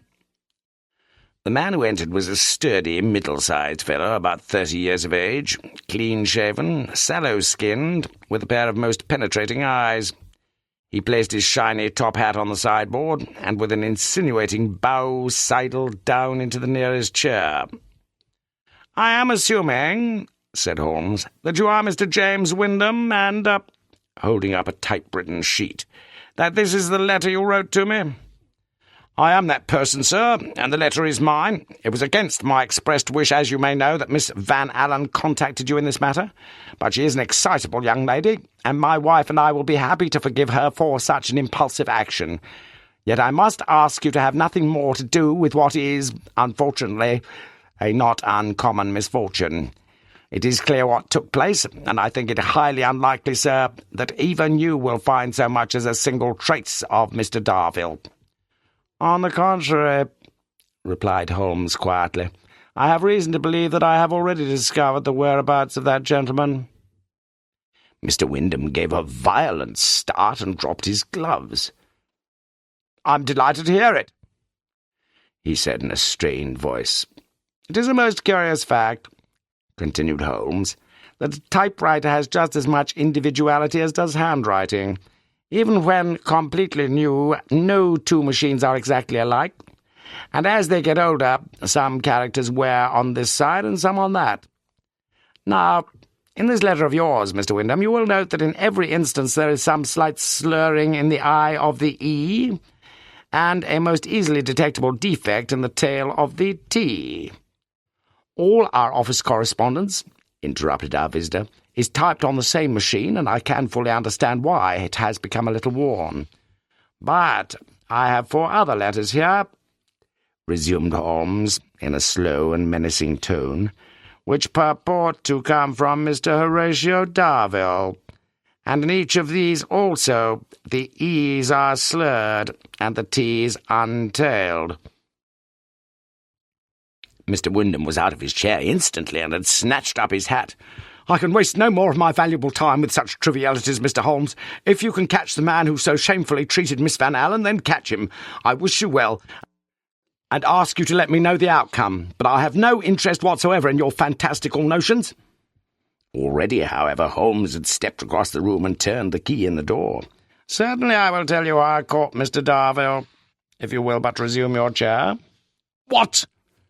shouted Wyndham, his face white, his small eyes darting about him like those of a rat in a trap. Yet finally he sat down and glared aggressively around as Holmes continued his analysis. "It was as selfish and as heartless a trick as ever I encountered. The man married a woman much older than himself, largely for her money. In addition, he enjoyed the interest on the not inconsiderable sum of the stepdaughter's money for as long as that daughter lived with them. The loss of such extra monies would have made a significant difference to the lifestyle adopted by the newly married pair. Now, the daughter herself was an amiable, warm-hearted girl, and was possessed of considerable physical attractions, and with the added advantage of a personal income, it became clear that under normal circumstances she would not remain single for very long. So he, the man of whom I speak, decided to deny her the company and friendship of her contemporaries by keeping her at home. But she, and who shall blame her, grew restive under such an unnatural regimen and firmly announced her intention to attend a local ball. So, what did her stepfather do? With the connivance of his wife, he conceived a cowardly plan. He disguised himself cleverly. He covered those sharp eyes with dully tinted spectacles. He masked that clean-shaven face with bushy side whiskers. He sank that clear voice of his into the strained whisper of one suffering from the quinsy, and then, feeling himself doubly secure because of the young lady's short sight, he appeared himself at the ball in the guise of one Horatio Darvill, and there he wooed the fair Miss Van Allen for his own, thereafter taking the further precaution of always arranging his assignations by candlelight. I heard a deep groan, which at the time I assumed to have come from our visitor, but which, upon reflection, I am inclined to think originated from Mycroft's corner. Miss Van Allen had fallen for her new beau, and no suspicion of deception ever entered her pretty head. She was flattered by the attention she was receiving, and the effect was heightened by the admiration of her mother for the man. An engagement was agreed, and the deception perpetuated. But the pretended journeys abroad were becoming more difficult to sustain, and things had to be brought to a head quickly, although in such a dramatic way as to leave a permanent impression upon the young girl's mind. Hence the vows of fidelity sworn on the testaments. Hence the dark hints repeated on the very morning of the proposed marriage that something sinister might be afoot. James Wyndham, you see, wished his stepdaughter to be so morally bound to her fictitious suitor that for a decade at least she would sit and wilt in Cowcross Street, and continue paying her regular interest directly into the account of her guardian. The same blackguard of a guardian who had brought her to the doors of St. Saviour's and then himself conveniently disappeared by the age-old rules of stepping in at one side of a four-wheeler and out at the other. Rising to his feet, Wyndham fought hard to control his outrage. "I wish you to know that it is you, sir, who is violating the law of this land, and not me. As long as you keep that door locked, and thereby hold me in this room against my will, you lay yourself open—" "The law," interrupted Holmes, suddenly unlocking and throwing open the door, "may not for the moment be empowered to touch you. Yet never surely was there a man who deserved punishment more. In fact, since my hunting crop is close at hand—" Holmes took 2 swift strides across the room, but it was too late. We heard a wild clatter of steps down the stairs as Wyndham departed, and then had the satisfaction of watching him flee pell-mell down Baker Street. "That cold-blooded scoundrel will end on the gallows, mark my words," growled Holmes. "Even now, though, I cannot follow all the steps in your reasoning, Holmes," I remarked. "It is this way," replied Holmes. "The only person who profited financially from the vanishing trick was the stepfather. Then, the fact that the 2 men, Wyndham and Darville, were never actually seen together was most suggestive, as were the tinted spectacles, the husky voice, the bushy whiskers. All of these latter, Watson, hinting strongly at disguise. Again, the typewritten signature betokened one thing only, that the man's handwriting was so familiar to Miss Van Allen that she might easily recognize even a small sample of it. Isolated facts? Yes. But all of them leading to the same inevitable conclusion, as even my slumbering sibling might agree." But there was no sound from the Mycroft corner. "You were able to verify your conclusion?" I asked. Holmes nodded briskly. "We know the firm for which Wyndham worked, and we had a full description of Darville. I therefore eliminated from that description everything which could be the result of deliberate disguise." "Which means that you have not verified your conclusion." Mycroft's sudden interjection caused us both to turn sharply towards him. "There will always," rejoined Holmes, "be a need and a place for informed conjecture." "Inspired conjecture, Holmes," I interposed. "Phooey," snorted Mycroft. "You're talking of nothing but wild guesswork, Sherlock, and it is my opinion that in this case your guesswork is grotesquely askew." I can only report that never have I seen Holmes so taken aback, and he sat in silence as Mycroft raised his bulk from the chair and now stood beside the fireplace. "Your deductive logic needs no plaudits from me, Sherlock, and like Dr. Watson, I admire your desperate hypothesis, but unless there is some firm evidence which you have thus far concealed from us—" Holmes did not break his silence. "Well," stated Mycroft, "I will indulge in a little guesswork of my own and tell you that the gentleman who just stormed out of this room is as innocent as Watson here." "We certainly did not act like an innocent man," I protested, looking in vain to Holmes for some support, as Mycroft continued. "The reasons you adduce for your suspicions are perfectly sound in most respects, and yet, I must speak with honesty, Sherlock, I found myself sorely disappointed with your reading, or rather complete misreading, of the case. You are, I believe, wholly correct in your central thesis that there is no such person as Horatio Darville." How the blood was tingling in my veins as Mycroft spoke these words. "But when the unfortunate Mr. Wyndham, who has just rushed one way up Baker Street, rushes back down at the other with a writ for defamation of character, as I fear he will, then you will be compelled to think, to analyse, and to act with a little more care and circumspection." Holmes leaned forward, the sensitive nostrils of that aquiline nose a little distended, but he still made no comment. "For example, Sherlock, 2 specific pieces of information vouchsafed to us by the attractive Miss Van Allen herself have been strongly discounted, if not wholly ignored, in your analysis." I noticed Holmes's eyebrows rising quizzically. "First, the fact that Mr. Wyndham was older than Miss Van Allen only by some 5 years. Second, the fact that Miss Van Allen is so competent and speedy a performer on the typewriter that she works on a freelance basis for several firms in the vicinity of her home, including Messrs. Cook and Marchant. Furthermore, you make the astonishing claim that Miss Van Allen was totally deceived by the disguise of Mr. Darville. Indeed, you would have her not only blind, but semi-senile into the bargain. Now, it is perfectly true that the lady's eyesight is far from perfect. Glaucopia athenica, would you not diagnose, Dr. Watson? But it is quite ludicrous to believe that she would fail to recognize the person with whom she was living.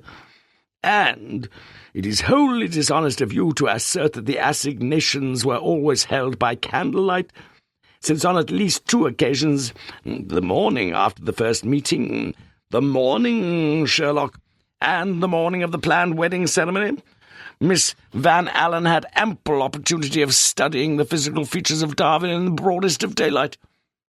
You seem to me to be taking an unconscionably long time in putting forward your own hypothesis, snapped Holmes, somewhat testily.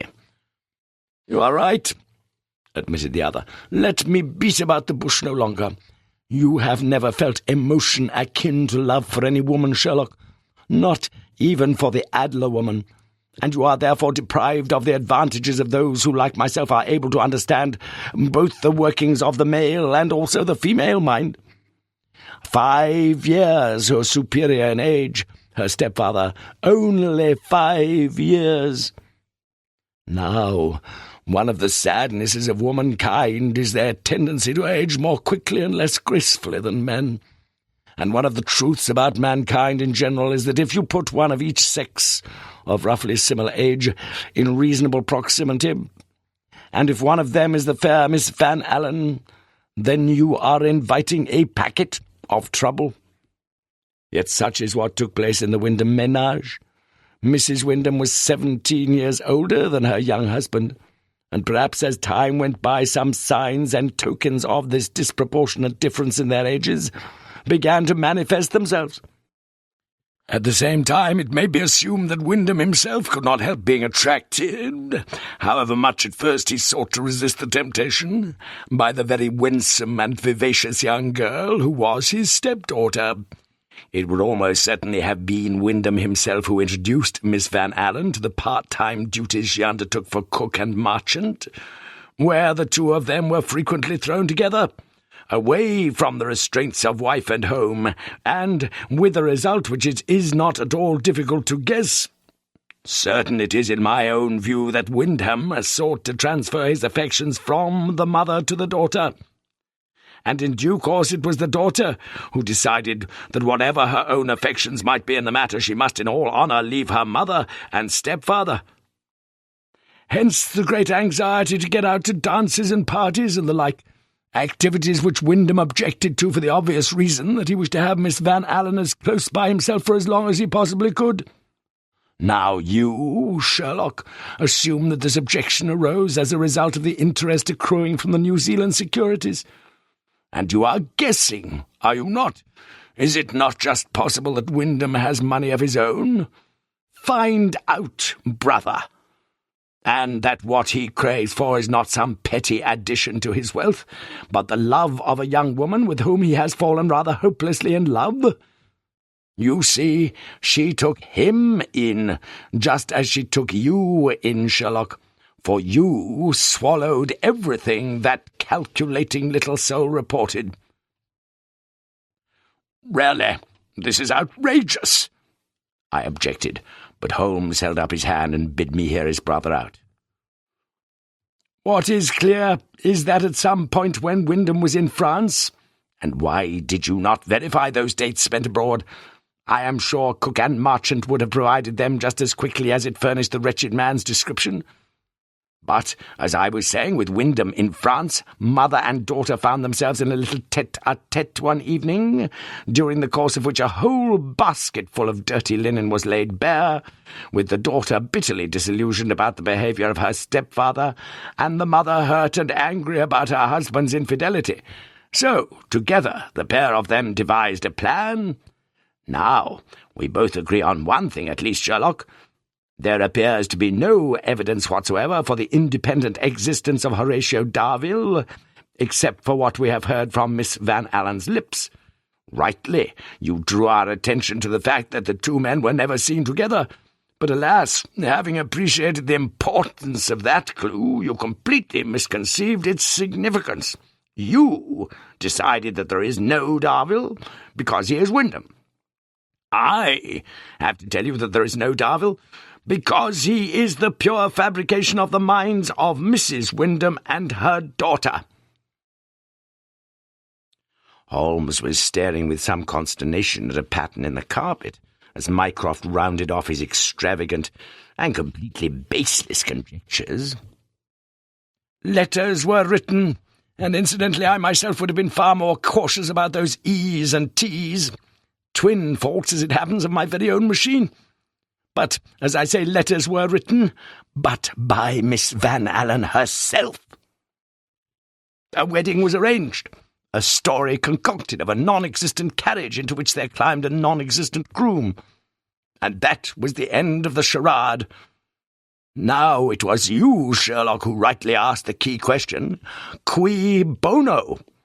And you concluded that the real beneficiary was Wyndham. But exactly the contrary is the case. It was the mother and daughter who intended to be the beneficiaries, for they hoped to rid themselves of the rather wearisome Mr. Wyndham, but not before he had been compelled, by moral and social pressures, to make some handsome money settlement upon the pair of them, especially perhaps upon the young girl who, as Dr. Watson here points out, could well have done with some decent earrings and a new handkerchief. And the social pressure I mentioned, Sherlock, was designed, carefully and cleverly designed, to come from you. A cock and bull story is told to you by some wide-eyed young thing, a story so bestrewn with clues at almost every point that even Lestrade, given a week or two, would probably have come up with a diagnosis identical with your own. And why do you think she came to you and not to Lestrade, say? Because Mr. Sherlock Holmes is the greatest investigator the world has ever known, and his judgments are second only to the Almighty's in their infallibility. For if you, Sherlock, believed Wyndham to be guilty, then Wyndham was guilty in the eyes of the whole world. The whole world except for one, that is. Except for two, I added quietly. Mycroft Holmes turned his full attention towards me for the first time, as though I had virtually been excluded from his previous audience. But I allowed him no opportunity of seeking the meaning of my words, as I addressed him forthwith. I asked Holmes a question when he presented his own analysis, sir. I will ask you the same. Have you in any way verified your hypothesis? And if so, how? The answer, Dr. Watson, to the first part of your question is, in large measure, yes. Mr. Wyndham, in fact, has quite enough money to be in no way embarrassed by the withdrawal of Miss Van Allen's comparatively minor contribution. As for the second part, Mycroft hesitated a while. I'm not sure what my brother has told you of the various offices I hold under the British Crown. It was Holmes who intervened, and impatiently so. Yes, Mycroft, let us all concede immediately that the, shall we say, unofficial sources to which you are privy have completely invalidated my own reconstruction of the case. So be it.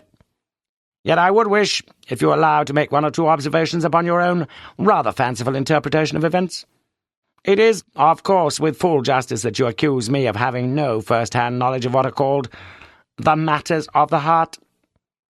Furthermore, you rightly draw attention to the difficulties Mr. Wyndham would have experienced in deceiving his stepdaughter. Yet how you underrate the power of disguise, and how, incidentally, you overrate the intelligence of Lestrade. Even Dr. Watson, I would suggest, has a brain considerably superior. For not a second longer could I restrain myself. Gentlemen, I cried, you are both of you, most tragically wrong. The two brothers stared at me as though I'd taken leave of my senses. I think you should seek to explain yourself, Watson, said Holmes sharply. A man I began, was proposing to go to Scotland for a fortnight with his newly married wife, and he had drawn out £100 in cash, no less, from the Oxford Street branch of the Royal National Bank on the eve of his wedding. The man, however, was abducted after entering a four-wheeler on the very morning of his wedding day, was brutally assaulted and then robbed of all his money and personal effects, thereafter being dumped virtually for dead in a deserted alley in Stepney. Quite by chance, he was discovered later that same evening and taken to the Whitechapel Hospital. But it was only after several days that the man slowly began to recover his senses and some patches of his memory, and also, gentlemen, his voice.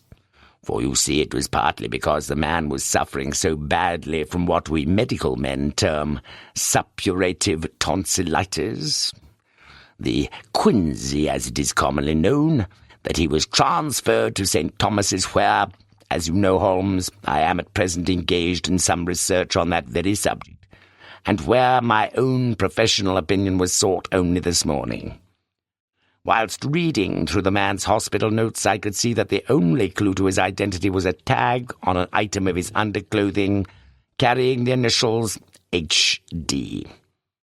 You can imagine my excitement. "Humphrey Davy, perhaps," muttered Mycroft flippantly. "Oh, no," I replied with a smile. I persisted patiently with the poor man, and finally he was able to communicate to me the name of his bank. After that, if I may say so, Holmes, it was almost child's play to verify my hypothesis. I visited the bank, where I learned about the withdrawal of money for the honeymoon, and the manager himself accompanied me back to St. Thomas's, where he was able to view the patient and to provide quite unequivocal proof as to his identity. I have to inform you, therefore, that not only does Mr. Horatio Darville exist, gentlemen, he is at this precise moment lying in a private ward on the second floor of St. Thomas's Hospital. For some little while a silence fell upon the room. Then I saw Holmes, who these last few minutes had been standing by the window, give a little start. "Oh, no," he groaned. And looking over his shoulder I saw, dimly beneath the fog-beshrouded lamplight, an animated Mr. Wyndham talking to a legal-looking gentleman who stood beside him. Snatching up his cape, Holmes made hurriedly for the door. "Please tell Mr. Wyndham, if you will, Watson, that I have already written a letter to him, containing a complete recantation of my earlier charges, and offering him my profound apologies. For the present I'm leaving, by the back door." He was gone, and when, a minute later, Mrs. Hudson announced that two angry-looking gentlemen had called asking to see Mr. Holmes, I noticed Mycroft seemingly asleep once more in his corner armchair, a monograph on polyphonic plain chant open on his knee, and a smile of vague amusement on his large, intelligent face. "Show the gentleman in, please, Mrs. Hudson," I said, in such peremptory fashion that for a moment or two that good lady stared at me, almost as if she had mistaken my voice for that of Sherlock Holmes himself. The Inside Story. Part 1. Dido attempted to raise her heavy eyes again, but failed, and the deep wound gurgled in her breast. Virgil, Aeneid 4, 688-9.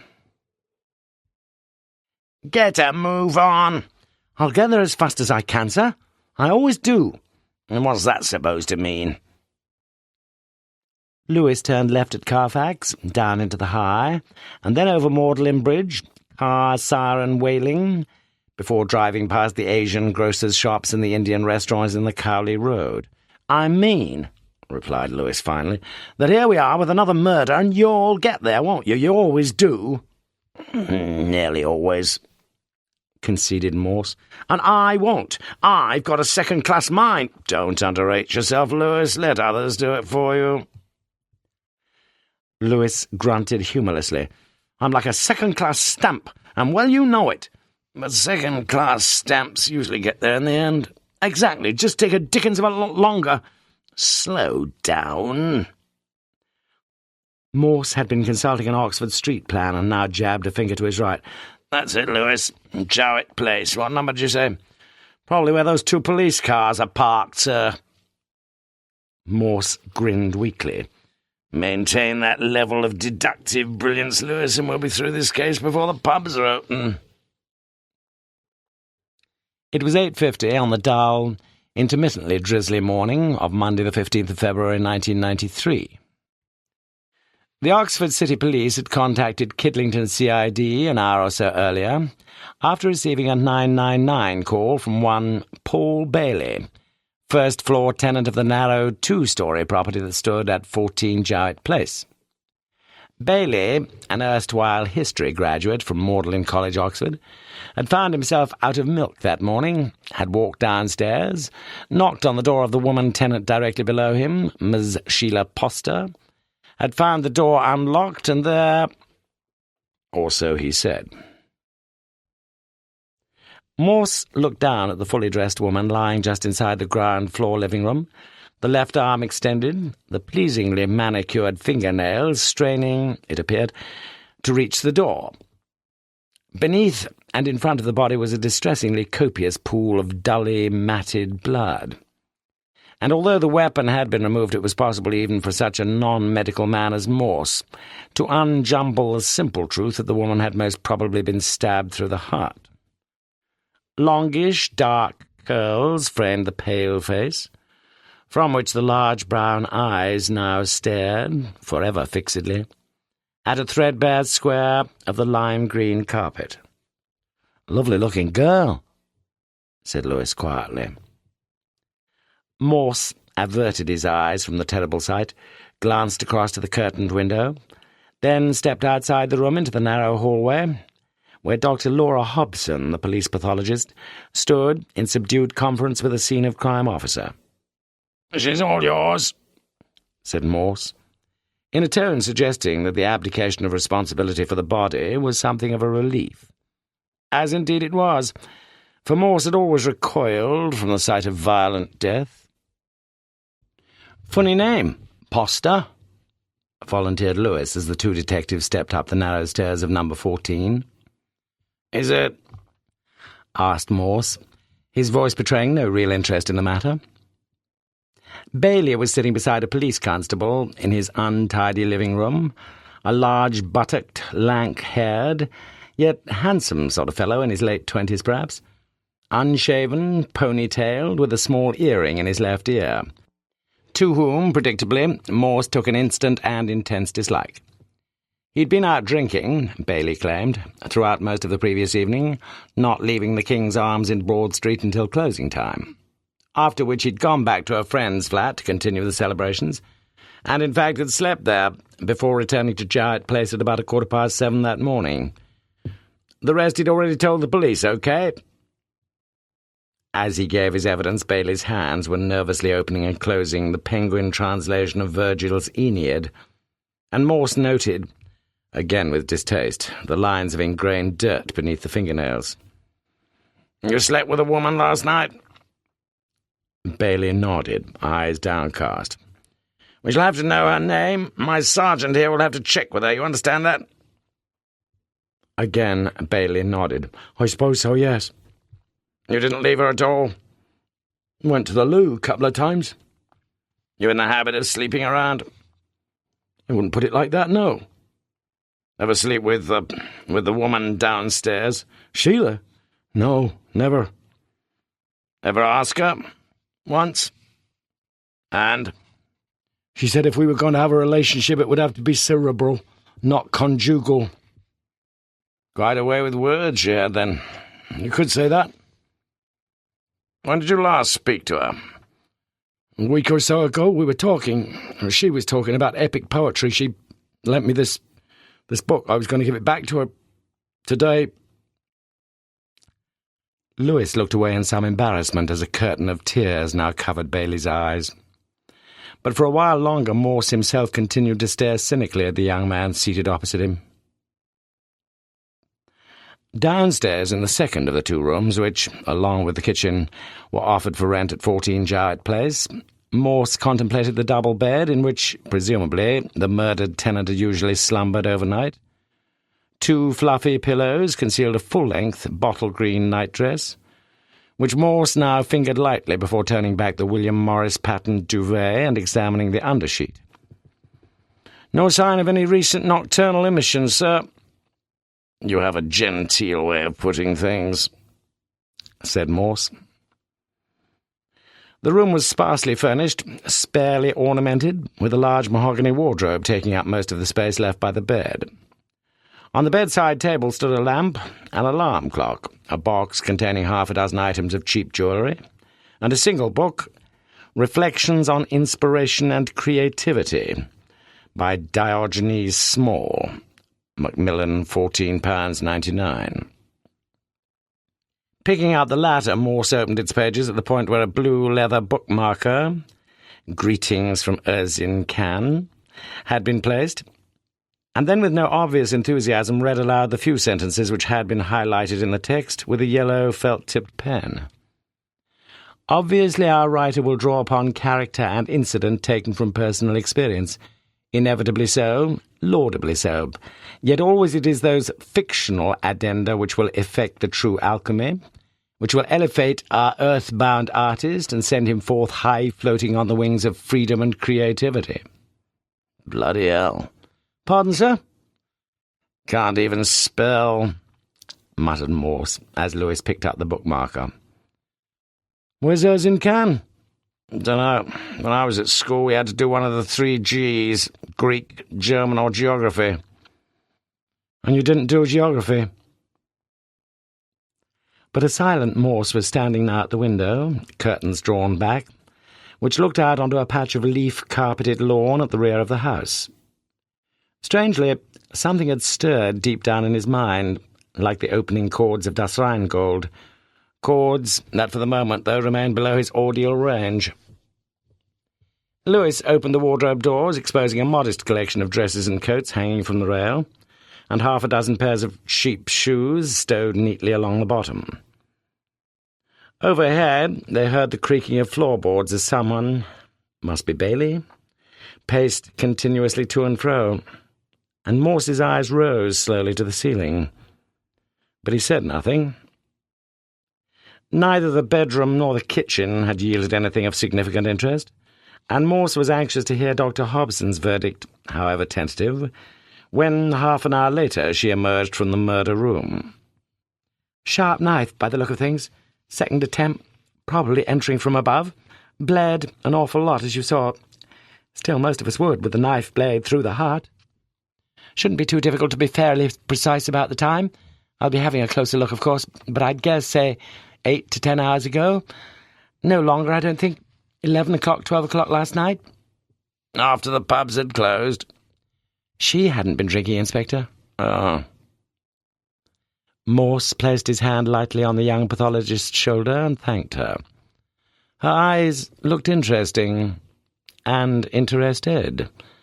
Sometimes Morse thought he could fall in love with Laura Hobson, and sometimes he thought he couldn't. It was almost midday before Morse gave the order for the body to be removed. The scene of crime personnel had finished their work, and a thick, transparent sheeting had now been laid across the carpet. Lewis, with 2 DCs, had long since been dispatched to cover the preliminary tasks, to check Bailey's alibi, to question the neighbours, and to discover whatever they could of Sheila Poster's past. And Morse himself now stood alone and gazed around the room in which Sheila Poster had been murdered. Almost immediately, however, it was apparent that little was likely to be found.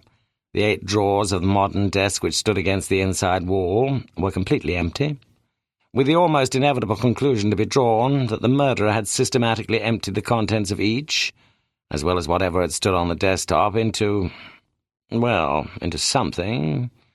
Black plastic bag, say? And then disappeared into the night, in gloves, like as not, but Morse had learned that no extraneous prints had been discovered, only those left almost everywhere by the murdered tenant.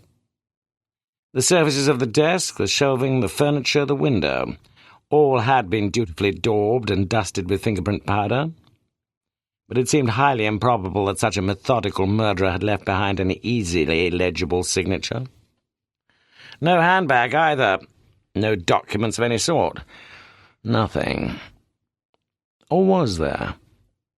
Above the desk, hanging by a cord from the picture rail, was a plywood board, some 30 inches square, on which 10 items were fixed by multicoloured drawing pins, 5 Medici reproductions of well-known paintings, including 2 Pre-Raphaelites, a manuscript facsimile of Keats' Ode to a Nightingale, a postcard showing the death mask of Tutankhamun, a photograph of a kingfisher, a large fish balanced in its mouth, perched on a no fishing sign, a printed invitation to a St. Hilda Old Girls' Evening in March 1993, and a leaflet announcing a crime short story competition organised by Oxfordshire County Libraries.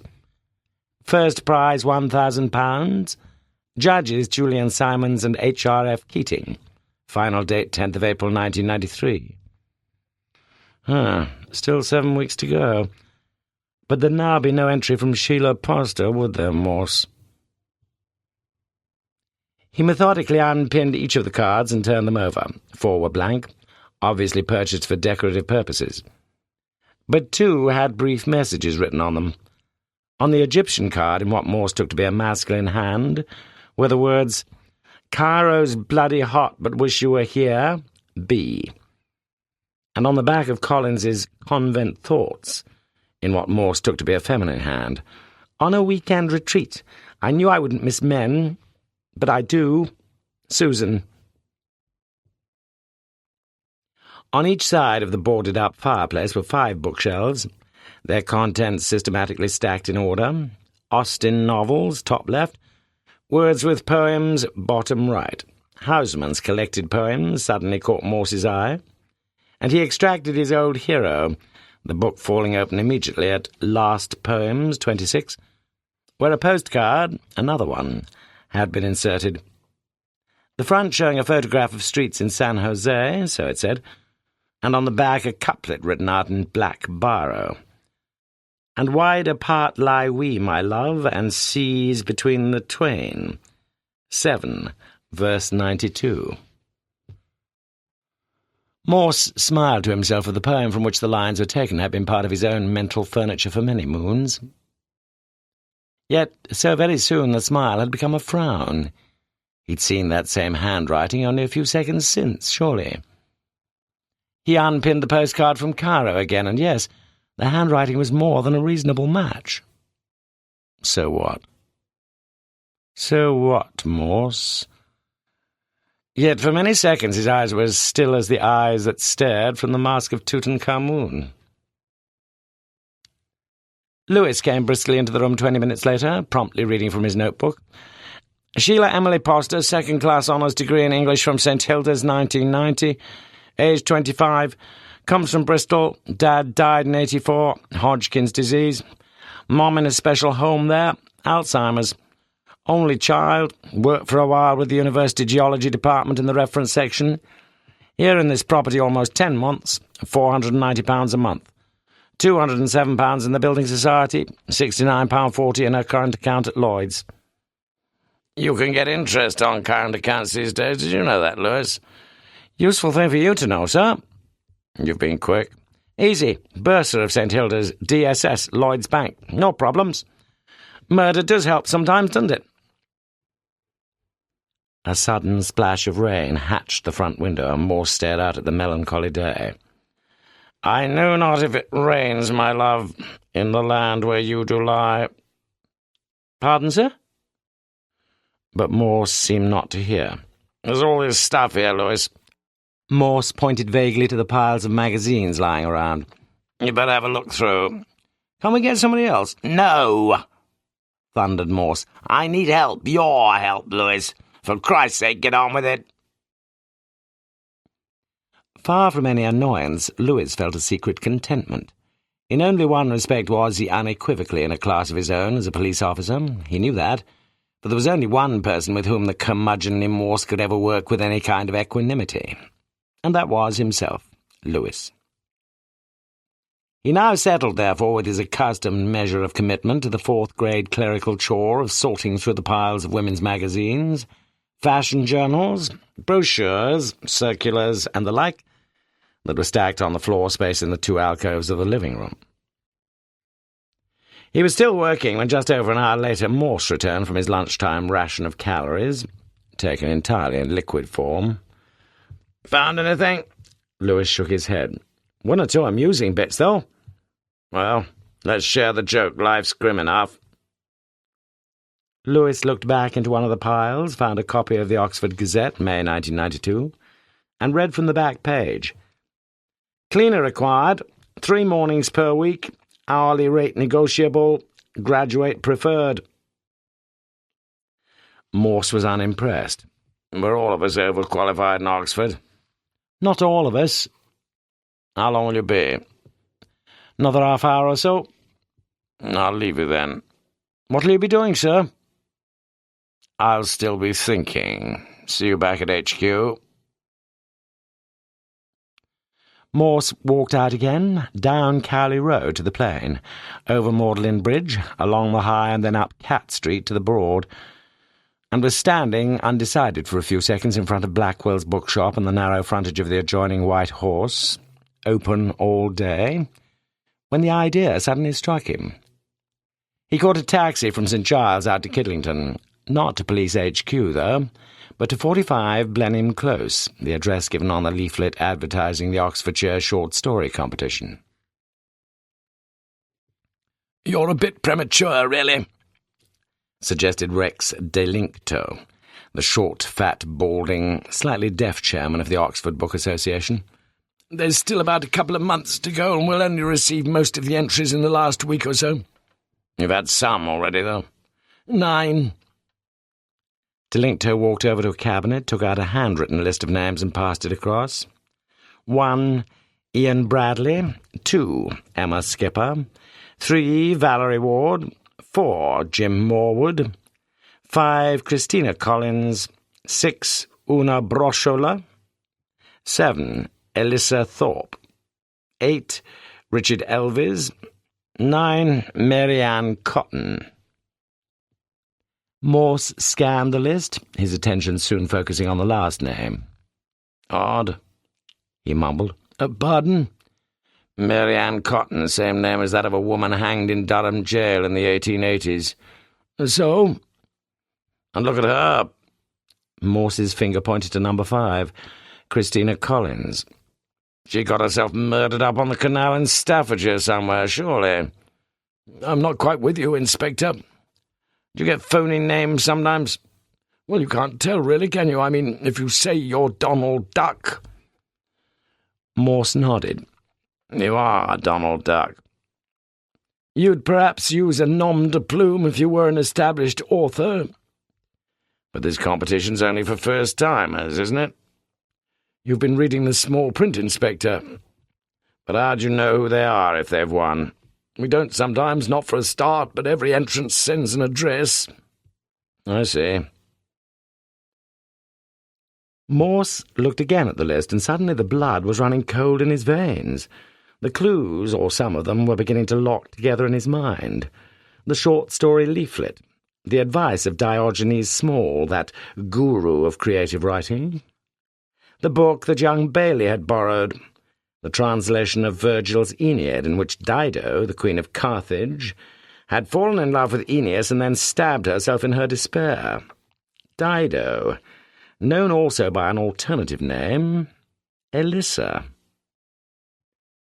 Morse took out a pencil and lightly made 12 oblique strokes through each letter of Elissa Thorpe, in what seemed to Delincto a wholly random order, but an order which, in Morse's mind, spelled out in sequence the letters of the name Sheila Poster. Morse rose to his feet and looked across at the cabinet. "You'd better let me have story number 7, if you will, sir." "Of course, and if I may say so, you've made a very good choice, Inspector." Only one message was awaiting Morse when he returned to his office at HQ. Dr. Hobson had called to say that Sheila Poster was about 12 weeks pregnant. But Morse paid scant attention to this new information, for there was something he had to do immediately. He therefore sat back comfortably in the old black leather armchair and read a story. Part 2. Yet always it is those fictional addenda which will effect the true alchemy. Diogenes Small, Reflections on Inspiration and Creativity. The story, printed verbatim here, which Morse now began to read, was cleanly typed and carefully presented. I'd seen the advert in the Gazette. She was going to be a woman who walked silent and unsmiling through any door held open for her. A woman who would speak in a loud voice over the counter at a bank. A woman conscious of her congenital superiority over her fellow beings. In short, she was going to be a North Oxford lady, and she was, a double-barreled one. I was gratified, though surprised, that my carefully worded application had been considered, and I caught the bus in good time. At 10:30 a.m. to the minute, I walked along the flagged path that bisected the weedless front lawn, and knocked at the door of the Grange in Squitchy Lane. A quarter of an hour later, after a last mouthful of some bitter-tasting coffee, I'd landed the job. How? I wasn't sure, not then. But when she asked me if I'd enjoyed the coffee, I said I preferred a cup of instant, and she'd smiled thinly. That's what my husband says. I hope my voice showed an appropriate interest. Your husband? He's abroad. The Americans are picking his brains. She stood up. Do you know why I've offered you the job? It was a bit risky, but I said it. No one else applied? I'm not surprised you have a degree. You're quite bright, really. Thank you. You need the money, I suppose. I lowered my eyes to the deep Wilton and nodded. Goodbye, she said. I left her standing momentarily there at the front door, slim, elegantly dressed, and young. Well, comparatively young. And yes, I ought to admit it, uncommonly attractive. The tasks allotted to me could only just be squeezed into the 9 hours a week I spent at the Grange. But £36 was £36, and that was a bonus. Can you guess what I'm saying? Not yet? You will. 2 parts of the house I was forbidden to enter. The master bedroom, remember that bedroom, and the master's study, the latter, by the look of it, a large converted bedroom on the upstairs floor, whose door was firmly closed. Firmly locked, as I soon discovered. There was no such embargo on the mistress's study, a fairly recent addition at the rear of the house, in the form of a semi-conservatory, its shelves, surfaces, and floor all crammed with books and littered with loose papers and typescripts, and dozens of houseplants fighting for a little Lebensraum. I was invariably fascinated with the place as I too carefully, watered the plants, replaced the books in alphabetical order, shuffled untidy piles into tidy piles, and too carefully, hoovered the carpeted floor and dusted around. I love charging around with a duster. It's one of the only jobs I do where I can actually see a result. And I like seeing a result. There was only one thing wrong with that room. The cat. I hate all cats, but especially this cat, which occasionally looked at me in a mysterious, knowing, aristocratic, potentially ferocious manner. Like his mistress. A small 2-way cat flap had been cut into the door leading from the conservatory to the rear garden, through which the frequently filthy-pawed Boswell, would make his exits and his entrances. Ah, but bless you, Boswell. I felt confident that Mrs. Spencer Gilby could not have taken up my single reference, since, from the beginning, she called me Virginia, without the slightest hint of suspicion. For my part, I called her Ma'am, to rhyme with jam. It was 5 syllables shorter than any more formal address, and I think the royal connotation was somehow pleasing to her. Early on the Wednesday morning of my 3rd week, the amateurish tack-tack-tack of the typewriter in the conservatory stopped, and my employer came through into the downstairs lounge to inform me she had to go out for 2 hours. It was at that point I made my first bold move. I took a leather-bound volume from the bookshelf beside me, and blew a miniature dust storm along the golden channel at the top of its pages. "Would you like me to give the books a wipe with a duster?" For a few seconds I thought I saw in those cold grey eyes of hers something very close to hatred. "If you can put them all back exactly as you found them." "I'll try, ma'am." "Don't try. Do it." It was going to be a big job. Bookshelves lined 3 whole sides of the room, and at mid-morning I had a coffee break in the kitchen. Outside by the garden shed I saw the steertopageous odd-job man, who appeared intermittently, usually when I was leaving, to fix a few things, as I supposed. I held my coffee cup up to the window, and my eyes asked him if he'd care to join me. His eyes replied yes, and I saw he was younger than I thought. More handsome, too. I asked him how well he knew her ladyship, but he merely shrugged. "She's writing a book, did you know?" I asked. "Really?" He took a swallow of his coffee, and I saw that his hands, though grubby enough, were not those of a manual labourer.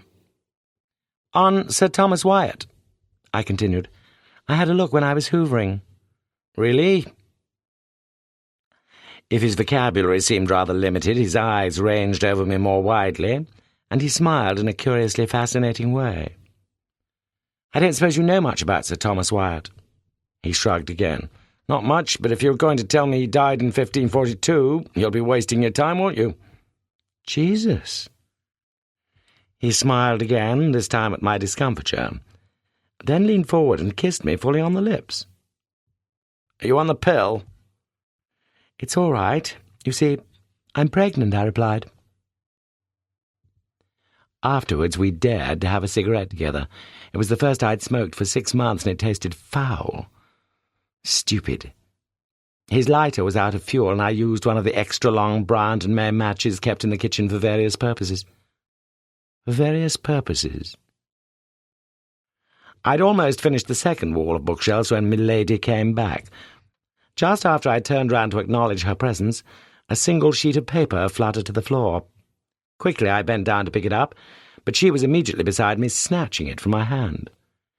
It was only a brief note, and its contents could be read almost at a glance. "Darling Jay, please do try to keep these few lines somewhere as a memento of my love." The message had been typed on cheap, thin paper, with a signatory's name written in light blue biro, Marie, the I completed in girlish fashion with a largish ring instead of the usual dot. But Mrs. S.G. said nothing, and half an hour later I was on my way home. Unobtrusively as ever. I had advertised to no one the fact that I was working as a part-time charwoman, and I took care to be seen by as few people as possible. There were reasons for this. You will see. The following Monday I asked Mrs. S.G. if I could vary my time slightly and start half an hour earlier. "Do you have to?" Her voice was contemptuous of the request. "Well, it's just that if I caught the earlier bus—" "Oh, don't explain, for heaven's sake. Do you have to? That's all I asked." I said I did, and it was agreed that I should henceforth begin at 8:30 a.m. On Friday of that same week the postman called at 8:50 a.m., and 3 letters seemed to slither through the front door: a communication from British Telecom, a letter addressed to Mrs. S.G. marked strictly private, and a letter from Mr. S.G., the name and address written in light blue biro, the I of Squitchy, completed in girlish fashion with a largish ring instead of the usual dot. Even as I picked up the letters, I knew that my employer was just behind me. "Thank you. I'll take them." Her manner was offensively brusque, but I made no demur and continued wiping the skirting boards around the entrance hall. "I'm sorry," I said. It was the following Wednesday, "but I shan't be able to come on Friday." "Oh?" "You see, I've got to go to the antenatal clinic." "Don't explain, for heaven's sake. I thought I'd told you that before." "You did, yes." She said no more, nor did I. The phone was seldom used at the Grange, but that morning I heard her ring up someone from the conservatory. I stood close to the door and tried hard to listen, but the only part of the proceedings I caught was Saturday night. My appointment at the hospital was for 10:30 a.m., but an emergency put the morning's programme back by about an hour. During the wait, I read a few articles from various magazines, including an interview with an old gardener now aged 100, who claimed that for getting rid of dandelions there was nothing quite so effective as arsenic, a small quantity of which he always kept in his garden shed. Was it at this point I began to think of getting rid of Mrs. S.G., along with the dandelions? I suppose I'd already pondered the problems likely to face unmarried mums, problems so often caused by married dads. What really irks me more than anything, though, is all that sickening spiel they come up with, about not wanting anyone to get hurt, above all not wanting the little wife to get hurt. Hypocrites. It was my turn for receiving letters on the Thursday of the following week, 2 of them. The first was from the hospital. I was fine. The baby was fine. I felt almost happy. The second was from the father of my child with the postmark Los Angeles. Here's the bit I want you to read. Haven't you heard of women's equal rights and responsibilities, you stupid girl? Yes, of course there's such a thing as a condom, okay. And there's also such a thing as the pill. What did you think you were playing at? But that's all water under the bridge. Abortion's the only answer. I'll foot the bill on condition there's a complete break between us. Things can't go on like this. I land at Heathrow at lunchtime on Saturday the 13th, so we can meet next Sunday. Let's say the usual, 12 noon in the back room of the Bird and Baby. Please be there, for both our sakes. How nice and cosy that would be. And I would be there, perhaps. Yes, there was a chance that I would be there. The following day, Friday, was to be my last in employment as a cleaning lady, and that morning I put the finishing touches to my plan. Originally I had intended to kill only Mrs. S.G., but my terms of reference had now widened. That same afternoon I acted in an uncharacteristically careless way. I wrote a letter to my former employer. Dear Mrs. S.G., I was grateful to you for employing me, but I shall not be coming to work for you again. My circumstances have changed significantly in the past few days. I'm sure you will not have any difficulty in finding a replacement. Yours, Virginia. It would have been tit for tat in the resignation dismissal stakes. But I didn't post the letter that day, nor the next. Mrs. S.G., however, had clearly been better stocked with first-class stamps, and her letter lay on the hall mat the following morning, Saturday the 13th, with mine still propped up against the Kellogg's packet on the kitchen table. Dear Marie Lawson, oh yes, I do know your real name, and I made no attempt to take up your bogus reference. At first I thought you were quite bright, and I told you so. But in truth you must be as stupid as you obviously consider me to be. I was curious about why you'd applied, and it amused me to offer you the job. So I watched you, and all the time you thought you were watching me. You see, my husband told me all about your affair, although I didn't know you were pregnant. Nor, as it happens, do I believe you are. The charades with the note in the letter were prettily performed, yet really quite unnecessary. I steamed open the letter, as no doubt you wished me to, in what I have to assume was your futile plan for bringing matters out into the open. I made a photocopy of the letter and forwarded your pathetic plea to America. I think the real reason for my writing, apart from giving you the sack, is to thank you for those 2 pieces of evidence you provided. I am informed by my lawyer that they will significantly expedite the divorce proceedings I shall be bringing against my husband. After that, I expect my own life to turn into happier paths, and I trust that if I later remarry, I shall be more fortunate with my second husband than I was with the man who amused himself with a whole host of harlots besides yourself. V. Spencer Gilby, Mrs. Stupid. Both of them had called me stupid. On that same Saturday night, or rather in the early hours of the Sunday morning, I waited with great patience for the light to be switched off in the master bedroom. You remember it? If they were not in the same bed, at least they were in the same bedroom, since I'd seen the 2 figures silhouetted several times behind the curtains. I further waited 1 whole hour to the minute before moving soundlessly along the side of the house and then into the rear garden, where I stooped down beside the conservatory door. Good old Boswell. Remember him? I almost hoped he decided to sleep out in the open that night. I struck one of the extra-large Bryant and May matches. Remember them? And shielding the flame, I pushed my hand slowly through the cat flap. Behind the glass-panelled door, I could see the loose sheets of paper, so carefully stacked, catching light almost immediately. No more than 10 seconds later I felt, rather than heard, the sudden whoosh of some powerful updraft as a tongue of flame licked viciously at the items so carefully stacked beside the conservatory door. The colour of the blaze reminded me so very much of Boswell's eyes. I departed swiftly via the front path before turning round 50 or so yards down the road. The window of the master bedroom was still in darkness, but at the rear of the house I had the impression that although it was still only 2:15 a.m., the rosy-fingered dawn was beginning to break already. It was big news. Headlined in Monday's edition of the Oxford Mail, for example, I read, "2 die in North Oxford Inferno."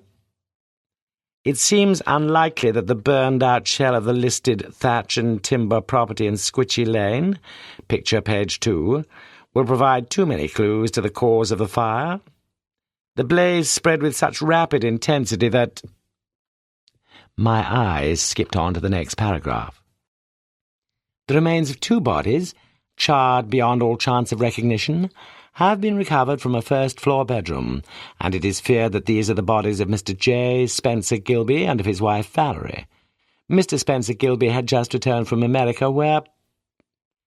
But I wasn't really interested about where. So I turned to look at the picture on page 2. It hadn't, after all, seemed worthwhile to turn up at the Bird and Baby the previous day. So I hadn't gone. You can see why. The fire was still big, and bigger. News in the Tuesday evening's edition of the Oxford Mail. Blaze mystery deepens. The Oxford City Police were amazed to receive a call late yesterday evening from Heathrow. The caller was Mr. John Spencer Gilby, who, it had been assumed, had perished with his wife in the fire, which completely destroyed their home in Squitchy Lane, Oxford, in the early hours of Sunday morning. Mr. Spencer Gilby had been expected back in England on Saturday from a lecture tour in America. However, it now appears that industrial action by air traffic controllers on the western seaboard of America had effected the cancellation of the original flight, and Mr. Spencer Gilby told the police that he had earlier rung his wife to inform her of the rescheduling of his return to England. A police spokesman told our reporter that several aspects of the situation were quite extraordinarily puzzling, and that further inquiries were being pursued.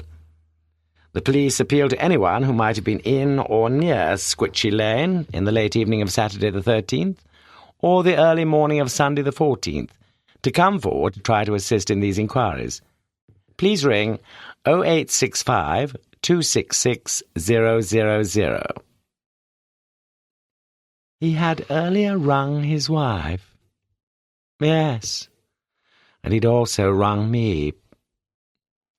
For a start, I was tempted to come forward myself, over the phone and anonymously, with a tentative, suggestion about the identity of that second fire victim.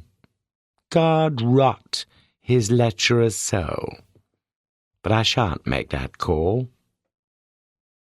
One call I shall quite certainly make, though, once the ashes have started to settle. You see, I think that a meeting between the 2 of us could possibly be of some value after all. Don't you? And even as I write, I almost hear the words that I shall use.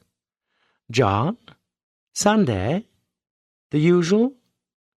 12 noon in the back room of the Bird and Baby? Please be there. Yes, John. Please be there, for both our sakes.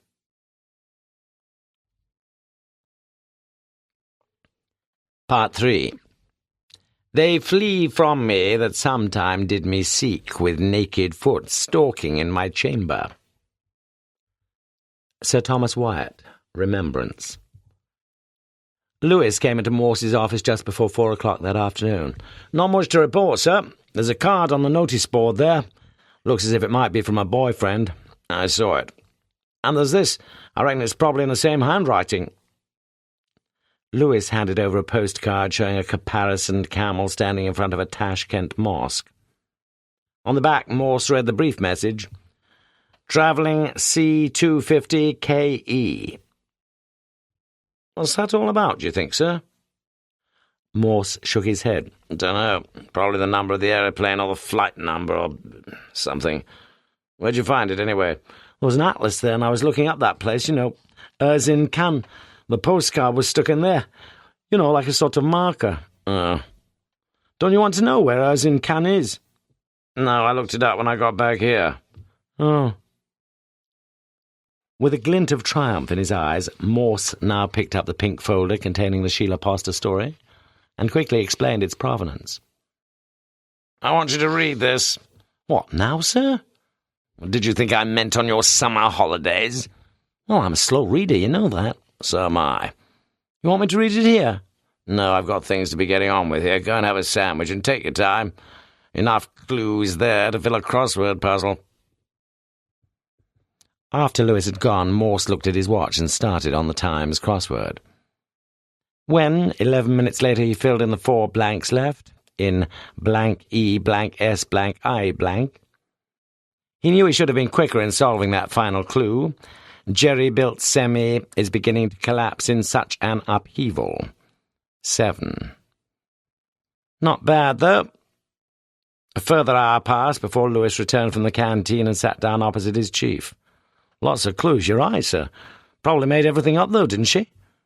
"Not everything. Not by a long chalk. Not according to Diogenes Small." "According to who, sir?" "To whom, Lewis, please?" "Sorry, sir. I'm getting better about spelling, though. She made one mistake herself, didn't she?" "Don't you start making things up." Morse passed a handwritten list across the desk. "You just rope in Dixon and Palmer and, well, we can get through this little lot in no time at all." Lewis nodded. "Have the case sewn up before the pubs close." For the first time that day, there appeared a genuine smile on Morse's face.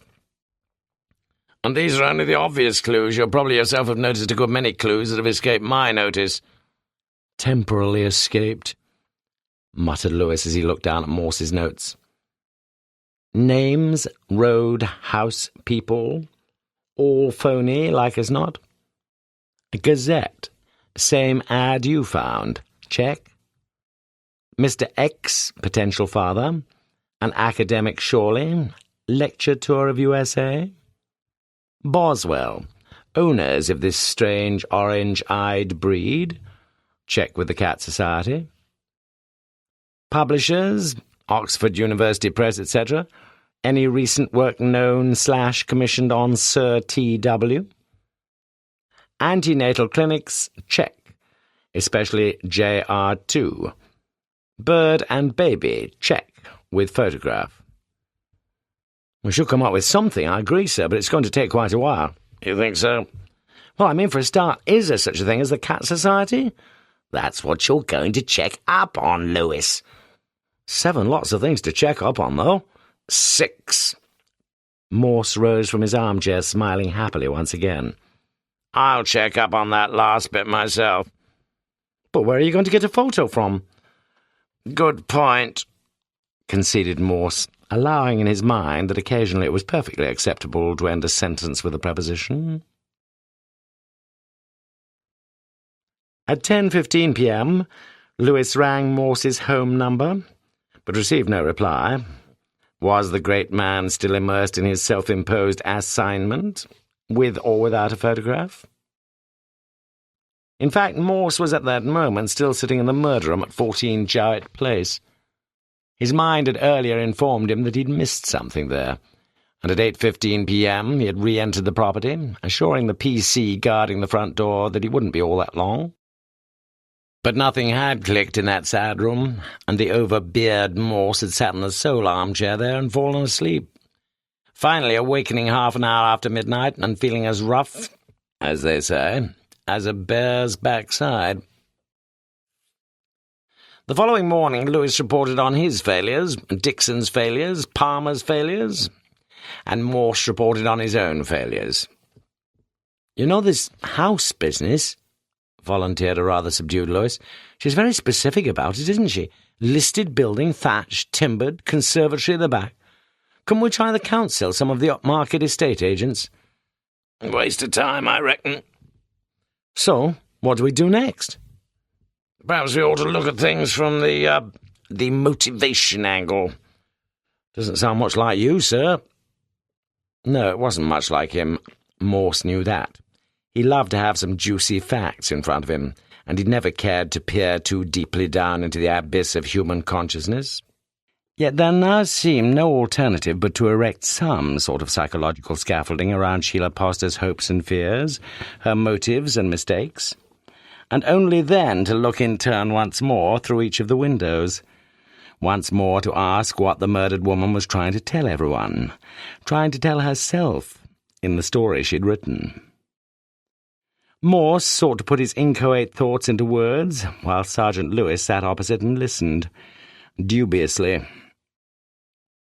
Let's assume she had a fairly permanent job in the past. Well, we know she has. But she's been made redundant. She's got hardly any money. Everything she owns is just that bit cheap. She meets some fella, falls for him. He's married, but he promises to take her where the lemon trees bloom. She believes him. She carelessly gets herself pregnant. By chance, she finds an advert his wife has put in the local rag. She goes to work there. She's curious about the wife, jealous about her. She wants the whole situation out in the open. Things turn sour, though. Loverboy has second thoughts. He jilts her. The wife gives her the sack into the bargain, and our girl is soon nourishing a hatred for both of them. She wants to destroy both of them, but she can't really bring herself to destroy the father of her child.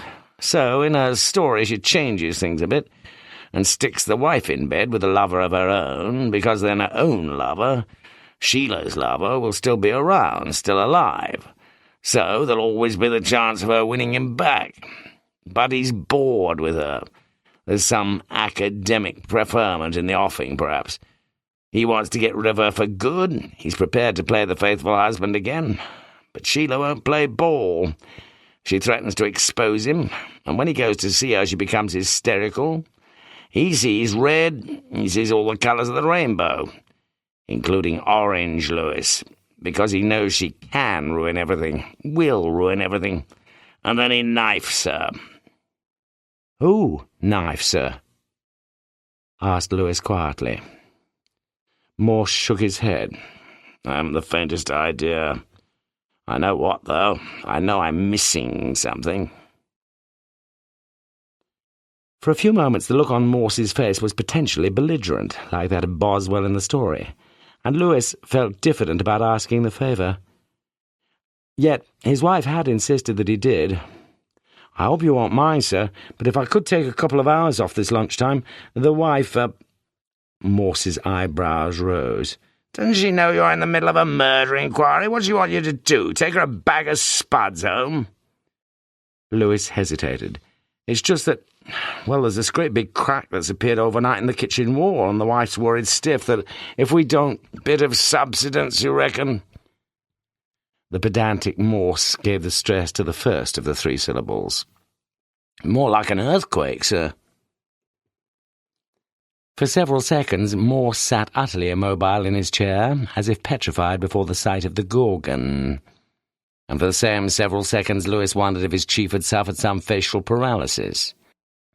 Then Morse's lips slowly parted in a beatific smile. "Lewis, my old friend, you've done it again. You've gone and done it once again. I think I see it. Yes, I think I see all of it." The happily bewildered Lewis sat back to learn the nature of his latest involuntary feat, but any enlightenment would have to wait a while, that much was clear. "Don't you let that missus of yours down," beamed Morse. She's 1 in a million, remember that? Get off and sort things out with the surveyor or something. Or the demolition squad. And get back here. Morse looked at his watch. 2 o'clock, say. You sure? Absolutely. I've got a few important things to do here, and just ask Dixon to come in, will you? And Palmer, if he's there. Lewis's euphoria was dissipating rapidly, but he had no opportunity to remonstrate, for Morse had already dialed a number, and was asking if he was through to the Atlas department of the Oxford University Press.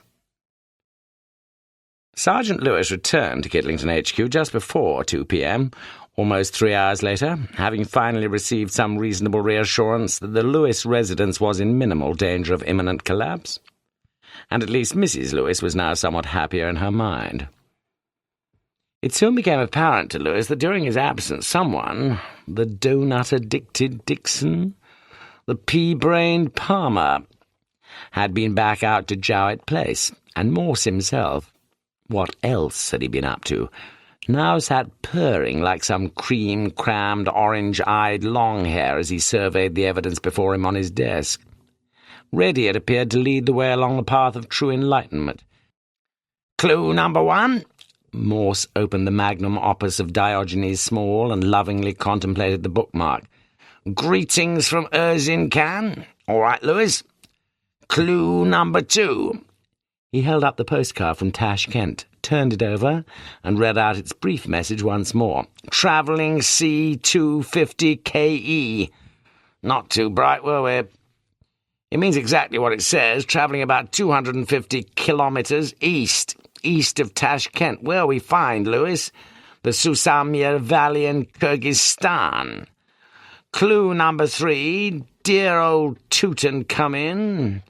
Another postcard, another message, pretty certainly in the same handwriting. Cairo's bloody hot, but wish you were here, remember? Signed B. Clue number 4. Morse picked up the couplet from Last Poems. Lines from a love poem, Lewis, with the C's between the pair of them. Written from Los Angeles, the place to which the letter was readdressed by Mrs. S.G. in the story, remember? And we know why he went to all these places, don't we? Lewis didn't, but he nodded. Why not? Then there was clue number 5, that walloping great clue you found straight away, the fact that Sheila Poster had worked in the geology department here. Ha! I was blind. Then there was clue number 6, from the Times crossword yesterday. Well, no, perhaps that was just a coincidence. And to cap it all, you tell me about those almighty cracks in your bedroom wall. Crack? Only one crack, sir. In the kitchen, actually. Morse waved his right hand as if dismissing such trivial inaccuracies as of minor moment. And, Lewis, the dates all match, all of them. In each case, they fall about 10 days or a fortnight after the offence. I've checked them with a lovely girl called Eunice Gill in the OUP cartographical section.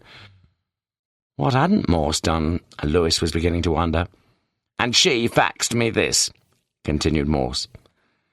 Lewis took the sheet and read a newspaper paragraph dated 28/11/92. Earthquake summit. Following the major earth tremors which recently shook central Los Angeles, seismologists from all over the world, including the UK, will be assembling in Sacramento early in the new year to discuss improvements in the forecasting of potential disasters. No conference of similar scale has previously been held, and its anticipated 6-week duration reflects the urgency which is attached to this cosmic problem. It had all taken Lewis far too long, of course, but now he let the information sink in, and finally he spoke. So what we need is a list of the delegates at the conference. It shouldn't take... But he got no further, for Morse handed him a sheet on which the members of the UK delegation were listed. Good man, Sergeant Dixon, you know, said Morse. Lewis ignored the tribute. None of them with the initial B, though. Why not try R? Asked Morse quietly. So an embarrassed Lewis tried R, and looked again at the middle name of the 5. Robert Granger, D. Phil, M.A. So all we need to do is find out his address. Cumnor Hill, Lewis. Not far off, is it? Palmer traced him. Good man, Palmer, you know. Part 4. White on a throne, or guarded in a cave, There lives a prophet who can understand why men were born. James Elroy Flecker, The Golden Journey to Samarkand. Why do you think he did it? Asked Lewis as they drove along the Botley Road. Granger's possible motives, you mean? Well, he was hot favourite for the chair in geology. You've just discovered that for yourself. Great honour, you know, having a professorial chair at Oxford. Biggest prize of the lot. For some people. Lewis nodded, for he half understood now and himself took up the thread. And Sheila Poster was going to ruin it all. Just as he's going to claim his birthright, he's suddenly faced with the prospect of scandal and failure and divorce, and the nightmare of some squawking infant into the bargain. Morse was unusually slow in his reply as they started to climb Cumnor Hill. I wouldn't know about those last two things, Lewis. They walked along the flagged path that bisected the well-tended lawn, weedless even in winter, and knocked on a front door which was immediately opened by a prematurely grey-haired man, slimly built, in his late 40s or so, his eyes looking at them over half-lensed spectacles. You're the police, I suppose? Morse showed his warranty. Dr. Granger?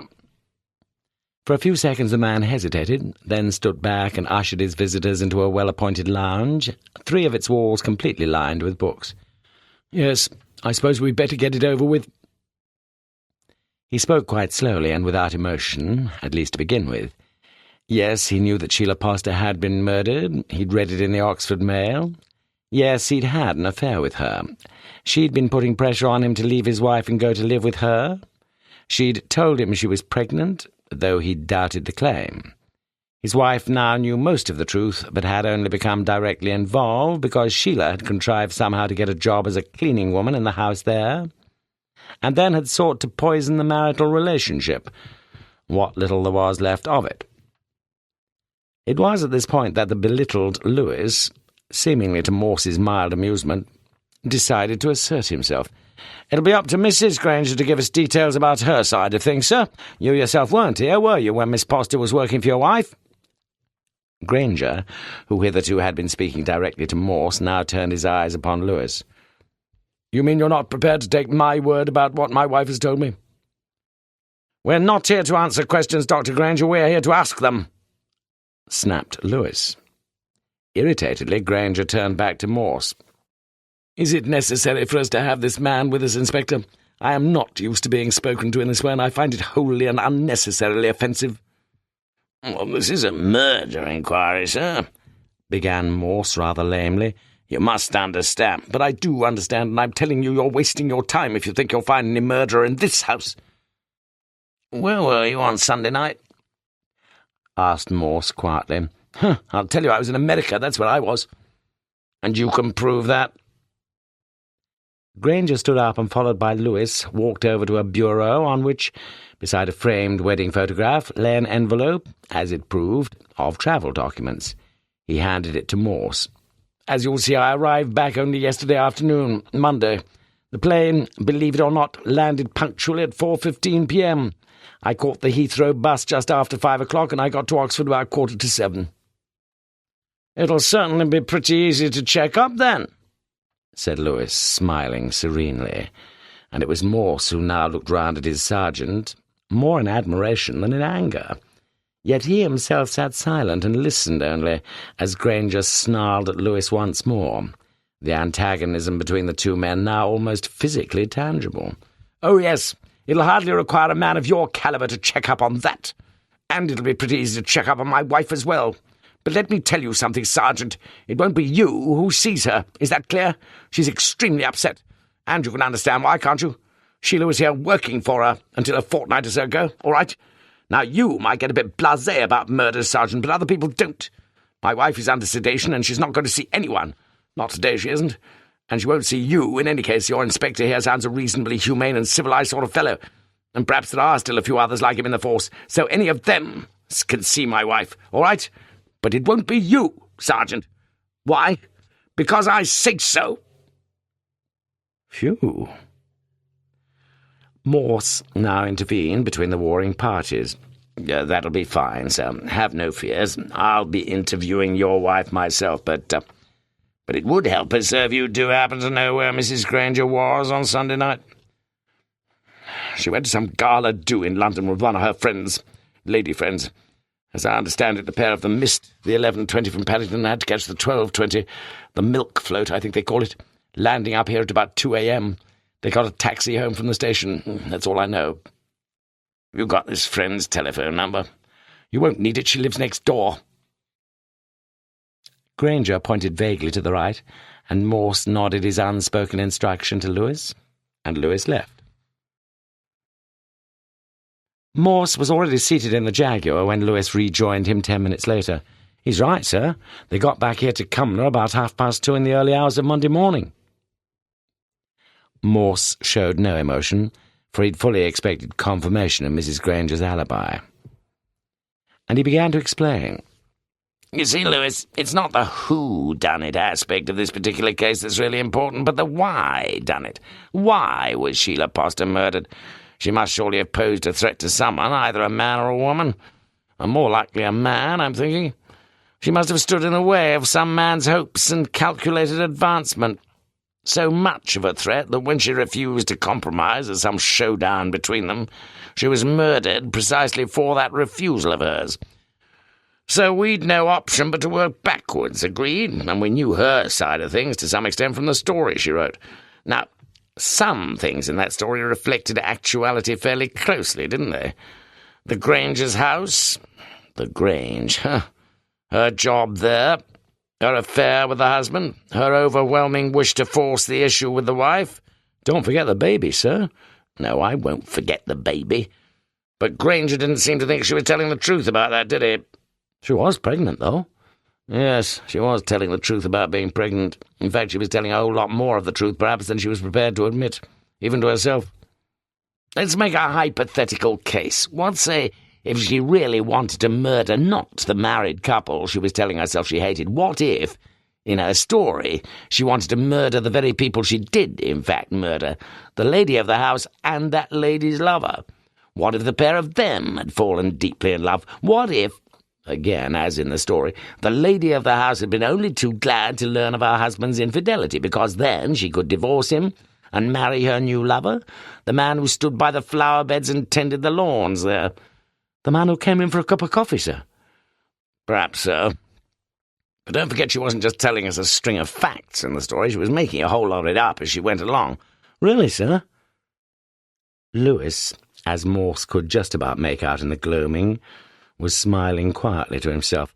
What the hell's got into you, Lewis? You antagonise one of our leading witnesses, you go off and find an unshakable alibi for his missus, and now you sit there grinning like a Cheshire... By the way, sir, they do have a cat. I asked next door. Johnson, its name is. You've nothing else to tell me, have you? Asked Morse, looking curiously at his sergeant.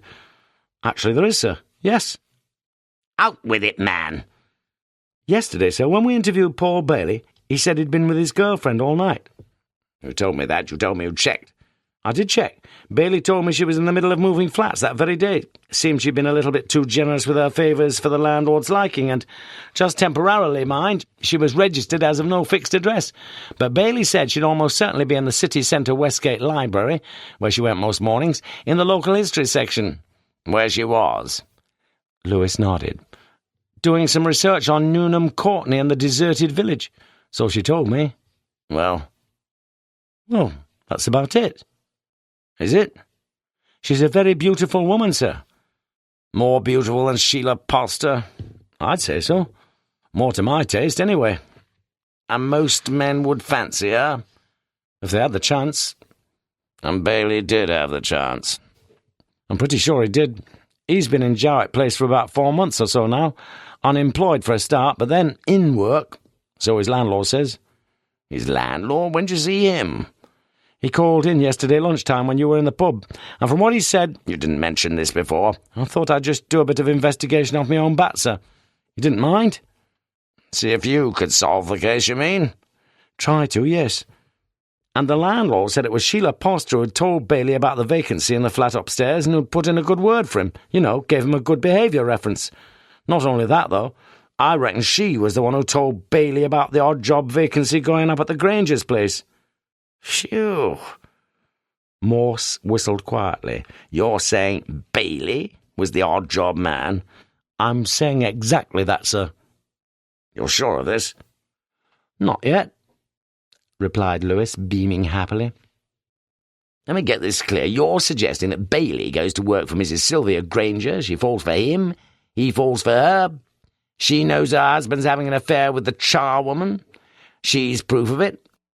Then—" Morse paused slightly for dramatic effect. "Just when things are looking hunky-dory, this charwoman claims she's pregnant. Not by Granger, though, but by Bailey. Yes, sir. And Bailey goes down on Sunday night, has it out with her. She refuses to play ball, and she gets herself murdered. Is that the idea?" "Exactly." "But Bailey's got an alibi, this local history woman of yours. She says she was with him all night." "From about 9 p.m. to 7 a.m. the following morning. Correct. Slept on the floor together in a friend's house in Cowley somewhere. She refuses to say exactly where." "She's probably trying to protect her friends or something." "Or something," repeated Lewis. "Just you bear in mind all the adverse publicity we're getting about confessions under duress, okay? We've got to tread carefully, you know that." It was still only 4 o'clock, yet already the afternoon had darkened into early dusk. "Can you guess, sir, why Dr. Granger was so worried about me interviewing his wife?" "He probably thought you were a bit crude, Lewis. Preferred a sensitive soul like me. And by the way, don't forget that there are few in the force more competent at that sort of thing than me." "You can't think of any other reason?" "You obviously can." Lewis savoured his moment of triumph. "Did you see the wedding photo just now? The one Dr. Granger had on the bureau?" "Well, yes, at a distance." "Beautiful woman, Mrs. Granger. Very beautiful." "Well, taken quite a few years ago, that photo. She's probably changed since then." "No, you're wrong about that, sir." "How do you know?" "Because I met her very recently. Met her yesterday morning, in fact, in the Westgate Library. She told me her name was Wendy Allsworth. But it isn't, sir. It's Sylvia Granger." "Extraordinary," said Morse, his voice strangely flat. "You don't sound all that surprised." "Just tell me one thing. When you took the statement from Mrs. Granger, do you think she knew about the murder?" "No, I don't." "You didn't tell her?" "No. So unless they planned things—" "Very doubtful," interposed Morse. "Bailey must have rung her up early that morning." "You think he told her?" "I don't think so. If she'd known it was a murder inquiry—" "No, I don't think he told her." "I agree. She was prepared to go a long way. Did go a long way. Not that far, though." Lewis hesitated. "You'll excuse me for saying this, but as I say, you don't sound very surprised about all this." "What? Well, of course I am. From where I sat, I couldn't have recognised the Queen if she'd been in that photo. The old eyes are not as sharp as they were." "You knew, though, didn't you?" asked Lewis quietly. "Not all of it, no," lied Morse. Yet Lewis's silence was saddeningly eloquent, and Morse finally nodded, then sighed deeply. "I've always told you, Lewis, haven't I? The person who finds the body is going to be your prime suspect. That's always been my philosophy. It's compulsive with these murderers. They want their victim found. It'd send them crackers if the body lay undiscovered somewhere for any length of time." "So?" asked Lewis dejectedly. So I had Bailey brought in this morning, this lunchtime." "While I was with the builder?" "Yes, and Bailey continues to be detained at Her Majesty's pleasure." "You interviewed him yourself?" "Yes. As I just told you, there's no one in the force so firmly and fairly competent as me. Not in that line of business." Lewis was smiling wryly now, first nodding, then shaking his head. He might well have known. He nodded towards the Granger's home. "Shall we go and take her in as well?" "Actually, she's already helping with our inquiries." Lewis almost exploded. "But you can't You can't mean—" "I do, yes. I had Bailey tailed, and he went out to meet Sylvia Granger in the bar at the Randolph about 11:45. That was. She'd told her husband she was going to her sister's for a few hours. That's what she said, so there's really not much point in us sitting here freezing any longer, is there?" Lewis turned the key in the ignition, the Jaguar spurted into life, and the two detectives now sat silently side by side for several minutes as they drove back down into Oxford. It was Lewis who spoke first.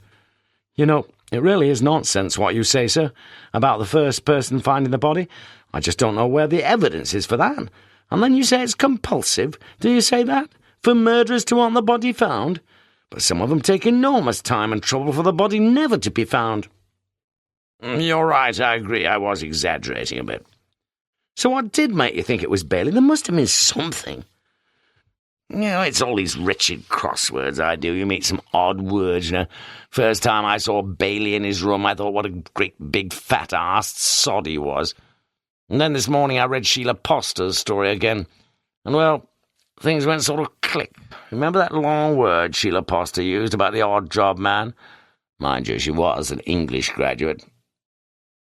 Lewis did remember, but only vaguely. He'd look it up once they got back to HQ. "It was always going to be a straightforward case," continued Morse. "We'd have been sure to find out where Bailey had been working sooner or later." "Sooner or later?"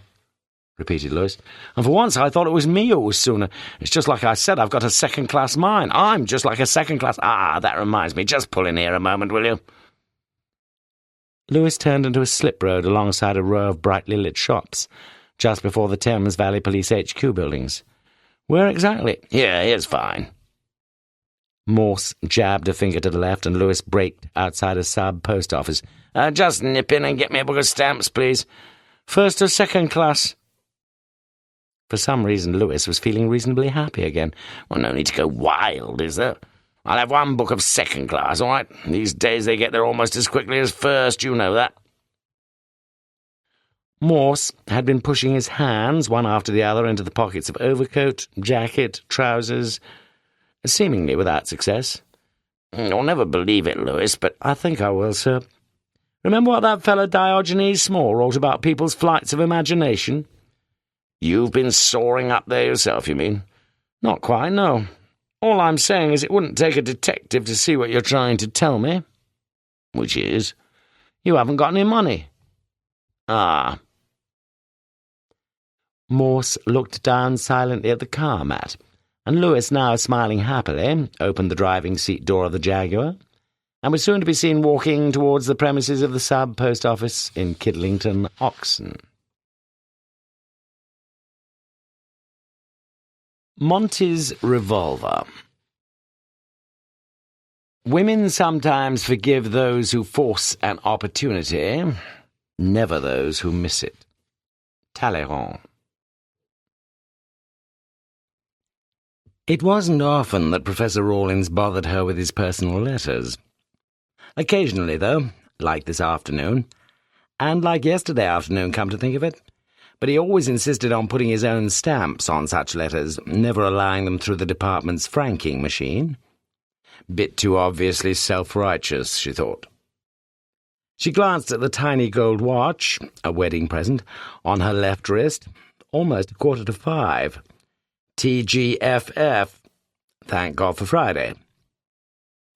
Rawlins took off his half-glasses, pinched the top of his nose, turned over a page of his desk diary, lit another cigarette and looked across at Carol Summerson. "Professor Smithson's coming on Monday morning. Will you nip out first thing and get me a bottle of Glenfiddich?" Carol made a note, closed her shorthand book, uncrossed her elegant legs and smiled as she looked at him. And he, half smiling himself, looked back across at her. And she felt pleasingly surprised. Or was it surprisingly pleased? There had been so few moments of real communication between them during the 3 months she'd been working for him. The man she'd more than once heard described as the cleverest fellow in Oxford.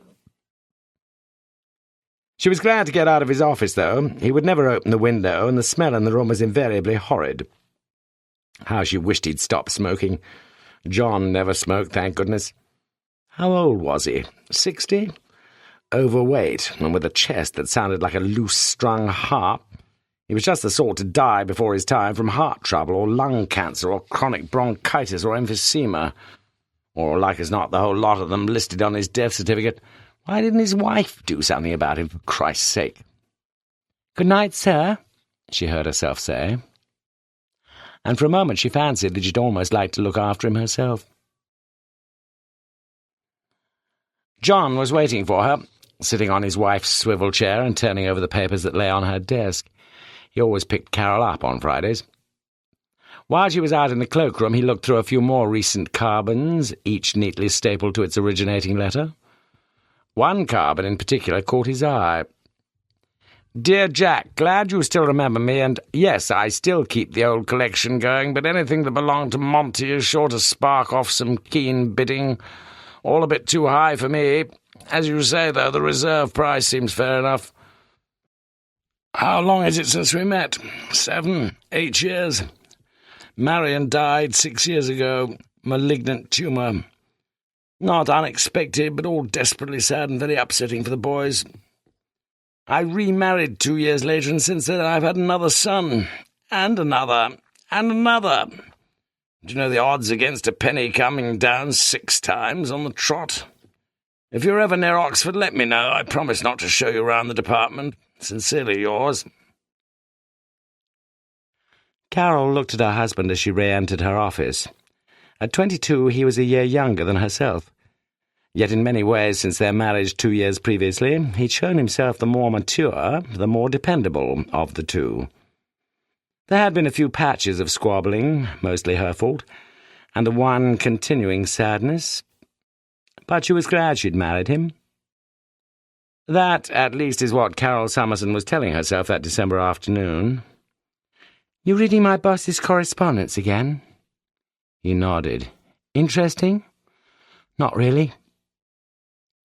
As she unhooked her coat from the wall cupboard, John glanced quickly at the originating letter, stapled behind the carbon he'd just been reading. A letter had announced a J. Wingate gunsmith, with an address in Guildford, the letter itself reporting the forthcoming auction of a revolver that had belonged to Field Marshal Bernard Montgomery. Reserve price £3,000. "I didn't know he was interested in revolvers," said John, unlocking the near-side door to the metro. "I've told you before, you shouldn't read—" "Didn't mind, did you?"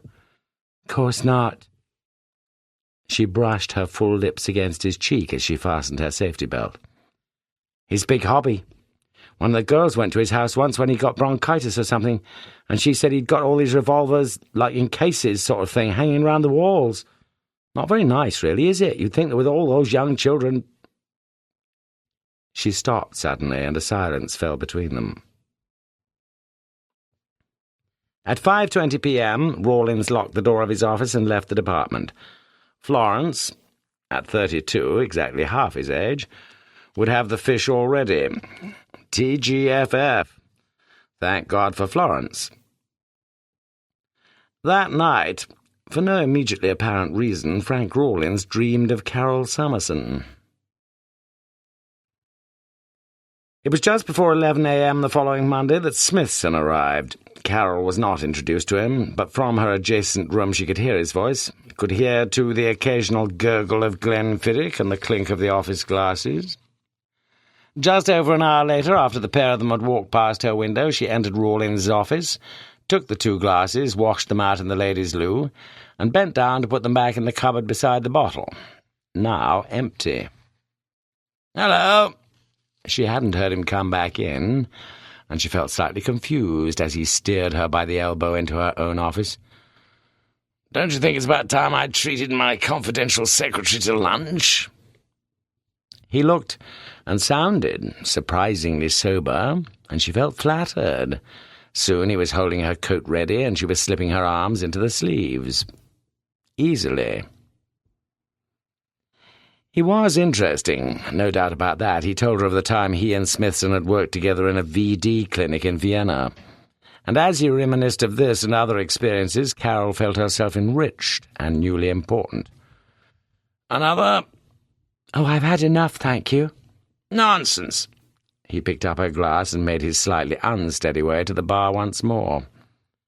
Her third gin and tonic tasted strong.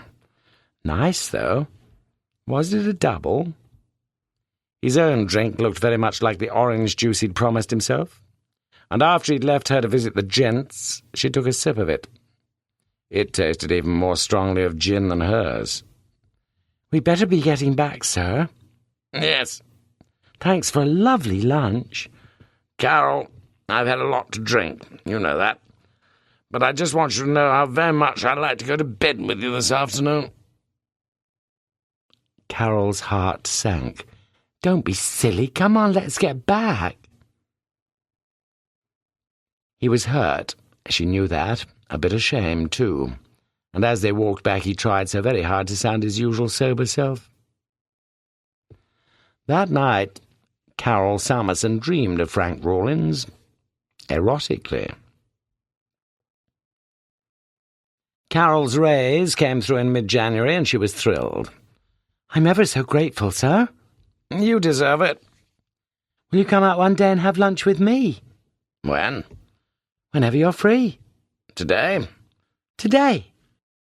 She saw to it that he drank almost all the wine, and she insisted on buying him a glass of brandy after their meal. They were sitting close together now, and gently she moved her right leg against the rough tweed of his trousers. And just as gently he responded, saying nothing, yet saying everything. "Another brandy?" she ventured. Rawlins looked down at his empty glass and smiled a little sadly. "Have you ever thought how wonderful it would be to have a quiet, civilized little place all to yourself where—" He stopped, and there was a long silence between them before Carol spoke softly in his ear. "But I've got a nice little place out at Wheatley. You see, John's away for a few days." 7 weeks later, Carol's GP told her that she was, quite definitely, pregnant. On the Friday evening of that same week, John Summerson called as usual to collect his wife. It was 5:15, exactly so, when he walked through into Rawlins' office and sat down in the chair that his wife had just vacated. Over his glasses, Rawlins' eyes registered puzzlement.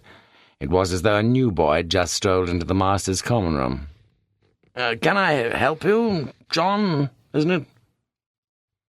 "You had sex with my wife."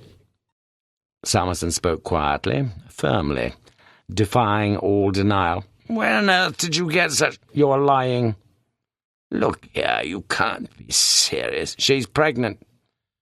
"But you can't—" "I watched you," hissed Summerson. "But you—" "Shut up. I'm not the father. I can never be a father. You do understand what I'm saying, don't you?"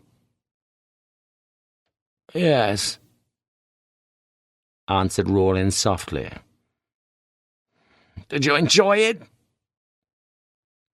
The young man's eyes were blazing with a terrible anguish. I just— Shut up!" Rawlins sank back in his chair, his shoulders sagging. "I'm redundant now," continued Summerson. "They gave me £3,000 for the 5 years I worked there. There's not much you can do with £3,000, is there, Professor?" Rawlins closed his eyes and thought of his sons, and thought of Florence, and thought of himself too. He knew exactly what £3,000 might possibly have bought. When he opened his eyes, he saw the revolver in Summerson's right hand, a British Enfield .380, number 2 Mark I, the wooden stock a dirty nicotine brown, the gunmetal of the fluted barrel as clean and gleaming as a polished stone. Summerson swiveled the revolver round until it pointed straight at Rawlins' heart, and his finger squeezed the trigger until a hammer lifted to the limit of the catch. "Pretty accurate, they tell me, at such close range as this, Professor." Rawlins said nothing, his eyes seemingly mesmerized as he stared at the cylinder chamber.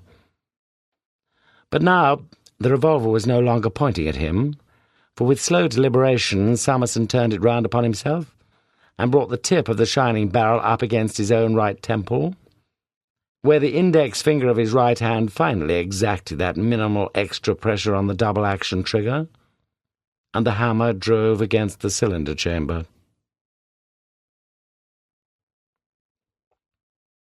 The children had eaten half an hour previously, and Florence Rawlins looked down sadly at the juiceless fillet that lay beneath the low-burning grill. Why couldn't Frank be more thoughtful? 6 o'clock. 10 past. 20 past. At 6:30 she rang his private office number, but there was no reply. "Fine, fine," the young gynecologist had repeated. "No problems. Now you'll promise not to smoke, won't you?" "I promise." Of course she wouldn't smoke. Her thoughts drifted back happily to Rawlins. With a father like Rawlins, it would surely be a boy, and pretty certainly a clever little boy at that.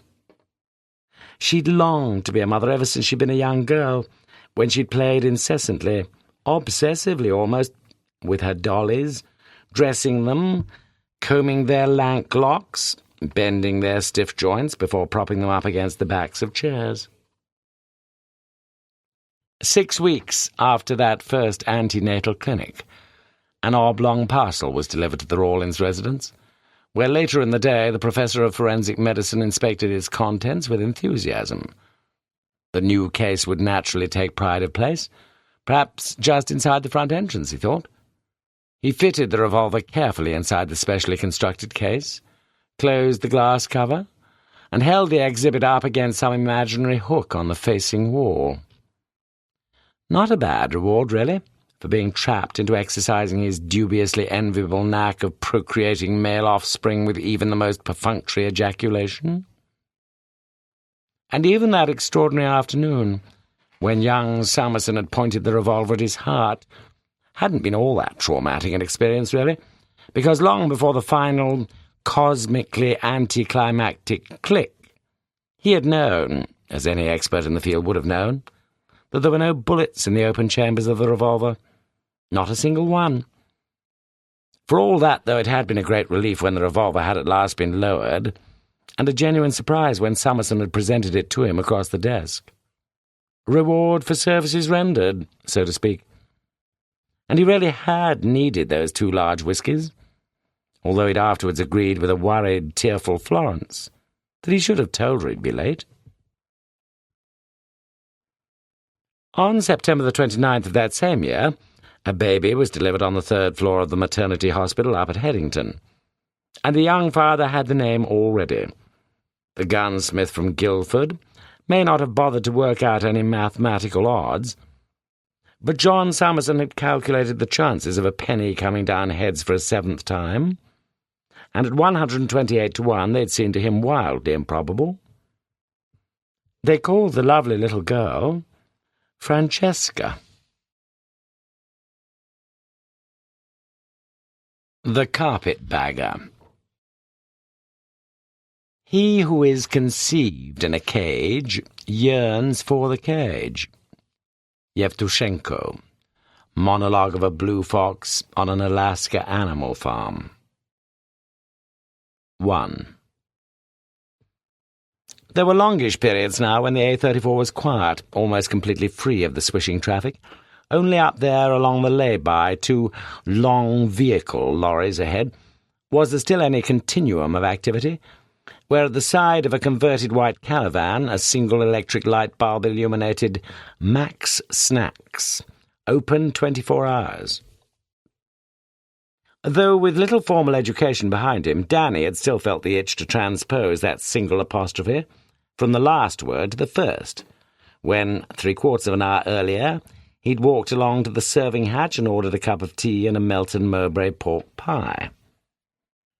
2 other drivers had stood there then, chatting in desultory fashion, and intermittently stamping their feet, their white plastic cups of piping hot tea steaming brightly in the cold air of that late January night. But apart from swapping first names, the 3 of them had said little to each other. Now, back in the cab of the furniture van, Danny began to realize how very cold it was.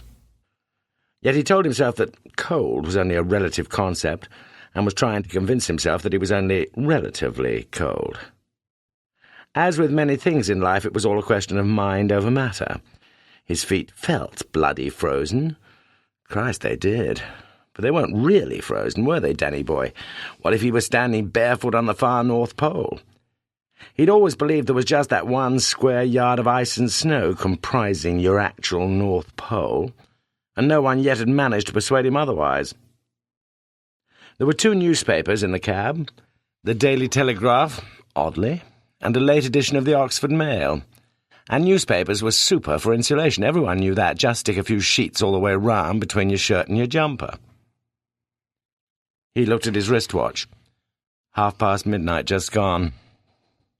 It had been most unlike him to make one mistake, let alone 2 on such an important day. How stupid in the first place to have left his faithful old army greatcoat behind. And absolutely bloody stupid to have drunk more than a little too much that lunchtime, because more than a little had amounted to more than a lot, and he'd spent far more than he could really afford of his meagre savings. At a service station just north of Oxford, he'd stopped to buy 2-litre bottles of spring water, as well as the Oxford Mail, prior to pulling into the next lay-by, just before the M40 interchange. It was a bit naive, he knew, but he'd always believed that considerable quantities of water must significantly, and soon, serve to dilute and thereby to diminish the alcoholic level in the human bloodstream. And so it was that, an hour earlier, he'd forced himself to swallow all that flat and tasteless fluid to the final drop. How come he'd been so careless? Nervousness partly, and partly the exhilaration of the chase, of the fox keeping a few furlongs ahead of the yapping hounds. Perhaps the fox wasn't really exhilarated at all, though, just frightened, like he was, if he were honest with himself. Just a bit. Yet, as he now sat behind the steering wheel in the darkened cab, he couldn't really believe he'd find himself in much trouble with the police that night. He wasn't sure whether they could nick him for being over the limit in charge of a stationary vehicle. But they'd still need some reason for breathalyzing him, wouldn't they? They'd have one if they spotted the number plate, of course. But that was a pretty unlikely possibility, he reckoned. He hadn't read much of the Oxford Mail, but he'd seen one of its front-page headlines, "Oxon Police Unable to Cope with Crime." And at least that was a nugget of encouragement in a naughty old world. A vehicle, so it seemed, was stolen every something seconds in the Thames Valley region, and that was very good news indeed, considerably lengthening the odds against him being caught. No, there was something else that was worrying him much more. The wretched tachometer just to the left of the steering wheel, a device, as he was now learning, that showed details of speeds and times, of stoppings and startings. He just couldn't understand the thing, that was the trouble, nor the pile of paper discs, looking like so many CDs, that stood beside it. Discs marked freight chart, with lines and spaces and boxes for name and base and destination and cargo and date and mileage and God knows what else. Confusing, unfamiliar. He could gauge all the other risks all right, but not this one. Perhaps the police couldn't give him a random breath test. But could they give him a random tacho test? He switched on the dimmish light in the roof of the cab and picked up one of the white discs, noting that 2 lines had already been completed, presumably in the cheap blue biro that lay beside the pile. Smith, John, Southampton. Danny shook his head and turned to the Oxford Mail again. The main editorial picked up the page 1 article on car-related crime, and Danny smiled to himself as he read the last few sentences. The truth is that some of us, especially in the present cold snap, find it difficult enough to start our cars anyway, in spite of the considerable advantage of possessing our own car keys. So how is it that even some comparatively incompetent car thief can enter our vehicles in a matter of seconds, twist a couple of wires together, so we're told, and be seen 2 minutes later outpacing a pursuing police car along the nearest motorway? Come on, you manufacturers, let's have a bit more resource and ingenuity in a fully committed nationwide crusade against this growing social evil. Danny inclined his head slightly to the right and wondered what exactly the manufacturers could do, given the nature of electric current. And already it was considerably more difficult than the editor was suggesting. 4 minutes it had taken him with this particular van at Southampton, a ramshackle heap that'd have about as much chance with a police car as a moped would with Nigel Mansell. Oh, was it cold, though? And getting colder. He could have turned on the engine for a quarter of an hour or so, but he was reluctant to waste any diesel. There was a long journey north ahead of him, and while he reckoned he'd be safe enough on the busy daytime motorways, he didn't really want to stop again. At the same time, he daren't drive any further either, not till he'd had a few hours' rest, or kip, if he were lucky. Twice, only an hour or so since, he'd almost fallen asleep at the wheel, his eyes slowly drooping downwards, and further downwards, until his head followed them, only, suddenly, to jerk upright in panic as consciousness reasserted itself. Death had never figured prominently among his deepest fears, but he'd hardly had much of an innings as yet, and with all that cargo sitting there just behind him, well, it would have been criminal, extra criminal, to take any needless risks. Thinking of all that cargo, though, why had it taken him so long to think of it? Earlier, he'd leafed through the bundle of inventories and invoices and counted at least, 80? 80 or more Oriental rugs and carpets from Turkey, from Persia, from the Caucasus, from places sounding like something Stan, with prices ranging from £4,500, several such from Isfahan, to the cheapest, at only 1,000 or so apiece. Danny's skill at scoring for his local darts team had once been legendary, and his mind dwelt lovingly now on those accumulated spondulics. But the carpets weren't just precious, were they? They'd be warm, too. Climb into the back, lie down under a couple of those beautiful embroidered beauties, and, like his mum used to say, he'd be soon as snug as a bug in a rug. A Persian rug. There was no key to be found for the rear doors, but opening locks was Danny's hobby, his specialism. Some few people he knew could finish a fiendish crossword puzzle in a matter of minutes. A few others could spot a master move to some complex chess problem in hardly any time at all. And he was like that with opening locks, only quicker, and immediately disappointed. Inside, no neatly laid-out pile of carpets presented itself for him to lie on, like the princess on the mattresses. Instead, facing him from floor to ceiling, lying lengthways along the sides of the van, stood a honeycomb of tightly packaged carpets rolled up in their thick cardboard cylindrical wrappings. Jesus! Even with an outsized Stanley knife, it would probably take him half an hour to liberate only one of them. And he couldn't just slide one out and carve it up in the middle of the lay-by, now could he? Forget it. He walked back, clambered up the 2 metal footholds, and sat once more in the front cab, now grown even chillier. One bit of luck, though.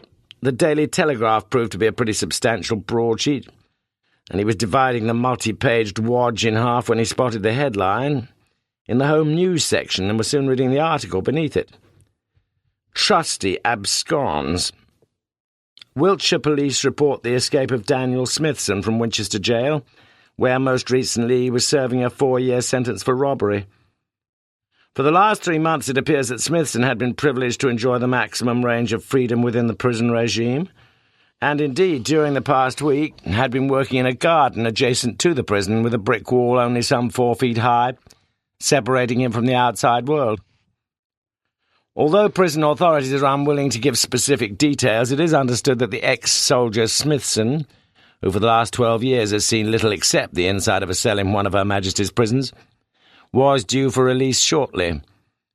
Aged 43, he's 5 feet 7 inches in height, of slim to medium build, and has shortish brown hair. Lightly tattooed on the back of the lower knuckles of the left hand are the letters ILYK, supposed by fellow prisoners to commemorate a former girlfriend. I love you, Kate.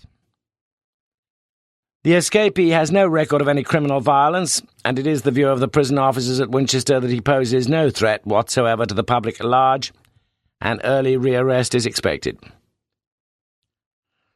Characteristically, Danny tilted his head to the right and glanced through the article again. Then he nodded to himself. There were people who couldn't cope with life outside the rules and regulations of an institution, just as there were people, hadn't he just read it, who couldn't quite cope with all this crime. And it was easy to read between the lines of that last couple of sentences, wasn't it? No need to clap the darbies round the poor sod's wrists, nah. He'd probably soon be knocking on the gates of the nearest nick himself. Funny old business life, full of pitfalls, full of opportunities too. Just watch out for the first and make sure you grab hold of the second. Common sense, innit? That's what his dad had told him. Danny clasped his hands, left over right, and rubbed them vigorously together against the numbing cold. And even as he did so, he found himself looking down at the lower knuckles of his upper hand. 2.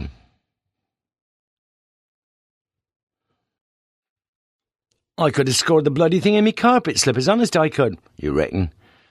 And if Oxford hadn't buggered up that last-minute penalty, you'd have won a fortune. Third divvy on the treble chance? About sixpence. We've gone decimal, Sarge, remember? P.C. Watson accelerated up the slip road into the A34N from the Pear Tree roundabout, noting as he did so the miraculously civilized deceleration of a couple of cars behind him. Better take a gander somewhere, I suppose, suggested Sergeant Hodges a couple of miles further on, pointing to one of the several lay-bys on the twin-track road that led up to the M40 interchange. No snack bar here, just the black hulks of two juggernauts, and tucked in behind them an old man in an old car studying an old map. Need any help, sir? No. Sod you then, thought Watson as he moved forward past the two container lorries. At the far end of the lay-by, not spotted earlier, was a Jaguar of indeterminate colour. Indeterminate partly because during the hours of darkness light reflected oddly from the metallic sheen of some cars, and partly because Watson was in any case wholly colour-blind between the reds and the blues. But he made no further advance as he saw the grey head of the driver jerk round, and the dusky-headed young maiden beside him hasten to fasten up the buttons on her blouse. "Any joy?" asked Hodges. Watson shook his head as he got back into the car. "Well, except for the fellow up front there in the Jag, perhaps." Half a mile or so further along, Hodges nodded again to his left, and this time the Vauxhall Senator pulled in behind a furniture van. "Coffee for me, Barry. Not too much milk and 2 sugars, please." But Watson was no more than a few seconds into his mission before he stopped and stared. When, only an hour since he'd glanced through the briefing files and the traffic telexes back in Kidlington Police HQ, the last 3 letters of one particular stolen vehicle had caught his notice. How otherwise? For those last 3 letters were the initials of his own name, Barry Robert Watson. And here on the van in front of him was the registration number C674BRW. There was always an awful lot of luck needed in apprehending villains. Watson had already learnt that. Unless you were looking for a ginger-bearded giant with a wooden leg and a dinosaur tattooed on his balding head. And this was a bit of luck. Surely so. Back in the police car, Hodges rang through to the control room at HQ, where within only a few seconds an operator read from his police national computer screen that the said vehicle, registration C674BRW, had been stolen earlier that evening in Southampton. The number had appeared in the Thames Valley briefing files only because there seemed to be some suggestion that the vehicle might be heading north, along the A34, up into Oxfordshire. His head cushioned on his arms, the driver appeared to be deeply asleep, since only after a series of staccato raps on the cab window did he raise his head above the steering wheel.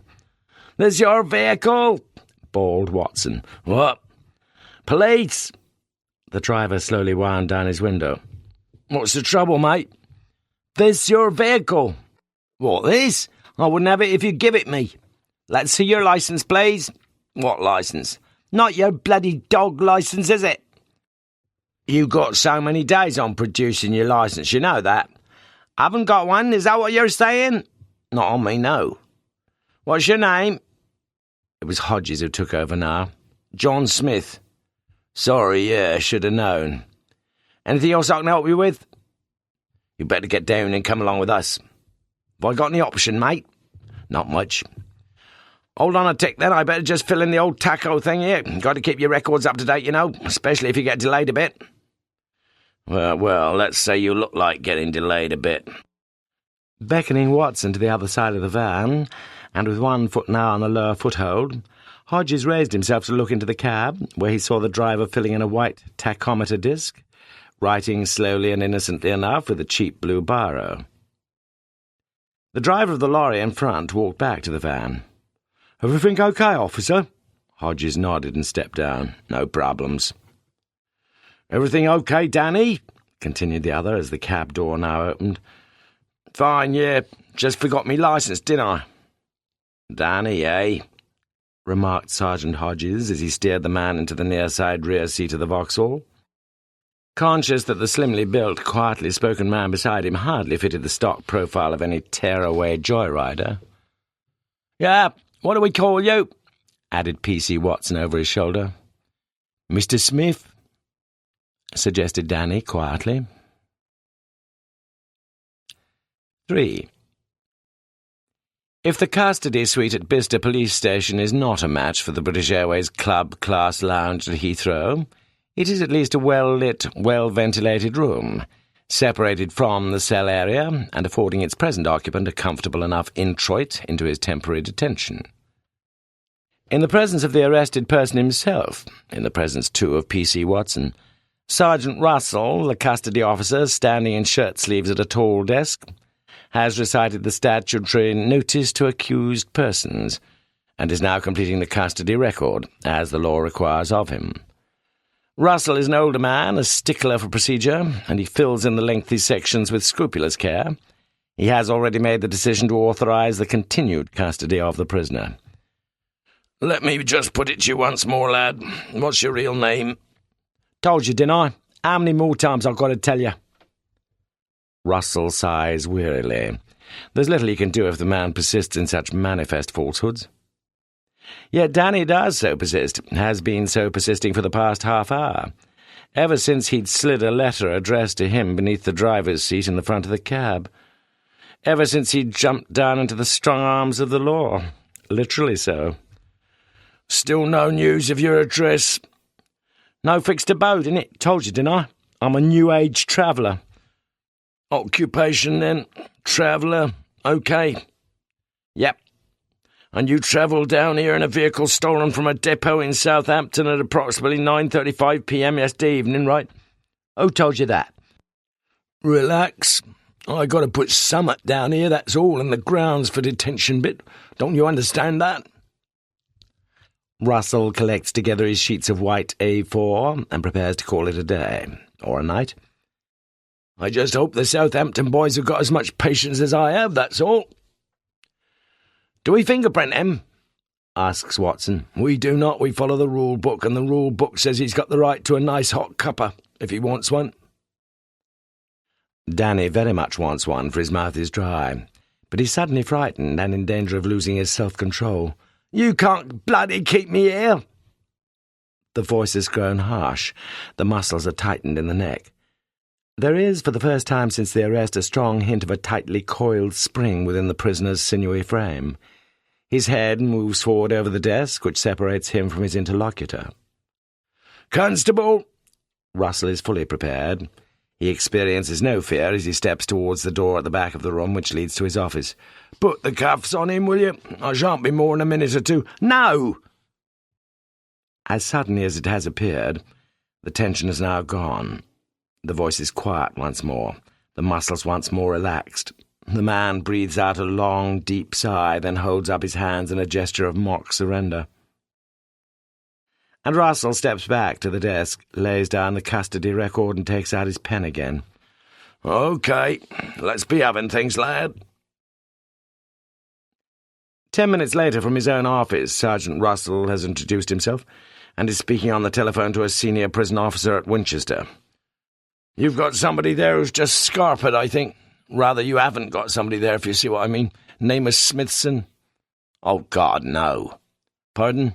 "Just keep him, will you?" "We are keeping him. He's here at Bicester, locked in his cell." "Excellent. As I say, just keep him there." "What's that supposed to mean?" "It means we don't want him back here, that's what." I'm not with you. Either keep him or lose him, that's what I'm saying. Yes, not a bad idea, that, Sergeant. Why don't you just lose him and do us all a bloody favour? There's a chuckle at the Winchester end of the line before the voice continues in a more serious vein to explain these strange rejoinders. Daniel Smithson had joined the army at the age of 16 as a boy soldier, become a mercenary in Africa at the age of 22, served in the SAS for 6 years after that, and then served somewhere else, in prison, for virtually the whole of the past 12 years, his offences ranging from petty theft to hefty larceny, and this was the real point, the magistrates and the judges and the prison authorities were all becoming increasingly undecided about how to deal with the fellow. What he'd do was this. He'd keep his nose immaculately clean, cause no trouble to anybody, and end up by getting a trusty job. Then, well, he'd bugger off a day or two before he was due for release. Once outside, he'd pinch as much as his pockets could accommodate, nick a car, live it up for a few days, then inevitably get rearrested, and return to his old haunts and his old mates, with the prison governor treating him like the prodigal son. The simple truth was that Smithson just couldn't settle down outside the prison walls. He enjoyed, the stable routine of a familiar nick. Though not a big fellow, he was a strong and wiry one, and his SAS history had reached the prison well ahead of him. No one buggered about, if that was the right word, with Mr. Danny Smithson. Oh, no, Sergeant, no one. One thing has been troubling Russell during the recital of the Winchester prisoner's CV, the fact that his man hardly looks the part of some ex-SAS paratrooper, or whatever, and Russell puts his thoughts into words.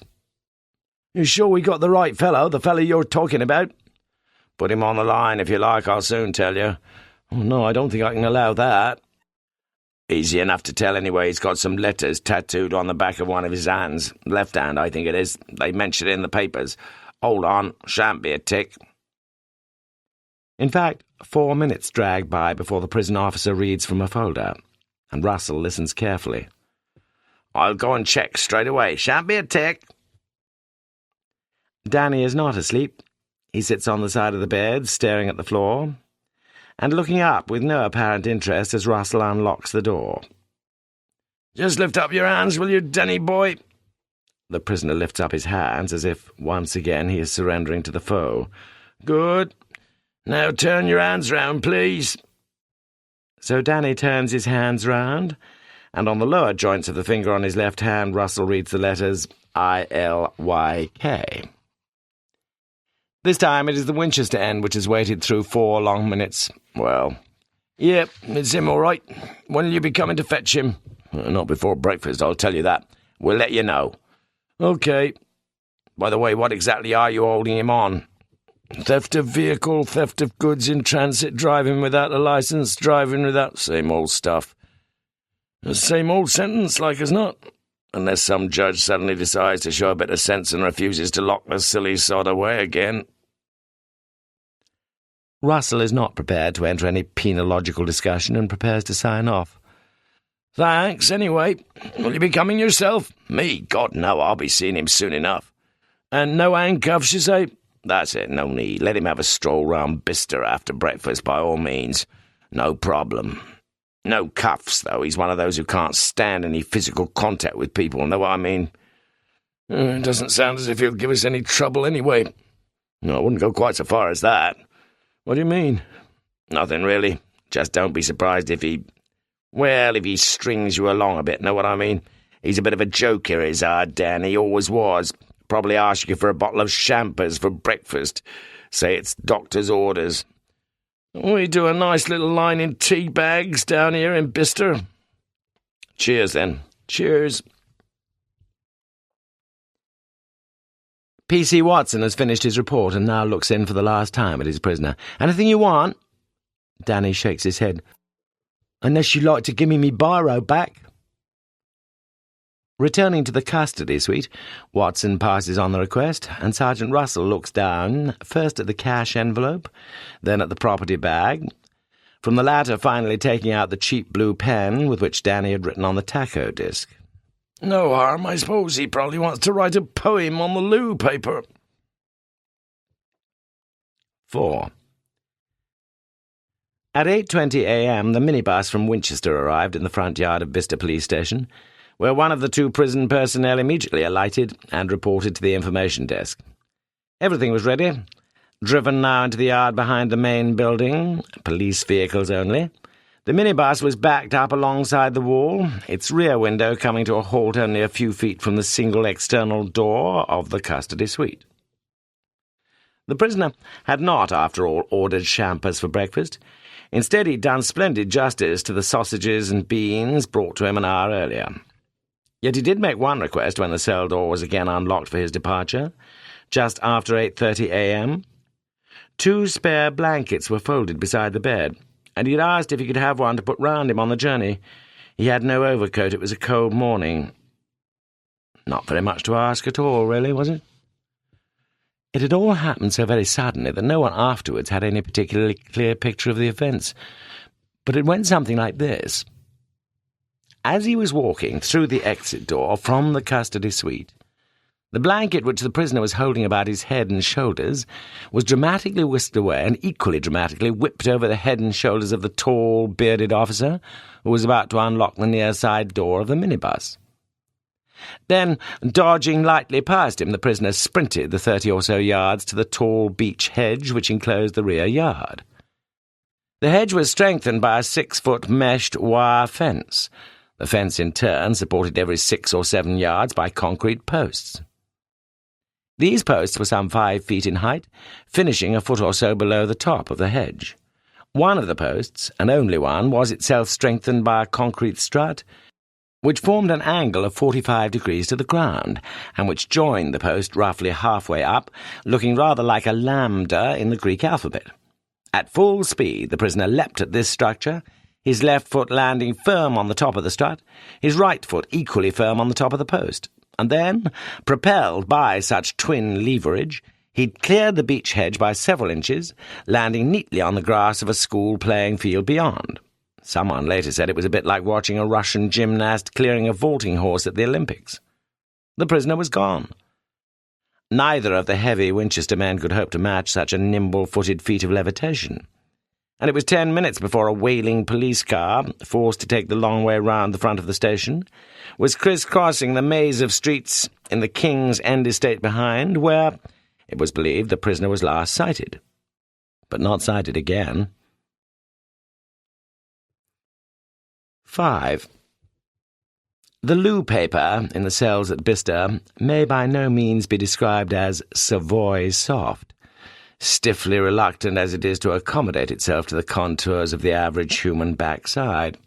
Yet, as Sergeant Russell had earlier intimated, it makes unexpectedly fine writing paper, and it was 2 sheets of this paper which one of the cleaners found just before lunchtime that same day, between the folds of the remaining blanket in the cell which had housed the escaped prisoner. The escape had caused no little embarrassment to the officers concerned, and, worse still, would almost certainly hit the national headlines the following day. Thus it was that Chief Inspector Page of Thames Valley CID, no less, had little compunction in summoning the now off-duty officers Russell, Hodges, and Watson to his office in Kidlington at 11 a.m. to review the matter, and the cleaner's discovery. The spelling and punctuation were both a bit shaky, but the import of the letter could hardly have given a clearer answer to what had hitherto seemed the increasingly bewildering question of the escaped man's identity. The Tory graft did it, very useful paper, and a lot of criminals vote Tory. It was Smithson gave me the idea, because we got the same name, see? If he got nicked, he gets good treatment, but if I got nicked, no.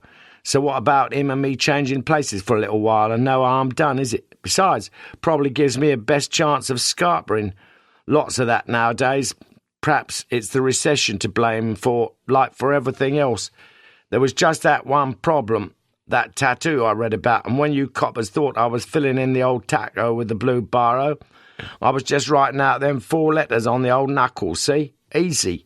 Then I'd done a pretty good job, really, with all that stuff about me name, don't you think so?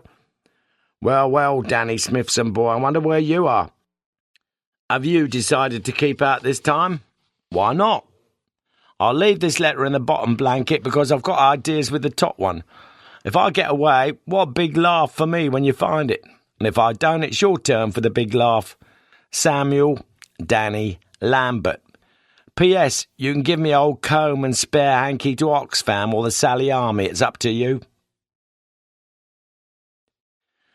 Newly recruited to the force, P.C. Watson was glad to have someone to chat with, even a subdued-looking Sergeant Russell, as they stood in the lunch queue in the HQ canteen. "Rotten bit of luck, Sarge," he began. "You make your own luck, lad. I should have been far more careful checking out that tattoo." "I was thinking more about both of them being named Danny." "Nicknamed, you mean? One of them?" "Yeah, I mean there's your Pongo Warings." "And your Nobby Clarks." "How come you're Danny Lamberts, though?" "Dunno." The queue moved a couple of feet, and the plainclothes man in front of them turned round to proffer a suggestion. "Might be someone from Stamford. Stamford in Lincolnshire. Lamberts there often get called Danny after Daniel Lambert. Fellow weighed 52 stone odd, still in the Guinness Book of Records." "Who's he when he's at home?" asked Watson after they'd been served. "You don't know?" Watson shook his head. "That, my lad, was Chief Inspector Morse." Watson frowned slightly. He'd never heard of the man, yet for a fleeting second he'd thought he'd almost recognised the profile as that grey-head had turned towards them in the queue.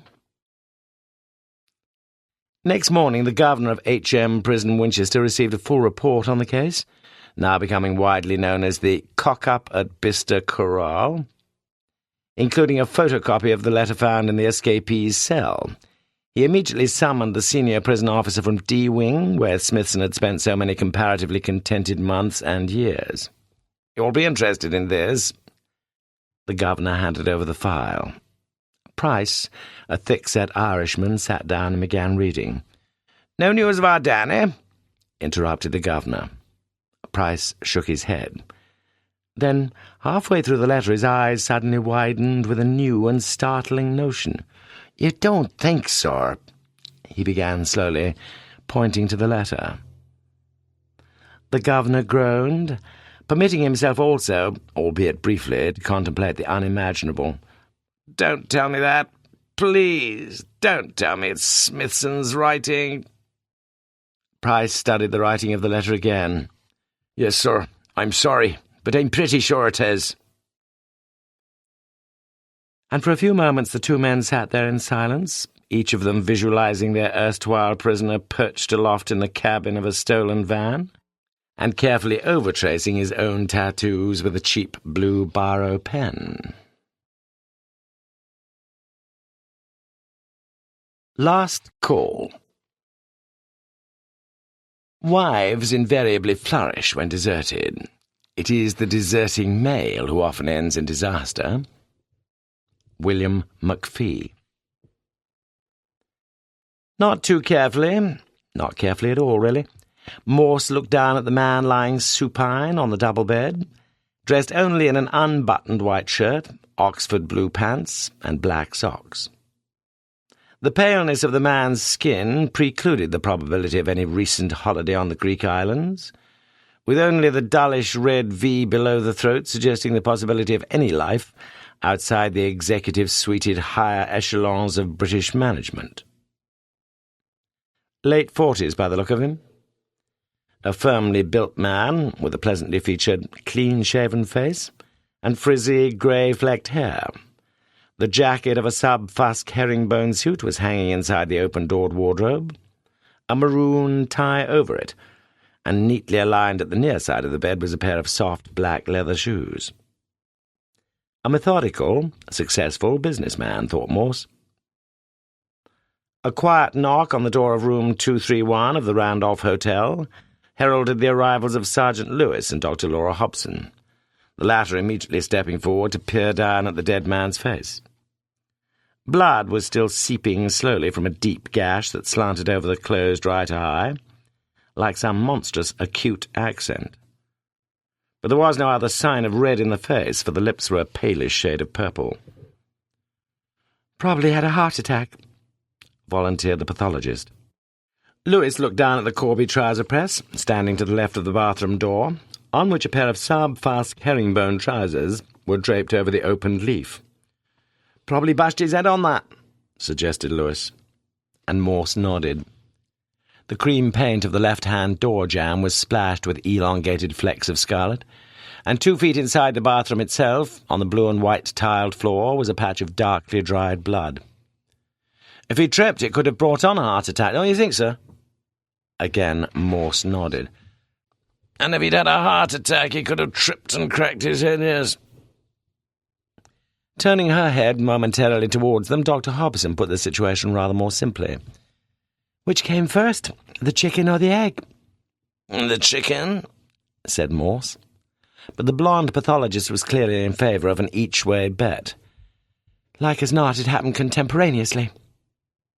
Lewis's eyebrows shot up. "Big word, that." Dr. Hobson smiled at him attractively. "I've finished with it for now, Sergeant. It's all yours if you'd like to have it." On the dressing table to the right of the bathroom door, beside the phone, lay 2 items which had been recovered from the bathroom floor. A calibrated syringe, its orange hood still in place over the needle, and the glass fragments of what had been a small phial, some 3 inches long, which had contained, as indicated by its label, human actrapid insulin, the colourless liquid having almost completely seeped away into a layer of white tissue paper. For a minute or so longer, Chief Inspector Morse stood exactly where he was, visualising almost everything, perhaps, of what had happened there on the threshold of the bathroom. His eyes finally concentrating on the telephone, its receiver cradled firmly on its base. Then he announced his strategy. "I think we'll just nip down to the bar, Lewis, while Dr. Hobson finishes off here." He looked at his wristwatch. "That's 2 nights running I've missed the Archers. For nothing, too. There's been no murder here." But before leaving room 231, he dipped a hand gently into the inside breast pocket of the dead man's jacket, withdrawing a wallet of pigskin leather. "Do we know who found him, and how?" asked Lewis, as the 2 detectives walked down the grandly wide staircase to the reception area of the Randolph. "That's exactly what I hope you're going to find out for me." 3/4 of an hour later, Sergeant Lewis had discovered all there was to be known. Not much, but enough, and he reported to Morse. Sherwood had reserved the double-bedded, en-suite 5-star room by phone only the previous evening, with no opportunity thus afforded for any written confirmation. He had booked in, on his own, at about 5:40 p.m., but the form, duly completed at reception, was comparatively uninformative. Name, Sherwood. Home address, 53 Leominster Drive, Shrewsbury. Signature, Peter Sherwood. The 2 boxes beside the questions, "Are you here on business?" "On leisure?" remained unticked, and the space for car registration was completed with a dismissive dash. That was all, except for a tick in the cash box alongside "How do you intend to settle your account?" The guest registration card thus negotiated, £140 in 20s had been paid, and no further details were disclosed by Sherwood or demanded by the chicly uniformed receptionist. "Any wake-up call in the morning?" "No." "Any newspaper?" "Yes, the Telegraph." Sherwood had taken the key, politely declined the offer of help with his 2 suitcases, and that was that. No woman on the scene. No one remembered a woman at all. Sherwood was scheduled to attend a 2-day conference on computer technology, being held at Ruley House, very close by, just up at the top of St. John Street, almost immediately opposite the Randolph. Now, clearly of importance, had been 2 telephone calls. The first, probably an outside call, asking to be put through to Mr. Sherwood. The second, presumably made from inside the hotel, reporting to the operator that medical assistance was urgently required in room 231. The senior concierge, Roy Harden, had immediately gone up to the room, where he'd found the door slightly ajar, and Sherwood lying across the threshold of the bathroom. Already dead, by the look of him. From the room itself, Harden had promptly telephoned the house doctor, And then the manager, with whose assistance 2 minutes later he'd carried Sherwood's body over to the bed.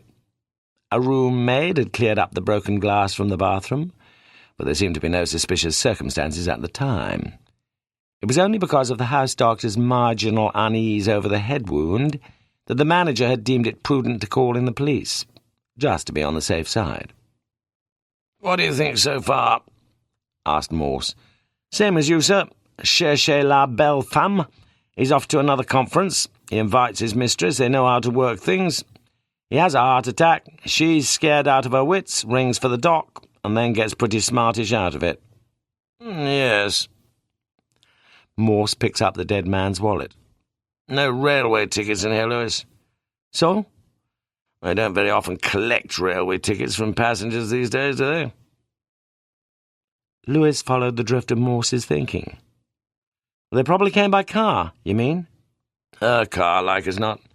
He tells his wife he's going to the railway station, and his lady love picks him up there. And when she gets him here, she just nips off and parks her car somewhere nearby.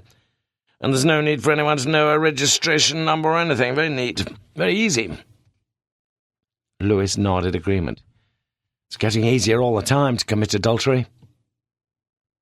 Morse looked up sharply. "Let's be slightly more accurate about things, Lewis. What you mean is that the preconditions for adultery are easier to handle. Fewer eyebrows raised, fewer questions asked, fewer details to be filled in. Just fork out your fee for the room. But whether it's really becoming emotionally easier, psychologically easier, physically easier, well, I just wouldn't know, would I?" Saving Lewis the possible embarrassment of any reply, the young pathologist now appeared beside them in the chapter's bar. Morse beamed happily and pushed forward his emptied glass. "Ah, Dr. Hobson, what'll you have to drink? Lewis here is in the chair." But Dr. Hobson shook her pretty head. "I can't stay, I'm afraid." "Pity." "You're feeling all right, Chief Inspector?" "Pardon?" "They told me the only thing you ever wanted from any pathologist was an estimated time of death." "Oh, I know that already," replied Morse. 6 o'clock. To the minute, I'd say." Laura Hobson smiled, refusing to rise to the bait. "About 6 o'clock, yes. I hope you didn't expect me to be quite so precise as you, though. I'm just a humble medical scientist myself. No foul play, though, I'm fairly sure of that." "Fairly sure?" "As I say, I'm just a scientist. Good night." "He was a neat and tidy enough man," resumed Lewis. "The bag he'd packed for himself, well, it was all laid out with sort of military precision. You know, socks, hankies, spare pants, washing kit, all in their proper compartments. Condoms, yes, sir, in a little compartment at the front. All very sad, isn't it? More sad for the wife, if you ask me." "It was the wife I was thinking of," replied Morse quietly. Lewis thought it wise to change tack. "You seem very sure about the time." "Well, there's a diabetic card here in the wallet giving details and times of daily injections. 7 a.m., 6 p.m., 10:30 p.m. Military precision, did you say? I think you're right." "We'd know it was just before or just after 6 anyway, wouldn't we? From the telephone calls, I mean." "Yes." "Who do you think made the first call, sir?" "The same woman who made the second. She rang from a phone box outside, said she'd parked okay, asked him for the room number, told him to leave the door slightly ajar, promised she'd be with him in just a few minutes. Saw him lying there, realised he was dead, and rang for help." "Where did she ring from, though?" asked Morse slowly. "Bedroom, I think." "I wonder. She'd have to stand just over him when she rang, wouldn't she?" "Well, not everybody's quite so put off by dead bodies as you, sir." The senior concierge, now re-summoned, briskly confirmed his earlier evidence, and Morse had only one additional question. "Was the telephone off the hook when you went into the room?" "Yes, sir, dangling on the cord." "And you replaced it?" "I replaced it." "I see." "Should I have left it?" No. For some reason, Morse seemed almost relieved, and the concierge left. I wish all our witnesses were as bright and unequivocal as Mr. Harden, Lewis. Important, is it, this phone business? No, I don't think so. Not now. Lewis looked at his watch. We shall have to do something about his wife, sir. Well, you know the routine better than I do. Yes, Lewis did. Tell him to be gentle with her, just to say her husband's had a fatal heart attack. We can arrange transport. Well, they can. If she wants to come to Oxford tomorrow. Not tonight, though. Get her local GP in. Well, you know the ropes. Morse drained his beer, and his eyes reflected the curious sadness he clearly felt for the woman left alone that night in Shrewsbury. "Another pint?" suggested Lewis. But Morse shook his head and stood up to go, the pigskin wallet held tightly in his right hand. 3/4 of an hour later, a police car drew up outside the double-garaged property that stood at 53 Leominster Drive, Shrewsbury. Accompanying the police sergeant was a young, smartly attractive woman police constable who did the talking. "Mrs. Sherwood?" "Yes?" "I'm afraid we've got some bad news for you." Sometimes the police had the lousiest job in the whole world. Mid-morning the following day, Morse had received Dr. Hobson's preliminary report. Heart attack, death following almost immediately, little or no chance of survival, even if any more sophisticated treatment had been available earlier. Massive HA. Subject, a heavily dependent insulin diabetic with probably high blood pressure. Often a risky, sometimes fatal, combination. Every indication that onset of HA precipitated subject's imbalance and collapse, with head injury incurred only subsequently. Blood sugar at time of death, 26.8, very high. Doing one or two other little tests, will keep you informed, LH. And now Lewis read through the findings. "Things seem to have happened contemporaneously, sir." Clears it up, certainly, as far as I'm concerned. "Mrs. Sherwood's coming down this morning. Identify the body and—" Morse nodded. "Keep her out of the Randolph if you can. No need for her to know anything about the room or anything." "I suppose not." "Look, nobody's going to profit from parading any dirty linen, agreed? Least of all Mrs. Sherwood. And her family." "OK." "Have we discovered much about her?" Lewis consulted his notebook. Age 45, son and daughter both early 20s. She works part-time, bags of money. Everybody seemed to think the marriage was fine. Morse nodded somberly.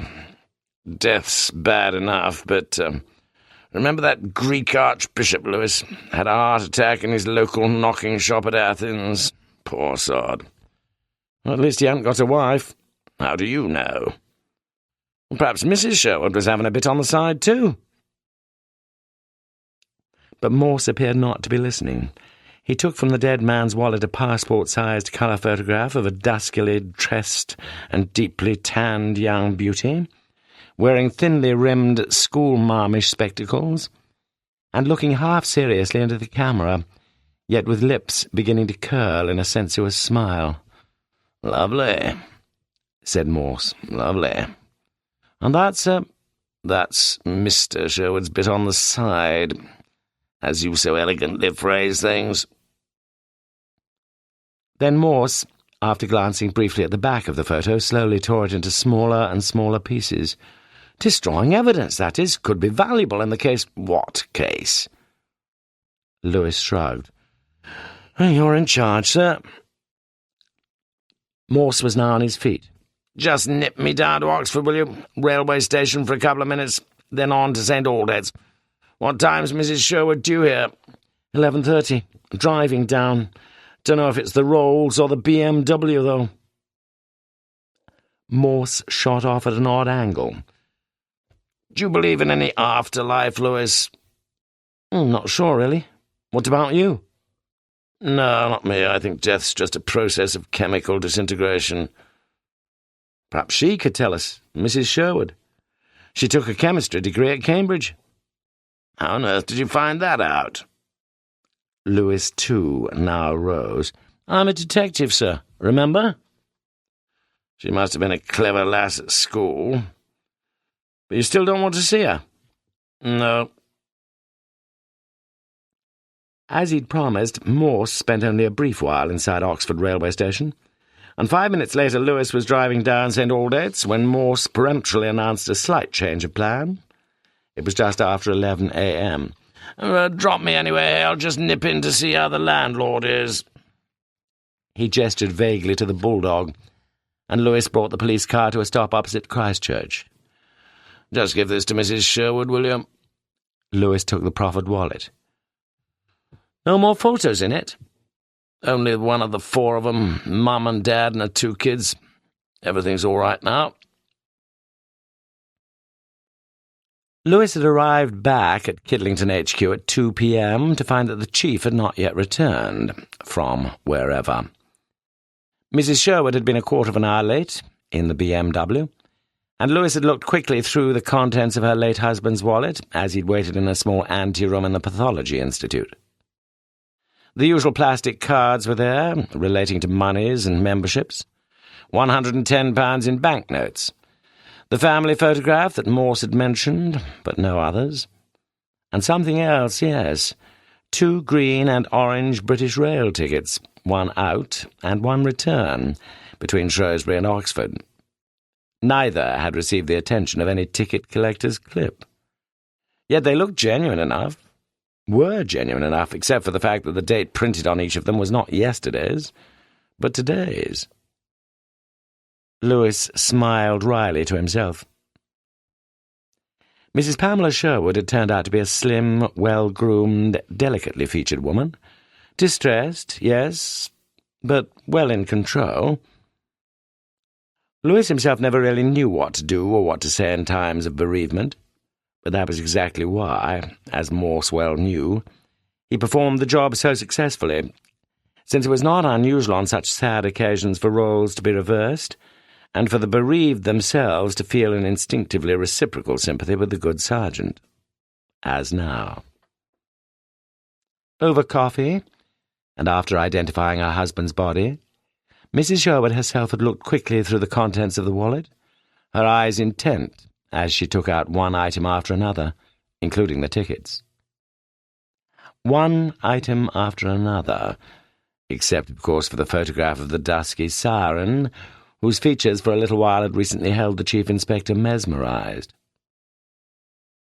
But it was the message on Morse's answer phone which displaced any thoughts of Mrs. Sherwood, a message left by the manager of the Randolph, a message which Lewis, now for the 3rd time, replayed as he waited for Morse to return. Bamber Goodall here, Chief Inspector. I had a personal call this morning just before 12. A woman, youngish woman by the sound of her, said she'd got to speak to me and I accepted the call. She said she was feeling guilty because she was the woman who was going to stay with Mr. Sherwood. She said she'd driven him down in her own car. She'd kept out of the way when he'd booked in and when he'd gone up to the room with their luggage. Then he'd come down again, given her the room key and said he'd expect her in about 10 or 15 minutes, after she'd parked the car, which she had done up in Norham Gardens. It seems they'd both been worried about leaving the car in the hotel garage. Then, when she got back and walked up to their room, she'd opened the door to find him lying there, and she'd just panicked, her word, and grabbed her case, still unopened, and got the hell out of things. She drove out to the Cotswolds and then back home this morning. She was still feeling awful about it, she said. Somehow she'd known he was dead, though she didn't say how she knew. Well, that's it, really. When I said she ought to talk to the police, she said she couldn't. I tried to keep her talking, but it was no good. She just kept saying that if only Mrs. Sherwood could be kept out of it all, you know, kept in the dark about things, about her, well, she'd be extremely grateful. So that's it, really. I'll be in the hotel here till about 8:30 this evening, if you want me. During the replay of this message, Lewis had been conscious that Morse was standing beside him, listening, it seemed, intently. And as Goodall signed off, Lewis noted that Morse's eyes were shining with excitement. And impatience, too, like a camel sniffing the coolness of the air and eager to ride forth at evening from the wells. Although Lewis himself would not have made that particular simile. Morse's verdict, whispered and intense, was barely audible in the now silent office. She did it. She murdered him. For a few moments Lewis looked across the desk with mouth agape, like a young lad bidden to display his tonsils to the doctor. He would have asked about that unspecified she, but already Morse had picked up the phone, asking to be put through to the Path Lab urgently. And as he covered the speaker with the palm of his left hand, he gave his instructions. Go and take a full statement from the manager, Lewis. I want to know exactly what she told him, verbatim, as far as... Dr. Hobson? You can drive back, Morse had said the following morning, when just after 10 a.m. he himself took the wheel of the maroon-coloured Jaguar and began the drive up to Shrewsbury via motorways 40, 42, 6 and 54. 110 miles. No services. An hour and a half. Lewis, whose only indulgence in life, apart from eggs and chips, was speedy driving, would have cut 15 minutes off the time. Did cut 15 minutes off on the return journey. Difficult to know why anyone would ever want to go from Shrewsbury to Oxford by British Rail, declared Lewis, as Morse pulled up outside the elegantly appointed detached house that stood at 53 Leominster Drive. Mrs. Sherwood, began Morse, we have some difficult things to tell you. When your husband went off to Oxford, we have every reason to believe, I'm afraid, that he'd arranged to spend 2 nights with a woman friend, with a mistress, in the Randolph Hotel. She'd driven him down to Oxford in her own car. Mrs. Sherwood shook her head and closed her eyes, like a young girl refusing to believe that Santa Claus was just a dream. "You've got it all wrong. He went to Oxford by train. I took him to the station myself. He knew he'd be having quite a lot to drink at the conference." "He went to Oxford by car," countered Morse. "His mistress drove him there." "But that's nonsense. I've got the rail tickets." "Show me." From her handbag, Mrs. Sherwood took out her husband's wallet, and from the wallet, the 2 tickets, which she handed to him. "We decided to buy these for you, Mrs. Sherwood, because we wanted to spare you some of the anguish and the pain of all this trouble. And if you'd been more observant, you'd have spotted the wrong date on them. Until yesterday, you see, we'd no suspicion at all that your husband's death was due to anything but natural causes." Her eyes flicked up sharply. "And now you're saying—" Morse made no direct answer, but looked away from those compelling eyes, and slowly tore the rail tickets into smaller and smaller pieces, just as earlier he'd torn the photograph. "Did you know your husband's mistress?" For a while it seemed that Mrs. Sherwood would challenge the premise of Morse's brutal question, but she didn't. "I know her." "We did find a photograph," continued Morse, "but foolishly I tore it up because, as I say, we wanted to, She was hardly the first, Chief Inspector." "Please tell me who she is and where we can find her."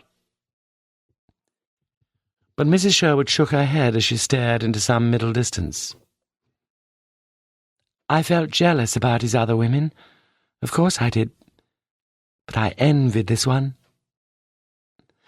I found out a few things about her, and I think she was everything to Peter that I'd never been. You see, I'm so very careful and tight about life, about emotions, money, everything. And she's open and vivacious and wonderful in bed, for all I know." "And very young," added Morse cruelly. "About half Peter's age, yes. Perhaps that's what hurt more than anything." "But who is she, Mrs. Sherwood?" Morse had lifted his fiercely blue eyes to challenge hers, yet to no avail, and it was Lewis who pursued the questioning. "We're interested in 2 telephone calls, Mrs. Sherwood, made about the time your husband died, one just before 6 o'clock, and one 5 or 2 minutes later. At first, we believe both calls were made by the same person. Yesterday, though, a woman rang and admitted making the second call, the one asking for a doctor, but she claimed quite certainly that she hadn't made any earlier call, a call, we thought, possibly asking for your husband's room number or whatever it was she needed to know. She said she already knew the room number, He'd gone upstairs with the luggage after checking in and then come down and actually given her the key before she drove off to park the car somewhere. So what reason could she have had for ringing him? Mrs. Sherwood shrugged her thin shoulders. Doesn't seem much point, does there? Do you think it was one of his other lady loves? Could have been. You, perhaps, broke in Morse very quietly. Rising from her armchair, Mrs. Sherwood walked over to the French window and stood gazing out across the wide lawn. Is a wife not allowed to ring her husband? At least, he almost always told me where he was staying, if not who he was staying with. What time did you make the call? Continued Morse. 6-ish, as you say. Before or after? Does it matter? You said you're, what was it, a bit tight and careful about things like money. She nodded. Silly, really, we'd plenty of money. 2 salaries coming in. You work in a pharmaceutical lab, I think? Part-time, yes. And you're a chemistry graduate. Huh, you know all about me. But all you really want to know is about her. Am I right? I'd like to know more about you, though. For example, the phone rate gets cheaper after 6 o'clock, doesn't it? So why didn't you wait till after 6 o'clock? It was only a matter of a few minutes. I didn't think. Come on, Mrs. Sherwood, you can do better than that. No, I can't. You'll have to, if you want us to find out who murdered your husband. She turned from the window, and in the pale face the eyes were now ablaze. Murdered? Yes, murdered. But you're wrong. He died of a heart attack, that's what they told me, the medical people in Oxford. We've had a further report from the police pathologist, Mrs. Sherwood. Sergeant. Lewis now read out the relevant extract from Dr. Hobson's second report. The glass capsule had shattered into small pieces, and the liquid contents had been almost entirely spilled. Our analysis, however, shows that the original insulin within the capsule had been injected with sodium fluoroacetate, a substance readily soluble in water, and extremely poisonous even in the smallest quantity, interfering fatally and almost immediately as it does with the Krebs cycle of metabolism. For obvious reasons, this substance is never openly available to the general public. But would be available, added Morse slowly, to somebody working in a pharmaceutical lab. My husband died of a heart attack, I was told so. Are you now saying he didn't? No. So please tell me what you are saying. What's all this about murder? You wish to murder your husband, Mrs. Sherwood. You poisoned the insulin capsule. That's what I'm saying. She turned to stare out of the window again. And if I did? She asked finally. I don't know, replied Morse simply, but I believe you intended to poison your husband. You'd lived with him for 20-odd years, and you knew him to be an extremely meticulous and methodical man. You knew perfectly well that in Oxford, just as here at home, he'd almost certainly be taking his insulin at 6 o'clock that evening. And the reason you rang him up just before 6 o'clock was to make sure he didn't inject himself in the capsule you'd poisoned. Please tell me if I'm wrong, Mrs. Sherwood. But I think that in spite of all that had happened, in spite of all his infidelities, you didn't hate him quite enough to go through with your plan. In the last analysis, you wanted him to stay alive. Perhaps you even hoped he'd come to love you once again. She nodded weakly, and spoke in a sing-song voice as if the events she now described were distanced and unreal. 5 to 6, it was, when I rang. The line was engaged at first, and I began to panic. But then I did get through. It was just like when I was a girl, when I used to play little games with myself. I just asked him if he was going to sleep with her that night. I wanted to shock him, you see. And if he said no, I was going to tell him about the insulin. She stopped. And if he said yes? It never got that far. I just heard a great crash. Don't you think you may have murdered him just as surely as if you'd poisoned him yourself? She shook her head, more in bewilderment, it seemed, than in denial. What will happen to me? I just don't know, said Morse. At the front door she laid a hand lightly on his arm and lowered her eyes. It was very kind of you, what you did. But you won't tell me who this other woman is? No. Once the Jaguar had disappeared from view, Mrs. Sherwood moved back inside the house, a semi-smile upon her lips. Too clever for his own good, that man.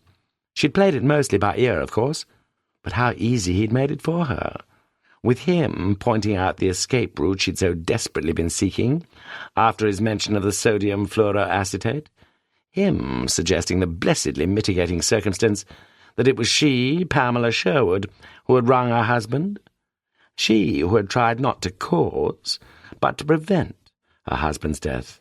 Why, he'd even told her the time of that telephone call. A call she'd never made, of course. Oh, she'd willingly enough have faced the consequence of poisoning her husband, because above all things in life she'd wanted him dead. But now, if by some happy chance she were to be seen as guilty only of causing him a heart attack, well, she'd settle for that, all right. Why not? He was dead, that was the main thing. And that Jane bloody Ballantyre, pox-ridden strumpet, would have to seek some other Demerara daddy now. You were kind, you know, said Lewis as he drove the Jaguar out of Leominster Drive. How come? Well, the photo? Stupid, you mean? And the rail tickets? You think so? Yes, I do. You probably know you haven't got a reputation for being too generous with money. No. But I reckon underneath you're a bit of an old softy, really. I mean, forking out of your own pocket for those tickets. Morse opened his mouth as if to reply, but decided against it. He would, he promised himself, inform Lewis about the expenses claim he had already submitted for £26, but not for the time being. Where to now, sir? We're going to try to trace Peter Sherwood's mistress. But haven't we cleared things up? What? You didn't believe all that stuff we got from Mrs. Sherwood, did you? You mean you didn't? Lewis, why do you think she refused to tell us anything about her husband's latest conquest? Lewis had no idea, and mercifully Morse continued. Because our dusky maiden is the only one who knows the truth in this case, and Mrs. Sherwood doesn't want us to know the truth, does she? Perhaps not, mumbled Lewis, uncomprehendingly. So, you asked me where we're going. Well, it's a longish shot, but not a hopeless one. The initials on the back of the photo were J.B. She looked deeply tanned. Perhaps she's just back from a topless 2 weeks in Torremolinos. You know, Lewis, you don't often come out with such a splendid sentence as that. Lewis felt better. You mean she might belong to a local health centre? Lying on a sunbed, yes. And if Mrs. Sherwood was able to find out a few things about her, she might not live 1,000,000 miles from Leominster Drive. Exactly so. Sounds like my sort of job, sir. Just what I was thinking, Louis. So, if you'll just drop me off at the nearest pub. Late that same afternoon, in a luxury flat rather less than a mile from the Sherwood residence, a dark-haired, totally and fatally attractive young woman, wearing thinly rimmed, school-marmish spectacles, was still in an agitated frame of mind. For she knew that she'd killed her lover. Had it been foolish to ring the manager of the Randolph? Certainly the questions he'd asked were disturbingly shrewd. Yet her conscience had compelled her to do something. Yes, even she had a conscience. It had been 5 minutes to 6 when she'd finally managed to park the car, up in Norham Gardens, rather further out than she'd anticipated. But at least a telephone booth had stood nearby, and, as arranged, she'd dialed the hotel and been put through without delay. And virtually verbatim could she recall that brief, that fatal conversation. Peter? Jane. Everything okay? Will be once you get here, room 231. Is it nice? Lovely double bed. I can hardly wait. I'll leave the door ajar. Peter? Yes? I'm wanting you like crazy. Jane, please don't say things like that. Why on earth not? You make me so excited. That was when she'd heard a great crash, although the terrible truth had not immediately dawned upon her consciousness. Who the two men were she now saw walking up to the block of flats, she hadn't the faintest notion. But they looked a well enough heeled pair, and the posh car parked at the curbside hardly suggested a couple of double-glazing double-dealers. And when she answered the doorbell, yes, they had called to see her. She acknowledged to herself that she could really rather fancy one of the two men, the one whose hair looked somewhat prematurely grey. For in spite of her anxieties, she was already casting round, as Mrs. Sherwood had suspected, for some replacement Demerara daddy. Jane Ballantyre. She smiled invitingly. Can I help you, gentlemen? You know, I rather think you can, said the man whose hair looked somewhat prematurely grey. This concludes the reading of Morse's Greatest Mystery by Colin Dexter. This book was read by Frederick Davidson. Copyright 1993 by Colin Dexter.